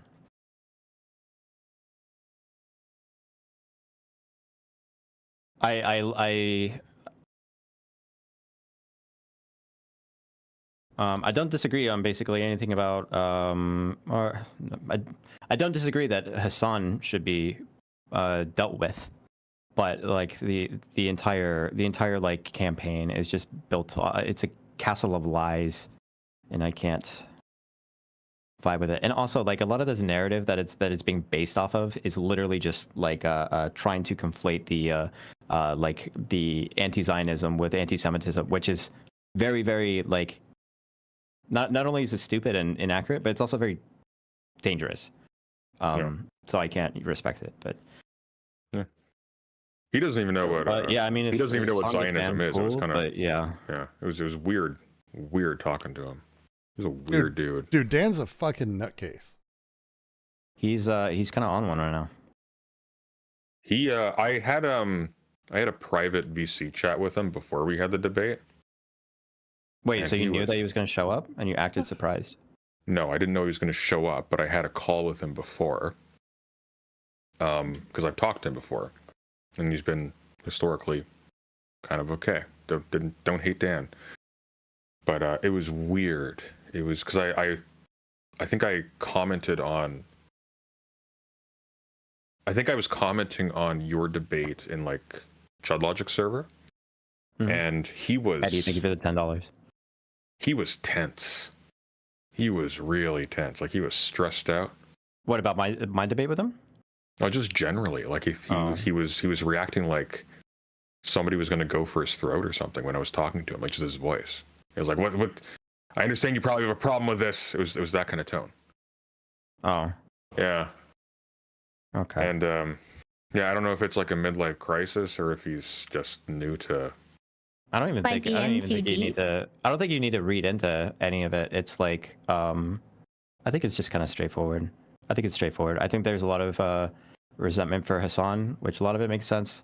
But then like it's complicated. I don't really wanna The get into angle of it but, all like, makes it's- sense to me. Like the reason why my brain. I just don't think goes- you need to. I don't think you need to play the same game of like you trying to like read into all of these like different. Well, I'm theories not. about, Just the you know. reason why my brain goes in that direction is not because of like the nature of the thing being done. It's just the sudden striking out with like a weird hyper cynical approach to this sort of thing, and it makes me wonder like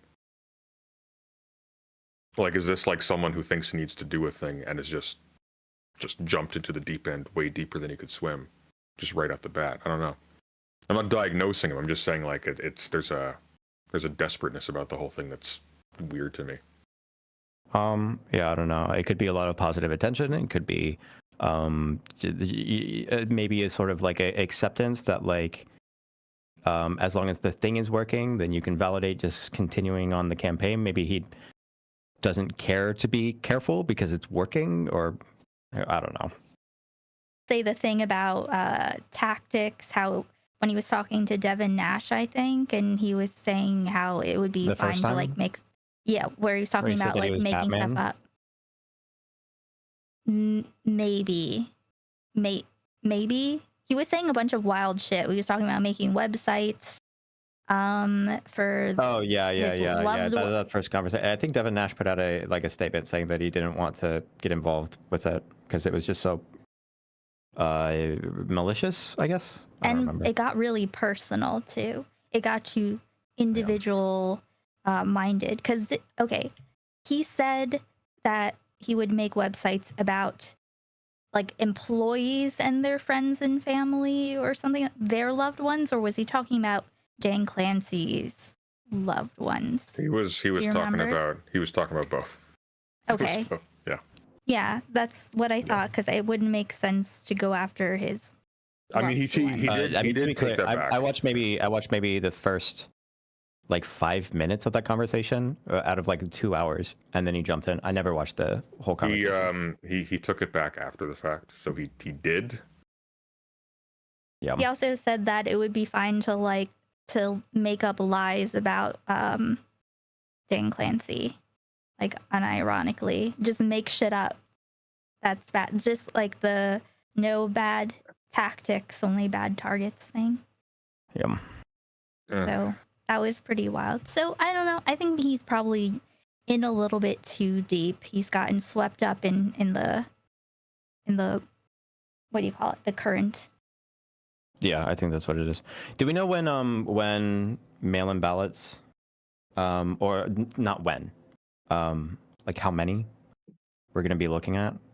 No, we won't know until I don't think they even It's- announced it necessarily. Let me see if But anything's like as been far as I'm said. aware, like it's not even something that it's not even something you can compare to 2020. Just the dynamics are so much different. You don't have COVID. You don't have and like the way that people talk about it's just complicated. I don't think that you'd be able to compare it. Let's find out if there's any information on this. Doesn't seem like it. Letting everyone know, hey, we're counting mail-in ballots.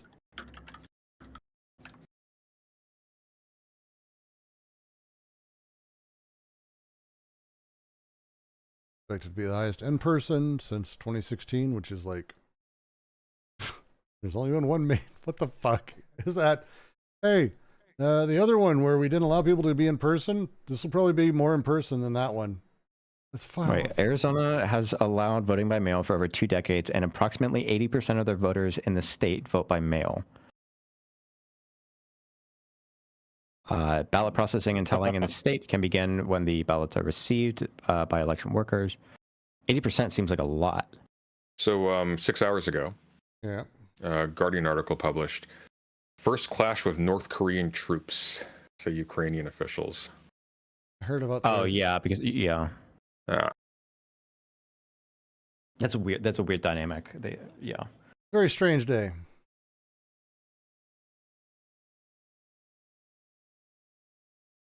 You're one of those voters, Hot Car Pocket. You're in Nevada.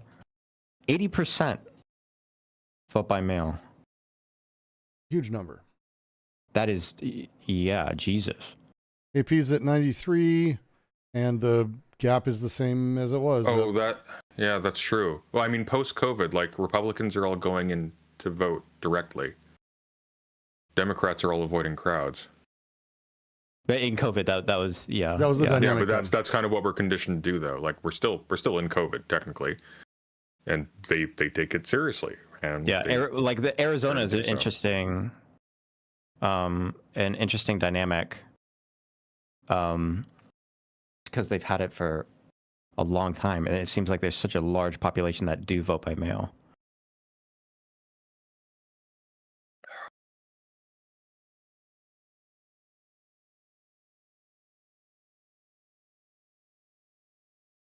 Do I have Nevada? I think we should invite Wick in because I want to see him argue against your take on his take about lying about Trump. I think that'd be Oh, the lying thing. that'd be smashing. Yeah, for that's good, but I'd content. want to have a whole segmented thing. Like I'm trying to focus more on around the election.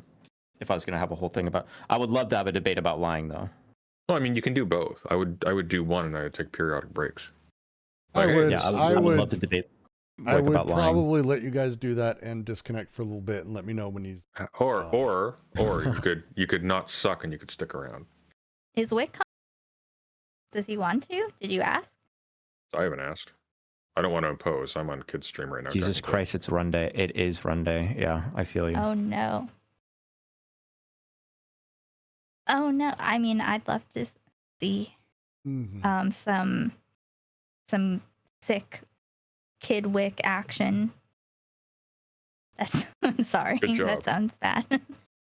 I want to take advantage of him while he's vulnerable, though. He's still naked, isn't he? Well, you Michigan's take your shirt off and balancing then you're out even. at 65%. Michigan's balancing out to 52 to 46 for Trump. And again, the vast majority of votes that still have yet to be counted. Shockingly, Detroit and Wayne County. Oh, he just finished stream 11 minutes ago. Oh. Well, then he's lame. free. Then he's free. Let's get him. Hang on.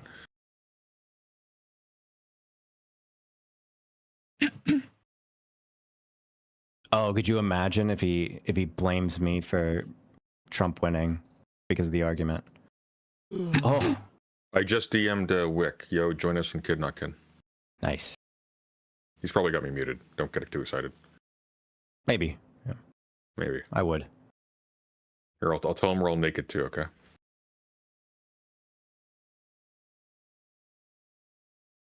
I'm gonna grab some water. 1 sec. I'm putting it to a vote to my audience. Stay or go if Wick shows up. I can put a timer on screen. I fucking. You're that scared of Wick, huh? Scared It's is not like- the fucking word, It's Sunday. like 4v1. You're scared of Wick. I know you wouldn't understand Sunday, but it's actually a really smart branding decision. Bottom of the barrel shit is probably not the best thing for a theory channel.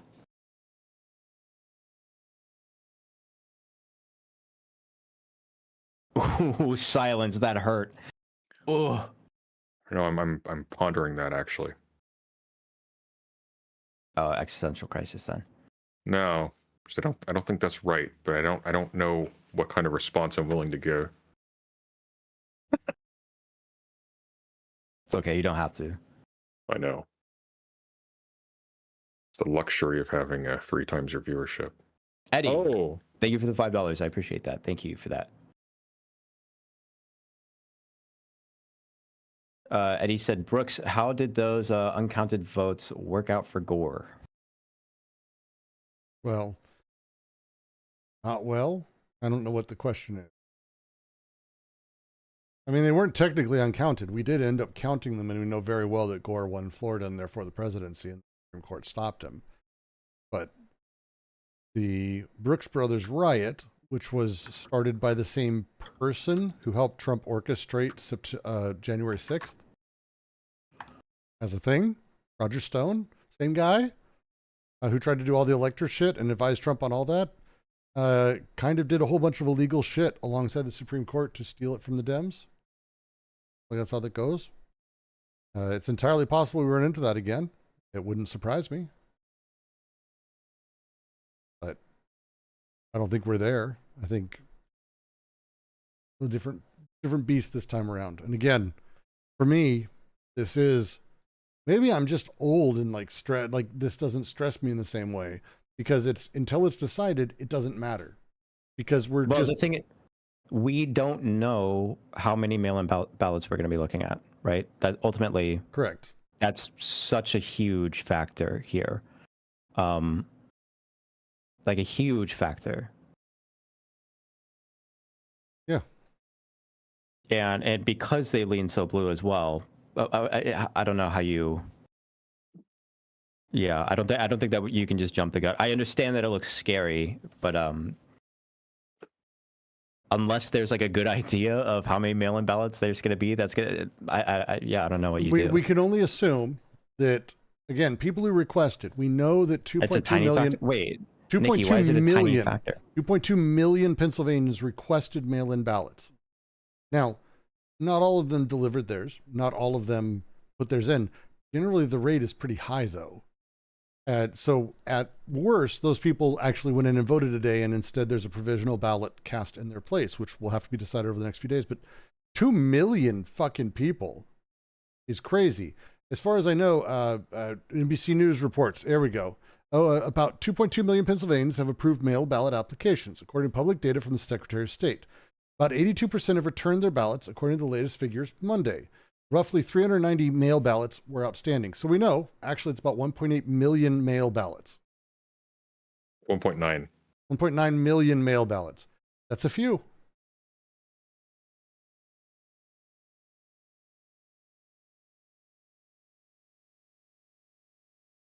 So if 2024 follows the same trend in 2022, which chances are it did, about 150 more mail ballots will arrive in time to be counted via mail or drop boxes. The remaining people with outstanding mail ballots will need to vote in person on election day to have their votes counted. So we have probably around 2 million fucking ballots that are starting to be counted this morning and going through and not included in this. They're not part of the precincts for this. Amir Hossein Bashiri says that bitch deserved to lose. Yeah, probably, but you know who didn't deserve for her to lose? It's all the people who have to live under a Trump presidency. Ooh. Ooh. I would say that with the username they have, I don't know why they'd be excited about that bitch losing. I'm just coming. I can't. Wait, what was the can't stop. username? Amir. I can't. But YouTube Studio just crashed. Give me a sec. Are you Just as you racializing them? fucking asked me, it just closed. Amir. Back to all live chat. In 2022, Wait, about hang on. Amir Hossein Boucheri. that sounds like an Irish name to me. Lots of Amirs in Ireland. A third of voters who requested but did not return You got mail it. ballots ultimately voted in person in 2022. We take that as a guide. We would expect 90,000 to vote in person, with about 35,000 using provisional ballots. Given that mail ballots are disproportionately held by registered Democrats, we expect provisional ballots to net Democrat candidates additional votes that will not be reflected in vote totals until a few days after the election. This is why it's not copium. This is just the same shit as last year again. And in 2022, by the way, the last 3 elections. You know what would be cool if there's a website that was doing like literally just like a simulation of the exact same time in 2020.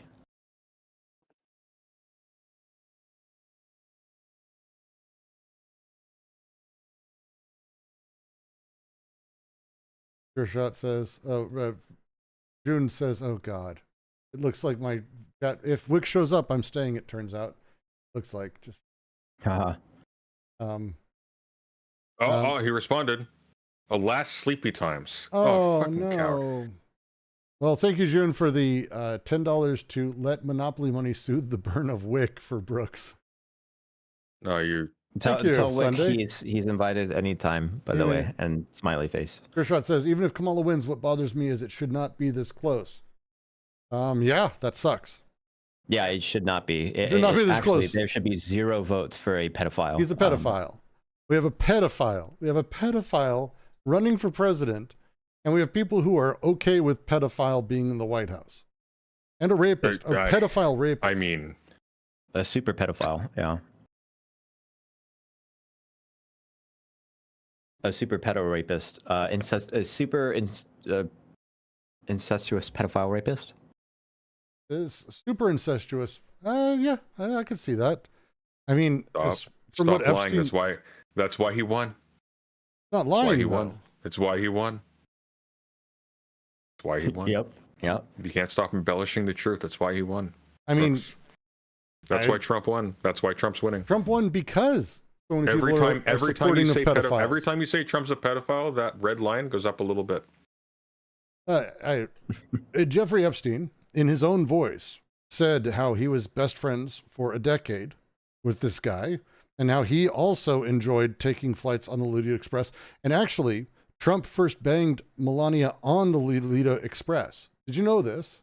The first time they ever had sex was on the Lolita Express with Jeffrey Epstein on the plane. Like, That's She's a little old for that's that, right, isn't she? That's the name of a classic novel. How romantic. yeah. Crazy. The crazy thing. It's just wild to watch. And you know, all the times he walked in on young girls that he bragged about doing, yeah, all that shit. That's what he does. But again, people are fine with it. It's fascinating. Like Kamala sucks in a lot of different ways, but it's like, fuck. 10 years of best friends with Jeffrey Epstein. Fascinating. But yeah, no, it shouldn't be this close. I mean, that's like the frustrating part is that it feels this close, that it feels like, oh my God, we're getting there, that these things going. Oh, Fox just called the race for Trump. Good job, guys. What? Fox called what for Trump? Fox called the entire thing. Oh, yeah, of course. Of course they did. So we got Dylan Byers, Nevada's Secretary of State, saying high number. I think this is what you were talking about earlier. Yeah, it is. Wait, the one guy that disagreed with me, where is he? Fuck. God damn it. Will have such an immense. I hate it when people tell me disconnect. that I'm wrong and then I ask them why and then they leave. Yep. Fuck off, dude. I could have learned. Yep. Haven't you thought? They just called Trump winning the White House and Wisconsin and everything else. All of those things. Good job, Fox. I didn't realize the White House and everything else is in Wisconsin. No, Damn. by winning Pennsylvania, Wisconsin, and Georgia, he's won the White House. By the way, I've got more voters. I've got more viewers than both of y'all combined now. Look at you go. Yay. Actually, it's not true. Kids on Twitch, so never mind. It was I have last 100 on Twitch. I have 100 on Twitch and 67 160 on okay, YouTube. so I got 191. Brooks has an offensive. You got 79 They're actually. fickle though. They're just waiting for you to talk shit about someone so then they can Just hit avoid one by you talking 154. shit. Yeah, They're it's fickle. true. Once you stop talking shit, they're gone. No, 202. They're here for 202. 202. No, yeah, we're just talking shit. That's why they're just here for the lower tier content. That's called resentment, kid. That's what that is. Shut up.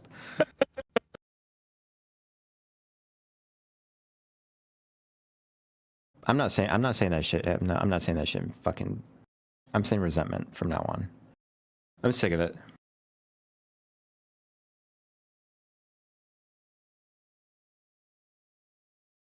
Last updates on PA really seem like it's over.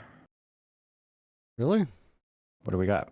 6% left, and it's 6%. 200K difference. Is going to be tough. It's going to be mail-in ballots. Yeah, is the it thing. doesn't look good. It's going to be mail-in ballots at best. It is not looking good, my friend.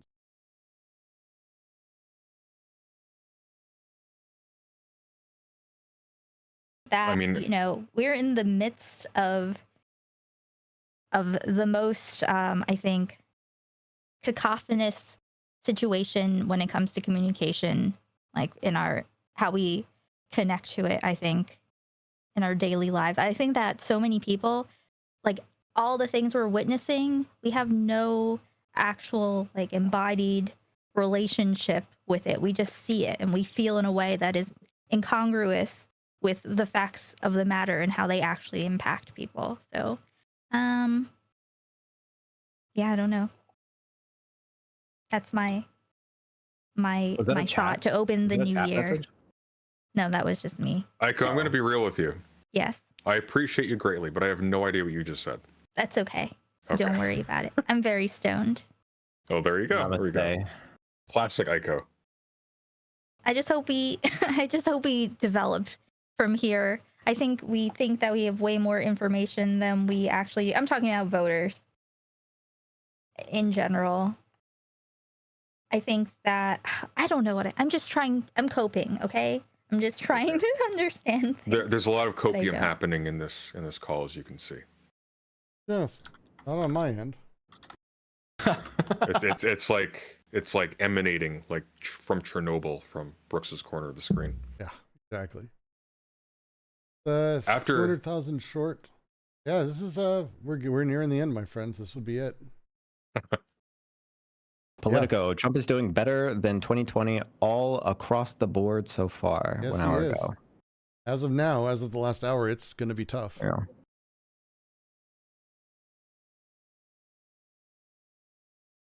Yep, this is not looking great. What happened to the pre-election hopium?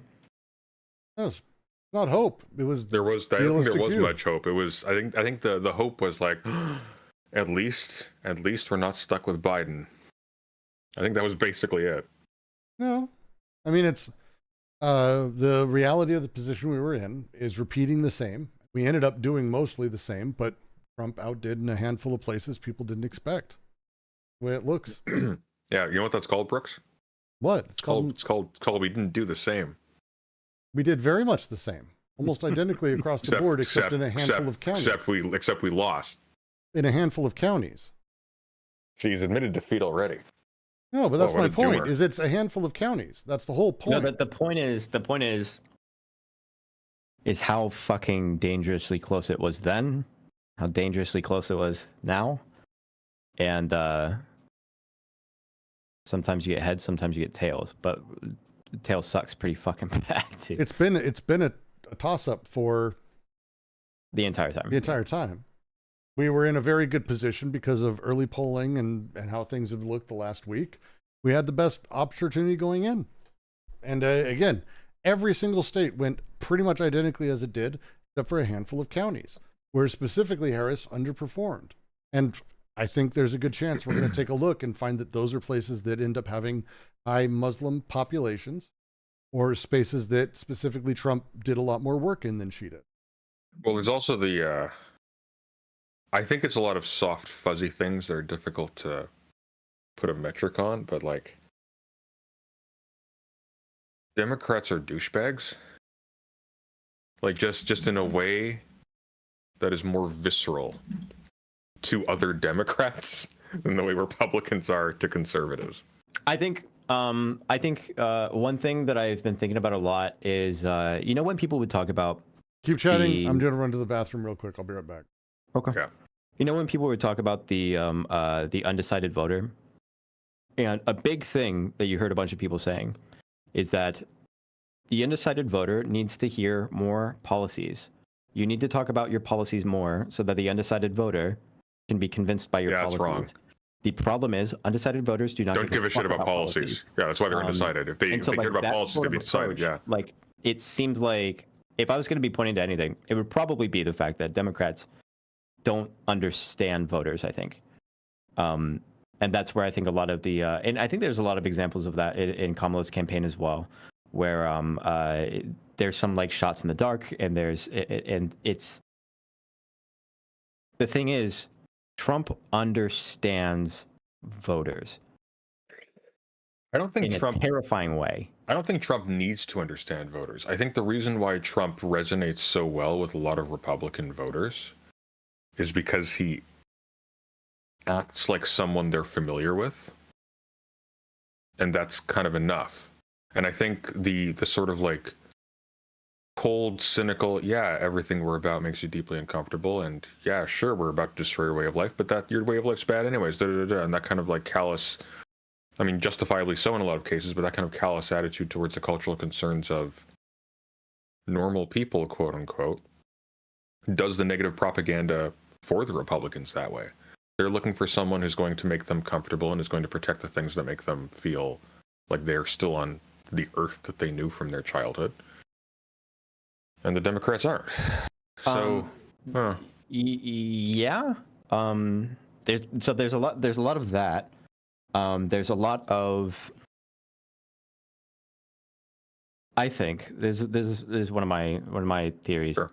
Is that the person that you're voting for, you're associating your identity with the vibe of that person or that identity or whatever. You're associating it with that. It's part of how you see yourself. It's part of how you see others, etc. And the particular policies is probably like one of the least important parts of that. And Trump is an example of that. Like, Trump doesn't have real policies. It's like a clear example of that. That the thing that is more important to the average voter is going to be things about how your identity matches up to the identity to. I mean, I agree with that. Right? I mean, like where I would putting on Nikes or whatever, and what that says about you.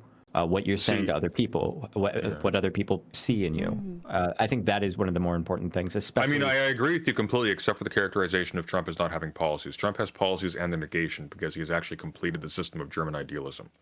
Wow. Locke couldn't do it, Fichte couldn't do it, but Trump did it. Yeah. Fucking Christ.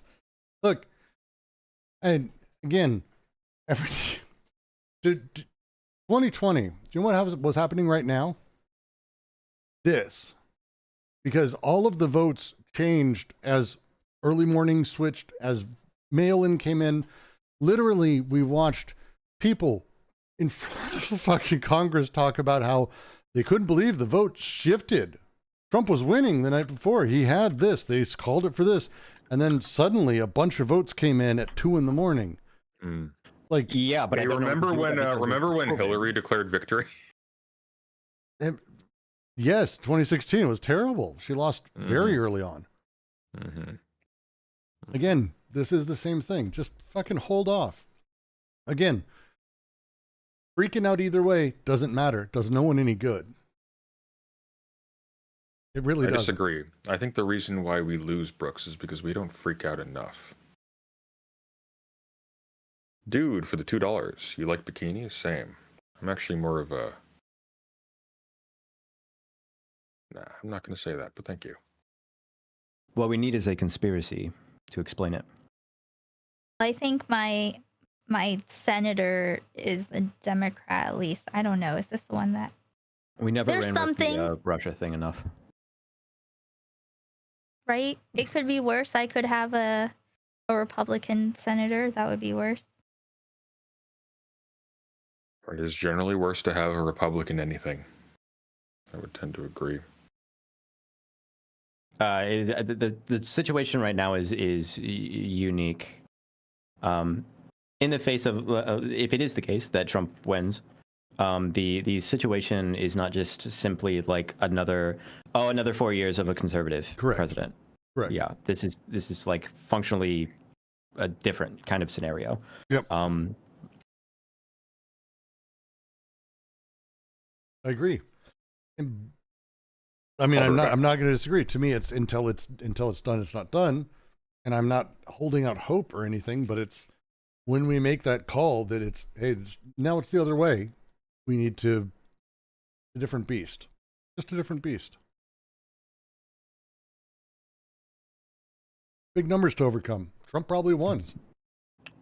2020, most mail-in voters say that they returned their ballots well before Election Day.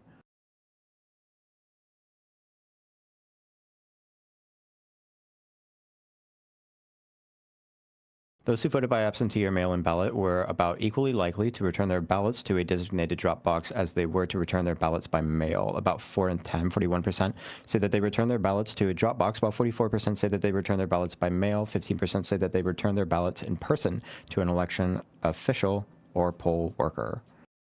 Overall, about 3/4 of absentee or mail-in ballots voters, 76%, report having returned their ballots at least a week before Election Day, while 23% say that they returned their ballots in the final week. Okay.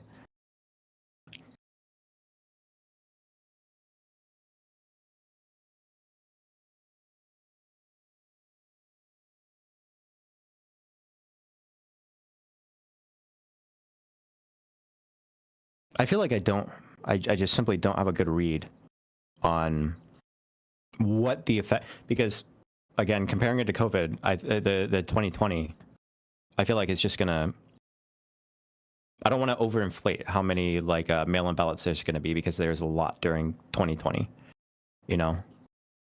So I don't want to just compare it to be like, oh, well, in 2020, when there's a fuck ton of mail-in ballots, it had a huge effect on the results. It's like, well, the problem is that it's not 2020. You know what I mean?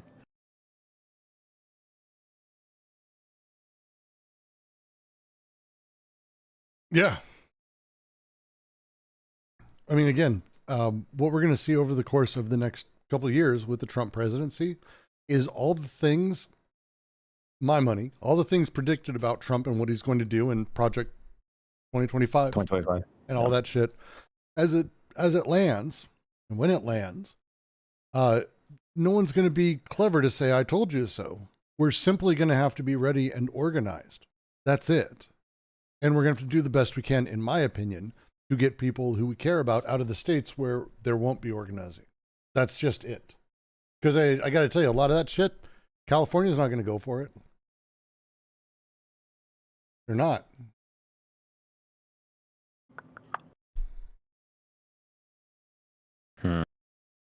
I don't see it that I guess way. I guess it depends when you talk about what people do as in response to the Project 2025 stuff. Most people don't know what Project 2025 is about. State or what it's- legislators, Not state stuff, but with the Heritage legislatures Foundation, do, and when those things come in and they start taking on what are supposedly states' rights, as the Republicans have called them, and start taking them on as federal responsibilities, when they start removing rights from states, when they start doing things like putting soldiers in states and turning the military on its own, et cetera, et cetera, et cetera.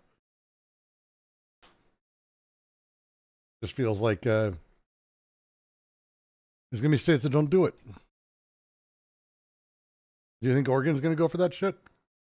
Well, no, of course not. But there are going to be states that will.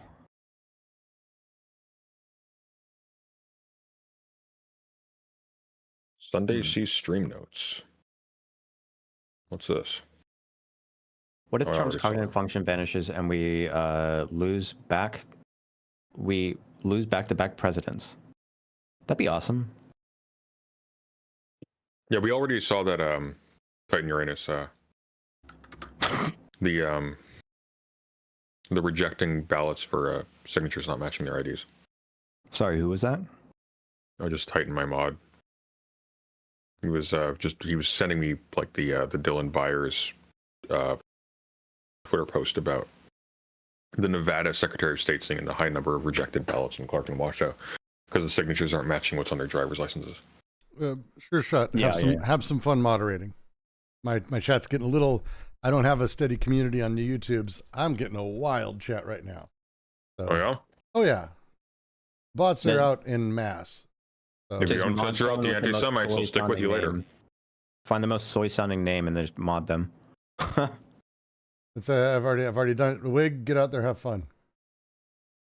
Wait, so this would be so if Trump wins, it would be the I guess he's already like the oldest candidate, right? He is the oldest candidate to ever run and who will be president. Yes. Yeah. He's not going to make it. JD Vance is going to be president. I mean, that's kind of the ideal situation for the Republicans, isn't it? Trump Yes, gets it in is. and then he dies, so they don't need to deal with him for the next 4 years. So then they can do 2 more Yeah. terms of Vance Sure. in his place. Yeah. What would a Vance presidency look like?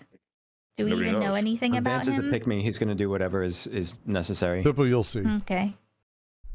He'll be very weak, is what he'll be. He'll probably be very popular early on. Then he will. Vance is like Republican Trudeau. Yeah. So basically, what we But need uglier. to do is hope for, an end and a new. Okay? Who's more dangerous? Trump, right? But Trump and Vance? They're the Yeah. same. They're the same. I think I don't just know as if far it, as I, like, don't know. I guess with Trump because he has the cult of following. I guess. yeah, that's what I was gonna say. Like, what's dangerous is okay if JD Vance got That only in matters and up he to was the liked election, and though, then- right? Like No, I don't depends on what foresee you're a doing. January I don't know. 6th. Anyway, sorry. because sorry. he got people together for January 6th, and that was way after November. It's like CBS letting him. PA. Okay. Well, so for me, So- again, I think this becomes a conversation. To me, this becomes a conversation very quickly of what political activism means and how it changes based upon the winner of the election. Because Yeah. everything else is just us bitching and talking about potentials and speaking of them as if they're characters in a movie. They're not. They're going to be instituting policy. The policy will affect people downstream. What can we do for people who are affected by that policy? That's it. Yeah. And how can we support them and how can we do things about that, whether it's as a small channel, as a single person, as a group, organization, anything that can sort of allow more to be done that can support it. Because if it's Trump, you're talking about genuine survival of a lot of people, straight up. Mhm. Yeah. That's it. You're just talking about survival of people. In every aspect of whatever it is that you're dealing with. Yeah, I guess Everyone's the gonna I guess need- the point of that, like one of the points of it, and it's a really bad situation, but you don't want to. I can imagine there's a lot of people that are feeling really defeatist, especially because they're thinking about this as like most people think about it, as the political action, like the political thing that you do, when it's over, you just deal with whatever happens or whatever the fuck, right?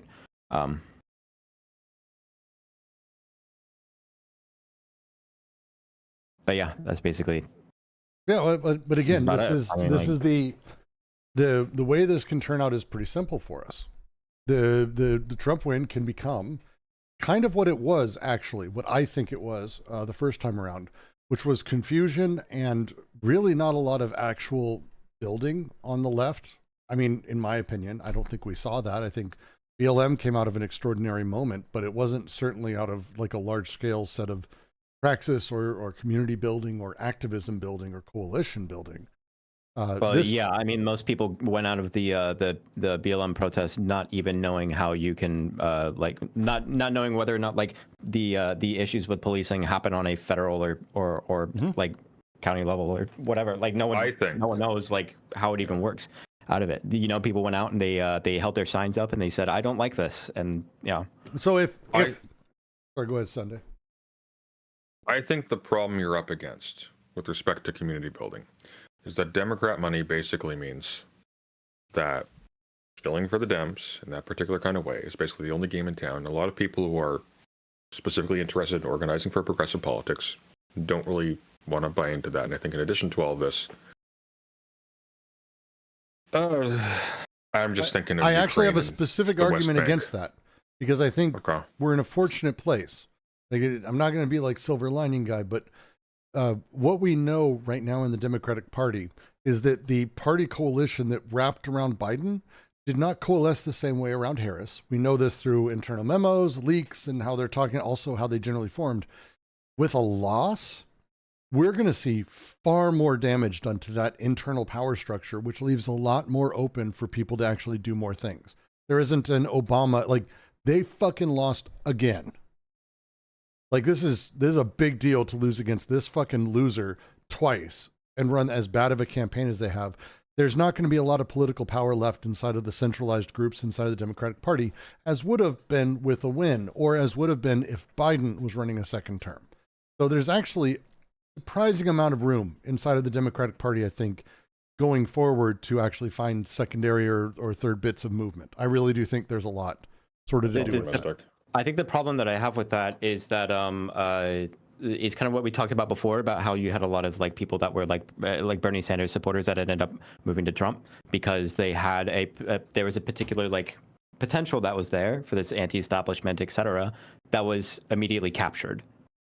And if you don't have anything that you're directing it towards. In 2016, what you did see is actually more people from Hillary go to Trump than from Bernie. Sure, but I think we're talking about a different set of desires there. Right? The numbers of Bernie were actually very limited. There were people, but they weren't a statistically significant group that went over to Biden. Hillary supporters, far more, went over to Trump to support him. So, again, the revolutionary capacity there, my way I'd look at it is the way the Democratic Party is currently organized, which is a shit show. Obviously, after this loss, after the disarray of the last 6 months, after Biden, and the next few months, that is going to be hilariously the worst lame duck presidency maybe anyone's ever seen. Like, we have a zombie in the presidency right now who's on the way out for the loser Republican he barely beat the first time. It's going to be bad. And so the room for us to actually begin putting together new coalitions and new stuff, there's room. This feels like a time that's actually possible to be galvanizing. The sad part would be if it turns out like 2016, where Trump is elected and the left really doesn't do anything and there's not a lot of movement, maybe just a few jokes made, and we kind of hope it's going to be over, which is not going to be this time. Like this is, to your point, this time around, it ain't going to be that. There is 100% chance Trump in the end of the next election, if he's elected, this is how this goes, and we see him get fucking put into presidency. Oh my God. He's I'm not. just remembering, he's not leaving. Sam Harris.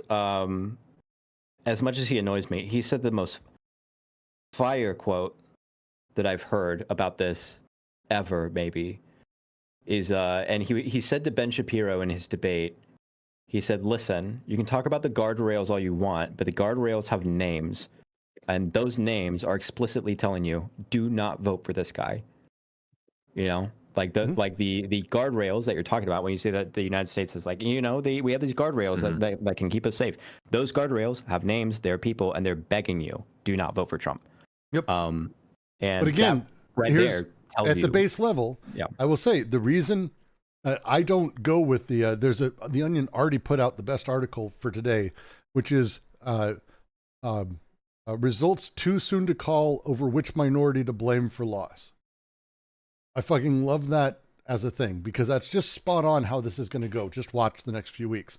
For me, I watched a lot of that today with some of the polling or some of the I forget who is like I forget who it was, but they were talking about like whether or not Kamala has done enough to speak to the black population and convince them or whatever. And it's like it seems like a lot of the conversation about this is just so it's like. You're talking about whether or not you spoke to the group with the most disproportionate support for Kamala Harris. That's it seems like there's like focusing on these like no, you're not going to get me to fight this. But for me, it comes down to again the simple thing when we talk. And it's what I said earlier. Voters vote when they see their interests represented in a candidate, and for a lot of Republicans, I will keep you safe, we will stop things that are dangerous, blah, blah, blah bullshit works extremely well. It worked with Reagan, worked with Bush, worked with Bush too. This is how it works. Worked with Trump the first time around. This is their rhetoric. So on the other side, though, because I don't believe all these people are completely lost. I believe they're fucking retarded in a lot of ways and awful in a lot of ways. But the reality is there are interests that 100% are not going to be met in the next couple of years by their elected candidate. completely, and it's without question. And so if there's a way for us to actually have a candidate in 4 years or 2 years, or begin working to having some of those interests actually show up and be repaired and be something that they can vote for, you'll see a lot more of an interested push. This is one of the reasons, again, the last few weeks, a lot of people on the Democratic side, I'm not alone in this, I know you've done the same on Sunday, the push with all of these fucks on the Democratic side has been trying to reach out to Republican voters instead of trying to electrify their base. Getting Dick Cheney to come in and become excited. Oh, like that's going to do anything. Getting people to talk about, Kamala to talk about how good she is on war. Here's the problem though, Brooks. Yes. You're misreading their intentions. I'm misreading whose intentions? All the people on the Democrat side who are reaching out to the Republican base. Huh? So your assumption is that they're making the ill-guided move to attempt and woo conservatives, when what they're trying to do is woo conservatives so they like them. It's not. Yes. It's not about the party winning. Nobody gives a shit. Genuinely, like I don't think in majority of cases for places where you can point to people who are trying to do that kind of cross-aisle type of movement, I don't think any of it has to do with actually winning over people. I think 100% it has to do with selling yourselves to Republicans who have the bigger market, who seem to have cornered like social media, and saying, "Hey, I can be your narrow end of the wedge." I think that's what it is. 100%. I don't think they give a shit. I don't think it's a failed strategy. I think it's a successful strategy that's disingenuous. Interesting.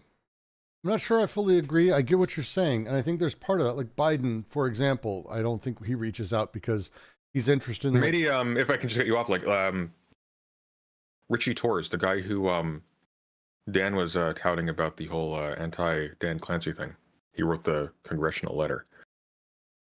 Mehdi Hassan's website, I can't remember the details, but he just posted a big article exposing him for taking a whole lot of not just AIPAC money, but money from Trump donors, other Trump donors, and like it just seems like it's kind of across the board. Like a whole lot of people who are very entrenched in the Democratic Party or who are movers and pushers at whatever level for the Democratic Party are personally setting themselves up to have an out in not necessarily Republican politics, but as kind of like various tiers of Juan Williams.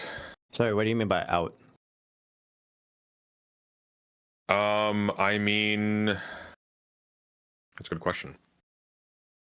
Well, That's like the question, right? Because like, yeah, out's like probably the wrong word. I think my brain's too much. I don't know how it works out like structurally. Well, I think my brain's too much in Brandon Wu territory, not in Richie Torres territory. So Richie Torres is just taking money and just doing what the people who give him money tell him to do. But I think there's a whole lot of people, especially people who are doing that kind of thing. Richie Torres is one of them. So weirdly. for me, I go by Yeah. what has been my entire life. The Democratic Party has tried to recruit voters, not because they're trying to have an out or to make friends, but specifically because they believe that the majority of America is right, and that if they need to, in order to expand their base, go right. Bill Clinton explicitly made this the party platform in 1992 when he ran.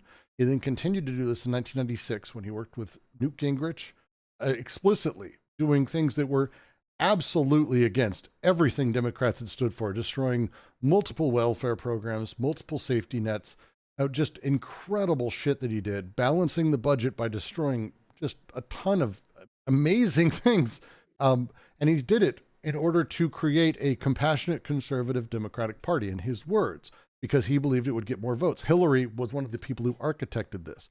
Al Gore ran in the same way. If you watch his wife, as she talked right prior to 2000 in the election, she was the person who was behind the fucking warning label on CDs. The Democrats were not free speech or lefties at all. They were trying to be center-right conservatives, as opposed to the hard-right conservatives that they saw taking over the Republican Party, which is literally what they're doing now.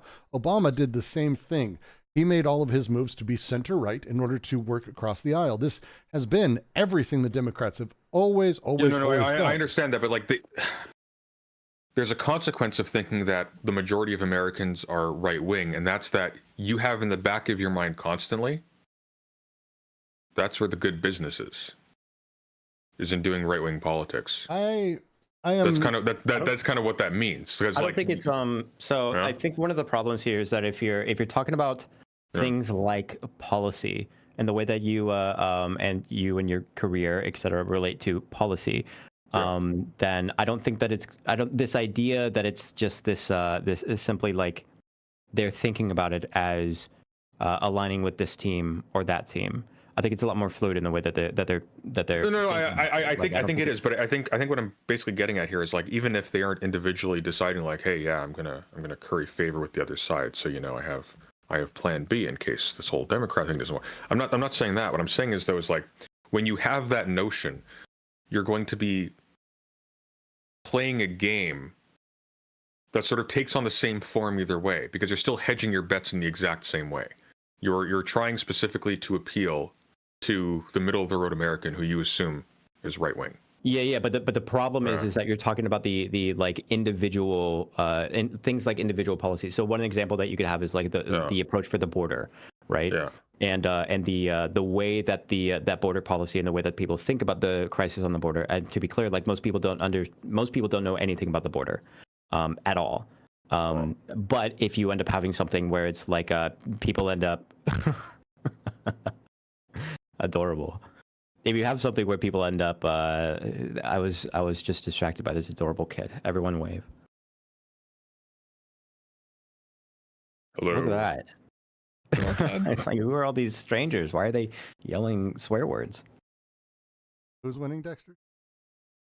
But when it comes to border policy, Well, for Trump is example, like the way that Kamala Harris is going to be approaching border policy, the way that she's going to talk about border policy, is going to be reflecting things that individuals believe about it, and then the policy as it's going to be written is going to be written differently as a way to reach across the aisle to actually pass that policy. So the thing that you say about it is different, the way that you pass it is different.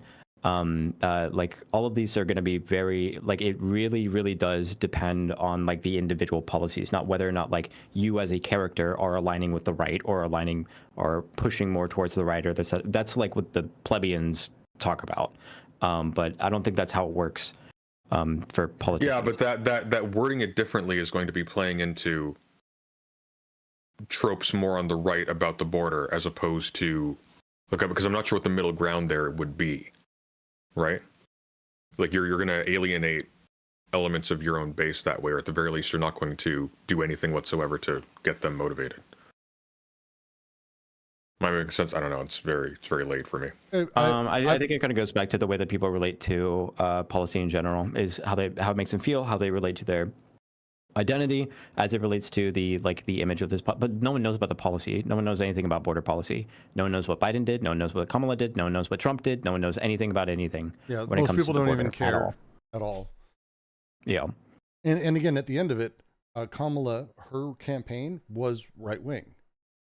Like she had a handful of price controls and light things that I was glad, but what she ran on was immigration.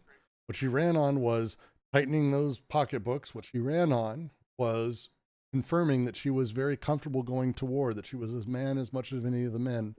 These are not great things, honestly, when it comes to. Well, yeah, but I think the left. problem that I have is that like when it comes to the policy and whether or not like her campaign was right wing, we can say that like you could say something like on average or something like that. Oh, I'm talking about the last but if 2 you're going weeks, to be what she looking at spoke like, in what her... the campaign or the policy is made up of, or if you end up Oh, going no, to the for sure. website and look at the policies, it's like, okay, these policies are But left again, of we Biden. talk about things like Tim Walz, for example, who I think started great. And then specifically the Harris campaign, thanks to Biden, reeled in the enemy making of Republicans. Like that, he did that. That was his thing. It was like calling them weirdos, calling I think them that was a creepy. huge mistake. Yeah. And they pulled him in. They went out of their way to like go, no, don't do that. We don't make enemies of these people. And it's like, they're calling us, he's like, they're calling us fucking murderers. What the fuck? He's like, no, we don't do that. And they stopped him from doing that.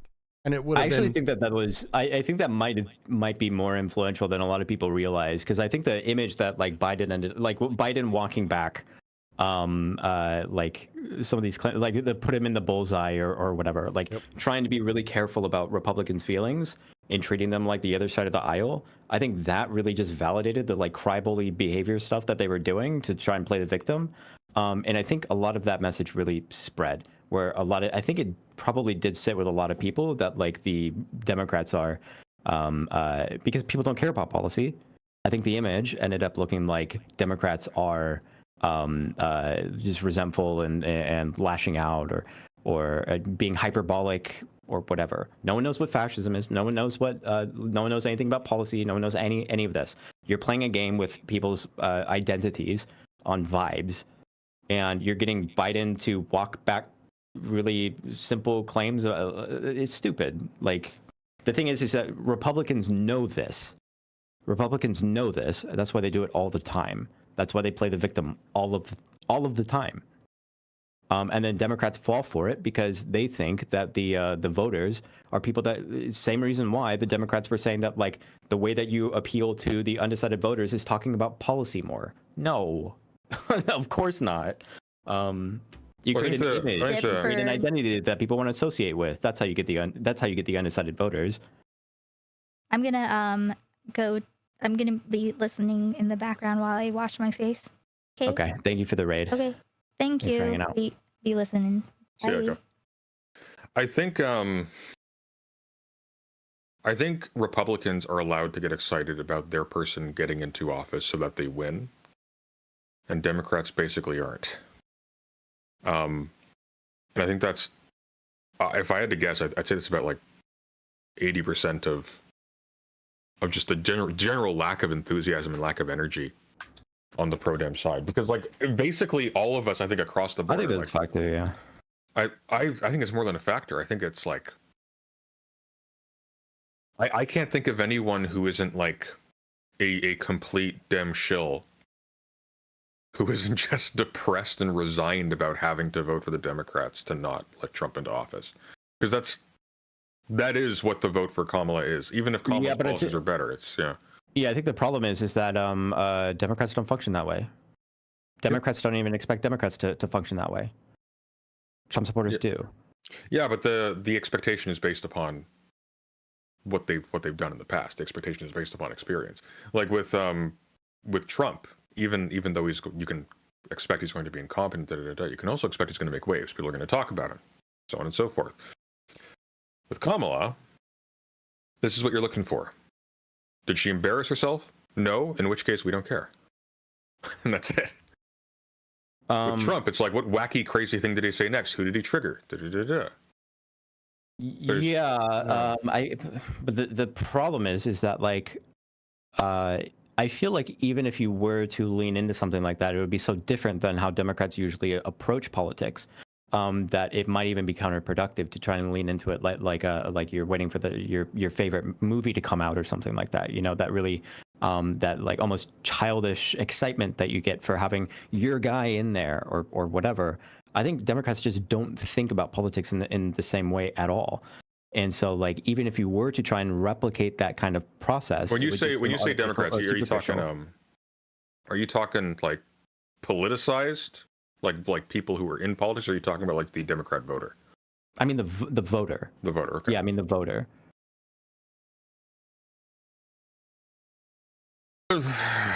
Especially with Trump is on stage right now. I think especially he's with probably, the amount of he's like probably claiming boring victory. fucking Trump is losers claiming that you have to victory appeal right to now. with Democrats in general. Just letting you know. Like, sorry? Trump is claiming victory on stage right now. Fucking A. We want to watch that? Somebody wants to stream that? Yeah, I'll share my screen. All right. What is he on? Probably X. Live in hell. Oh, here we go. I got this one.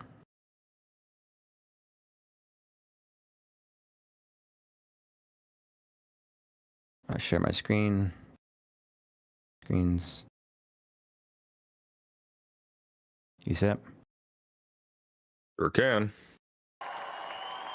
And 2 every seconds, I gotta citizen, share I it. will fight for you, for your family. That song gives me fucking copyright. Play the Westboro Baptist Church version of it.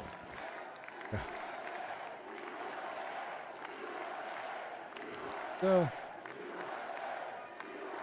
Well, I want to thank you all very much. This is great. These are our friends. We have thousands of friends on this incredible movement. This was a movement like nobody's ever seen before. And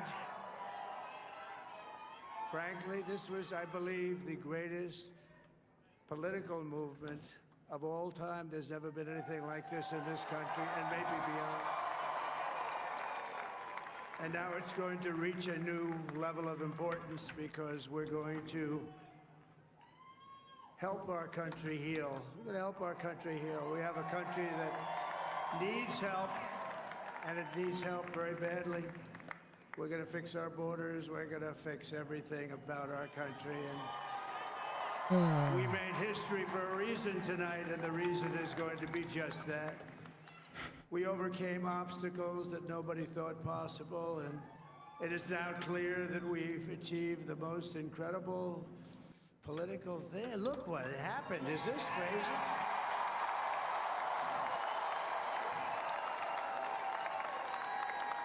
But it's a political victory that our country has never seen before, nothing like this. I want to thank the American people for the extraordinary honor of being elected your 47th president and your 45th president.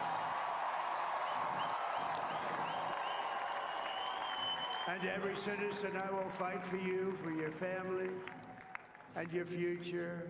Every single day, I will be fighting for you, and with every breath in my body, I will not rest until we have delivered the strong, safe, and prosperous America that our children deserve and that you deserve. This will truly be the golden age of America. That's what we have to have. I'm watching Just from my wait. phone. I'll be right back though. This is Just a wait. magnificent victory for the American people that will allow us to make America great again. Oh, we're gonna do it. And in addition to having won the battleground states of North Carolina, I love these places, Georgia, Pennsylvania, and Wisconsin. We are now winning in Michigan, Arizona, Nevada, and Alaska, which would result in us carrying at least 315 electoral votes, but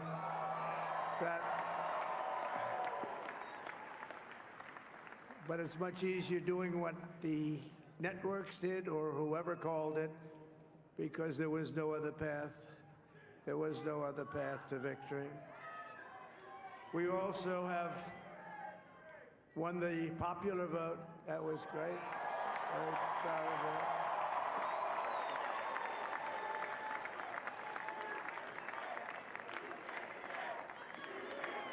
Thank you. Hell of a thing to say he won the popular vote at this point. Thank you very much. Fucking Christ. Winning the popular vote was very nice. Very nice. Dude, you're not going to win the popular vote, shithead. It's a great Who cares? No one's going to remember it. I know, but it's just, it's like he's claiming this, and it's like, come on, dude. With unbelievable people standing by my side. These people have been incredible. They've made the journey with me, and we're going to make you very happy. We're going to make you very proud of your vote. I hope that you're going to be looking back someday and say that was one of the truly important moments of my life when I voted for this group of people beyond. I thank God every day I chose to be born in Canada. People. Yeah. But don't worry, as America goes, so the world. Given us an unprecedented and powerful mandate. We have taken back control of the Senate. Wow, that's great. And the Senate races in Montana, Nevada, Texas, Ohio, Michigan, Wisconsin, the great Commonwealth of Pennsylvania, were all won by the MAGA movement. They helped so much. And in those cases, every one of them, we worked with the senators. They were tough races. And I mean, the number of victories in the Senate was absolutely incredible. And we did tele-rallies. We did tele-rallies with each one of them. And sometimes we did 2 or 3 for, And it was amazing to look at all of those victories. Nobody expected that, nobody. So I just wanted to thank you very much for that. And you have some great senators and some great new senators.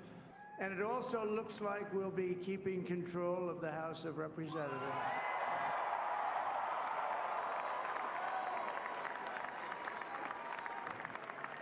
And I want to thank Mike Johnson. I think he's doing a terrific job. Terrific job. I want to also thank my beautiful wife, Melania, First Lady.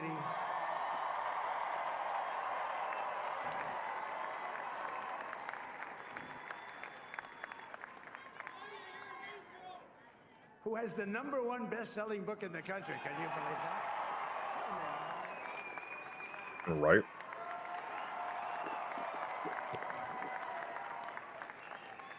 The border. She's done a great job. Works very hard to help people. So I just want to thank her. But I want to thank my whole family, my amazing children, and they are amazing children.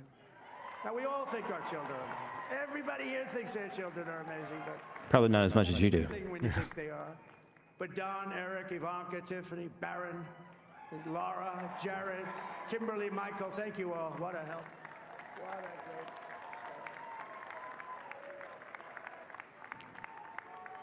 My father-in-law, Victor, is tremendous, and we miss very much Melania's mother, Amalia. We miss Amalia, don't we, huh? She would be very happy right now, standing on this stage. She'd be so proud. She was a great woman, that one. Beautiful inside and out. She was a great woman. I want to be the first to congratulate our great, now I can say, Vice President-elect of the United States, JD. He's talking like he murdered her mother to make an example. Yeah. Yeah.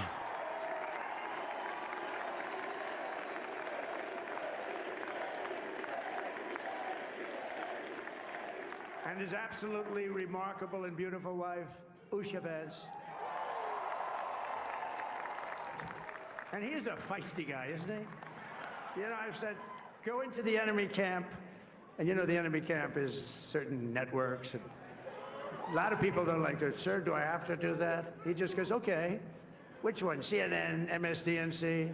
He'll say, all right, thank you very much. He actually looks fine. He's like the only guy I've ever seen. He really looks forward to it, and then he just goes in and absolutely obliterates them. Say a couple of words here.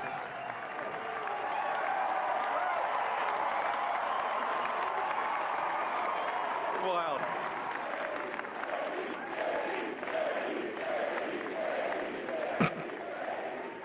Well, Mr. President, I appreciate you allowing me to join you on this incredible journey. I thank you for the trust that you placed in me. And I think that we just witnessed the greatest political comeback in the history of the United States of America. I hate these people. They're just And under President Trump's everything. leadership, The we're never going to greatest, stop blah, blah, blah. fighting for you, for your dreams, for the future of your children. And Yep. after the greatest political comeback in American history, we're going to lead the greatest economic comeback in American history under Donald Trump's leadership. He minorly lost the 2020 election. It's hardly the greatest comeback. Thank you very much. He's Just how children talk turned about out to things. be a good choice. Very weird. I took a little heat at the beginning, but he was, I knew the brain was a good one, about as good as it gets. And we love the family, and we're going to have a great 4 years, and we're going to turn our country around, make it something very special. It lost that little thing called special. We have to make it so. We're going to make this so great. It's the greatest country, and potentially the greatest country in the world by far. And right now, we're going to just work very hard to get all of that back. We're going to make it the best it's ever been. We can do that. We just, yeah, if keep we had saying to it. wait longer, I don't know. It was going bad, and it was going bad fast. We're going to have to seal up those borders, and we're going to have to let people come into our country. We want people to come back in, but we have to. Build we have those to let borders them except for come the back 80 in, but they have to million come in. tourists every year. Wait, wait. You're echoing there, kid. Sorry? You're Am I echoing? hard. Yeah. Oh, There's an my echo. bad. We're sharing screams, so Oh. If my mic is coming through the other speaker, just mute me on. There we go. I muted you. Yeah. We're going to have to seal up those borders, and we're going to have to let people come into our country. We want people. We're Wait, gonna have what? to seal up the borders. We're gonna have to let people come into our country. Again, he doesn't care. It Going doesn't back to matter. the- It doesn't matter. None of this matters to these people. They don't give a fuck. Again, he didn't run on the policy of like sealing the borders. People say that he did. He ran on the policy on making the borders safe again, shutting off. No, the no, but borders.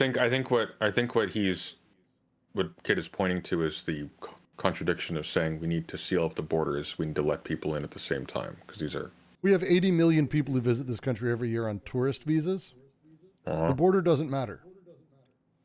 And we know, but I'm just saying it's funny that you'd say No, seal up the border. I think the thing that's more interesting is the fact that this is something that he said before. He got a huge amount of pushback.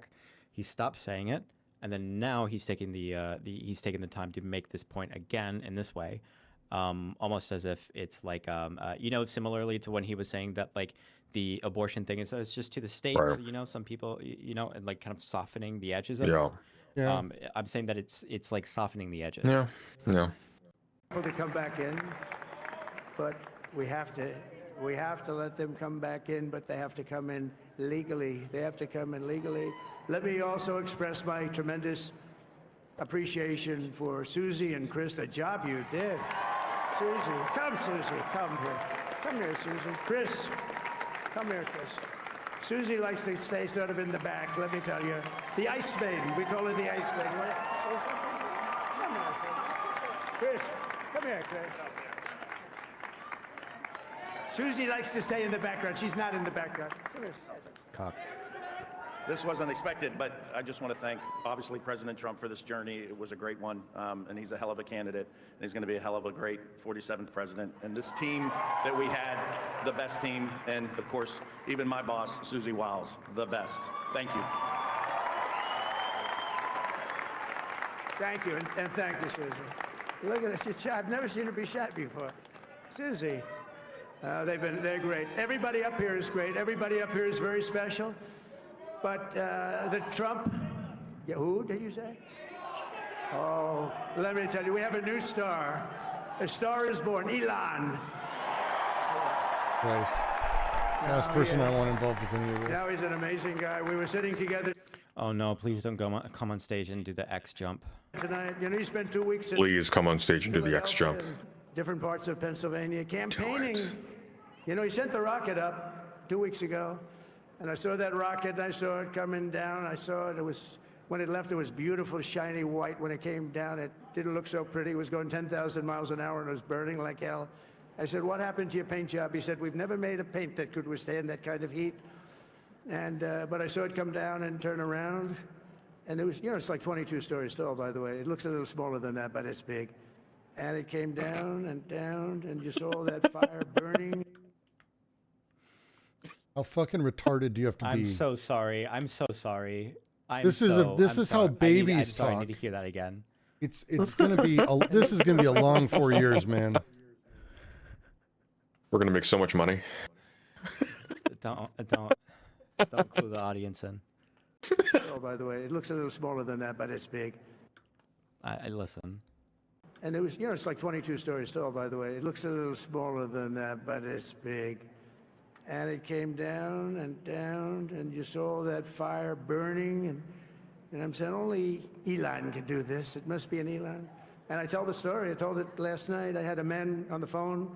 I had the screen muted, no sound. I was talking to a very important man, happens to be here. Thank you, Lulu, And a for very the important guy, 10 one of the gifted most subs. You important are people very in- kind, and I it would is say the deeply country, appreciated. actually. Very much. But, you know, I was president, and now it looks like I was going to be maybe president again, so I figured I could ask him to hold. So I asked him to hold. And especially because you're going to be president again, they hold.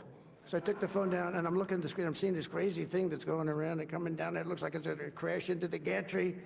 And I said, oh, no. And I said, do me a favor. Do you mind holding for a couple of minutes? I want to see this. I thought it was a space-age movie or something. I put the Fucking phone Christ. down. Bad part, I didn't pick it up for 45 minutes, and he was holding. But this spaceship came down, and I saw those engines firing, and it looked like it was over. It was going to smash. And then I saw the fire pour out from the left side, and it put it straight. And it came down so gently, and then it wrapped those arms around it, and it held it. And just like you hold your baby at night, your little baby, And it was a beautiful thing to see, and I called Elon. I don't want to hear pedophiles say something like that. Your little baby. And it I was a beautiful thing may to see, and I stop called watching Elon. this. This is just him. No, jerking no, off keep now. watching, keep watching. No, keep it's going to go watching. for an hour. I can't. Yeah. It's just him. Give him jerking 15 himself minutes. off. It's I literally have to. And I there's said, no "Elon, fun. was that you?" He said, "Yes, it was." I said, "Who else can do that? Can Russia do it? No. Can China do it? No. Can the United States do it other than you? No. Nobody can do that." I said, "That's why I love you, Elon. That's great." And you know, when we had the tragic Hurricane Helene, and it hit North Carolina, they were really devastated. The water. This was a big water, as big as we've ever seen, water hurricane. It built lakes out of nothing. Fields became lakes, and the Water danger was unbelievable. And the people from North Carolina came to me and they said, "Would it be possible, at all possible, for you to speak to Elon Musk? We need Starlink." I said, "What's Starlink?" "It's a form of communication." So I called Elon, and I'll tell you what, he had, and it was very dangerous. People would die. They had no communication. All the wires were down. I called Elon Musk. I said, "Elon, you have something called Starlink. Is that right?" "Yes, I do." "What the hell is it?" He said, "It's a communication system that's very good." I said, "Elon, they need it really, really badly in North Carolina. Can you get it?" He had that there so fast. It was incredible. So, and it was great. It saved a lot of lives. He saved a lot of lives. But he's a character. He's a special guy. He's a super genius. We have to protect our geniuses. We don't have that many of them. We have to protect our super geniuses. I want to thank some of the guys. You know, we have up here today the U.S. Open champion. He's a fantastic golfer, slightly longer than me. It's a ball, a little bit longer than me. Just a little bit. Bryson DeChambeau is up here someplace. What happened to Bryson? Where is he? Bryson. Oh, he was shot.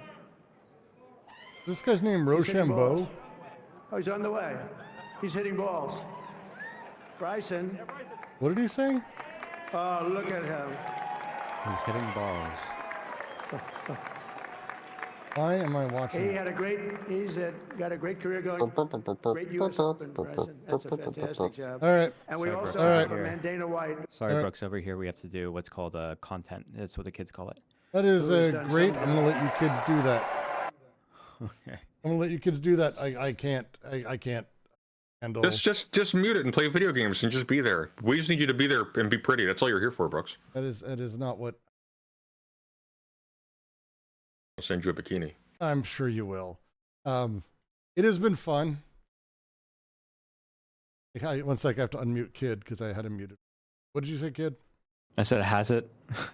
I mean, yes. To me, again, the point of this is just to be simple. Trump comes out ahead. The point of this then is to galvanize and to work towards praxis. That is the point. If Kamala was ahead, that's the thing. It's just a different battle. And it's a harder battle and scarier battle because the next 4 years, thanks to these fucking retards, we're going to have the Supreme Court have 2 more heads lost. So we're going to have the Supreme Court. The rest of my natural life probably will be conservative and psychotic. So America is going down the shitter unless we can actually organize and do something opposing that, which, by the way, has been done in this country's history multiple times. We can do it. So, but for now, we mourn. yeah. Yep. But for now, we mourn. And I will say, I'm going to bounce out. It's been lovely. I'm going to head to bed. I'm going to go tuck my kids in. Dexter is staying up because he's saw me being Gonna all animated. look at real estate in Canada. I figure out dual citizenship papers. Figure out if Dexter can fit in a suitcase properly, or if a big UPS crate can fit the entire family. And the next step is figuring out, and I would ask, you guys up for it? The next couple of days, doing another stream and talking about what we actually can fucking do. Because being sad is fine. Like, it's proper to be sad and disappointed. But again, But being angry is better. being angry and active is better. Empowering yourself and utilizing this to enact into the world is better. Sitting around and having resentment, all the Trumpers who are walking around going, oh, it's hopium, it's copium, all this stupid bullshit. That's because Trump people have nothing except for hopium and copium. They either are getting what they want from Big Daddy or they're not. Proper activism, proper politics is getting involved in doing a fucking thing, which means Doesn't matter about hopium and copium, just helps you figure out what you need to be doing. My copium is that I have to actually do work now. So thank you for that. Yeah. I can't just simply virtue signal anymore. So okay, well, yeah, it's going to be a lot of work. We can't just bitch.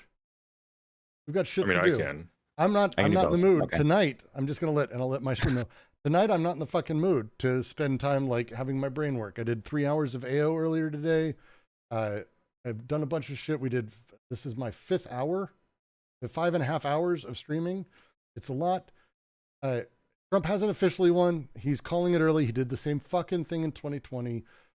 Who knows how things are going to turn out in the morning? Remember, everyone was angry because we woke up and Biden was winning. So when it happens, it happens. And then I want to have another stream where we actually figure out what praxis can actually take place and how we can organize. Because that's all that we'll matters. talk about it. So you guys enjoy.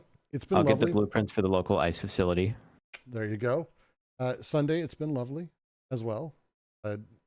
We'll chat, and I'll let you guys get to it. My stream, thank you all very much. Thank you for the memberships. Thank you for the subs, everything. Brooks. It's been very great. Yes, Sunday. Read Kid. He needs the numbers. Oh, I'm going to. That's what I was about to say. Sick. Yes. Okay. I'm gonna send you all Thank you. off. I'm gonna do it. I got you. Fade. Oh, That's true. There's also me. there's also Sunday. I don't really care for that. Yeah, but its production value isn't high enough to raid into. It's not. You don't want to associate your brand with a. If reduction value had any bearing on anything, what if Altus wouldn't be blowing Vosh out of the water right now? So, where I'll leave it. Trump doesn't have 270. It is not looking great.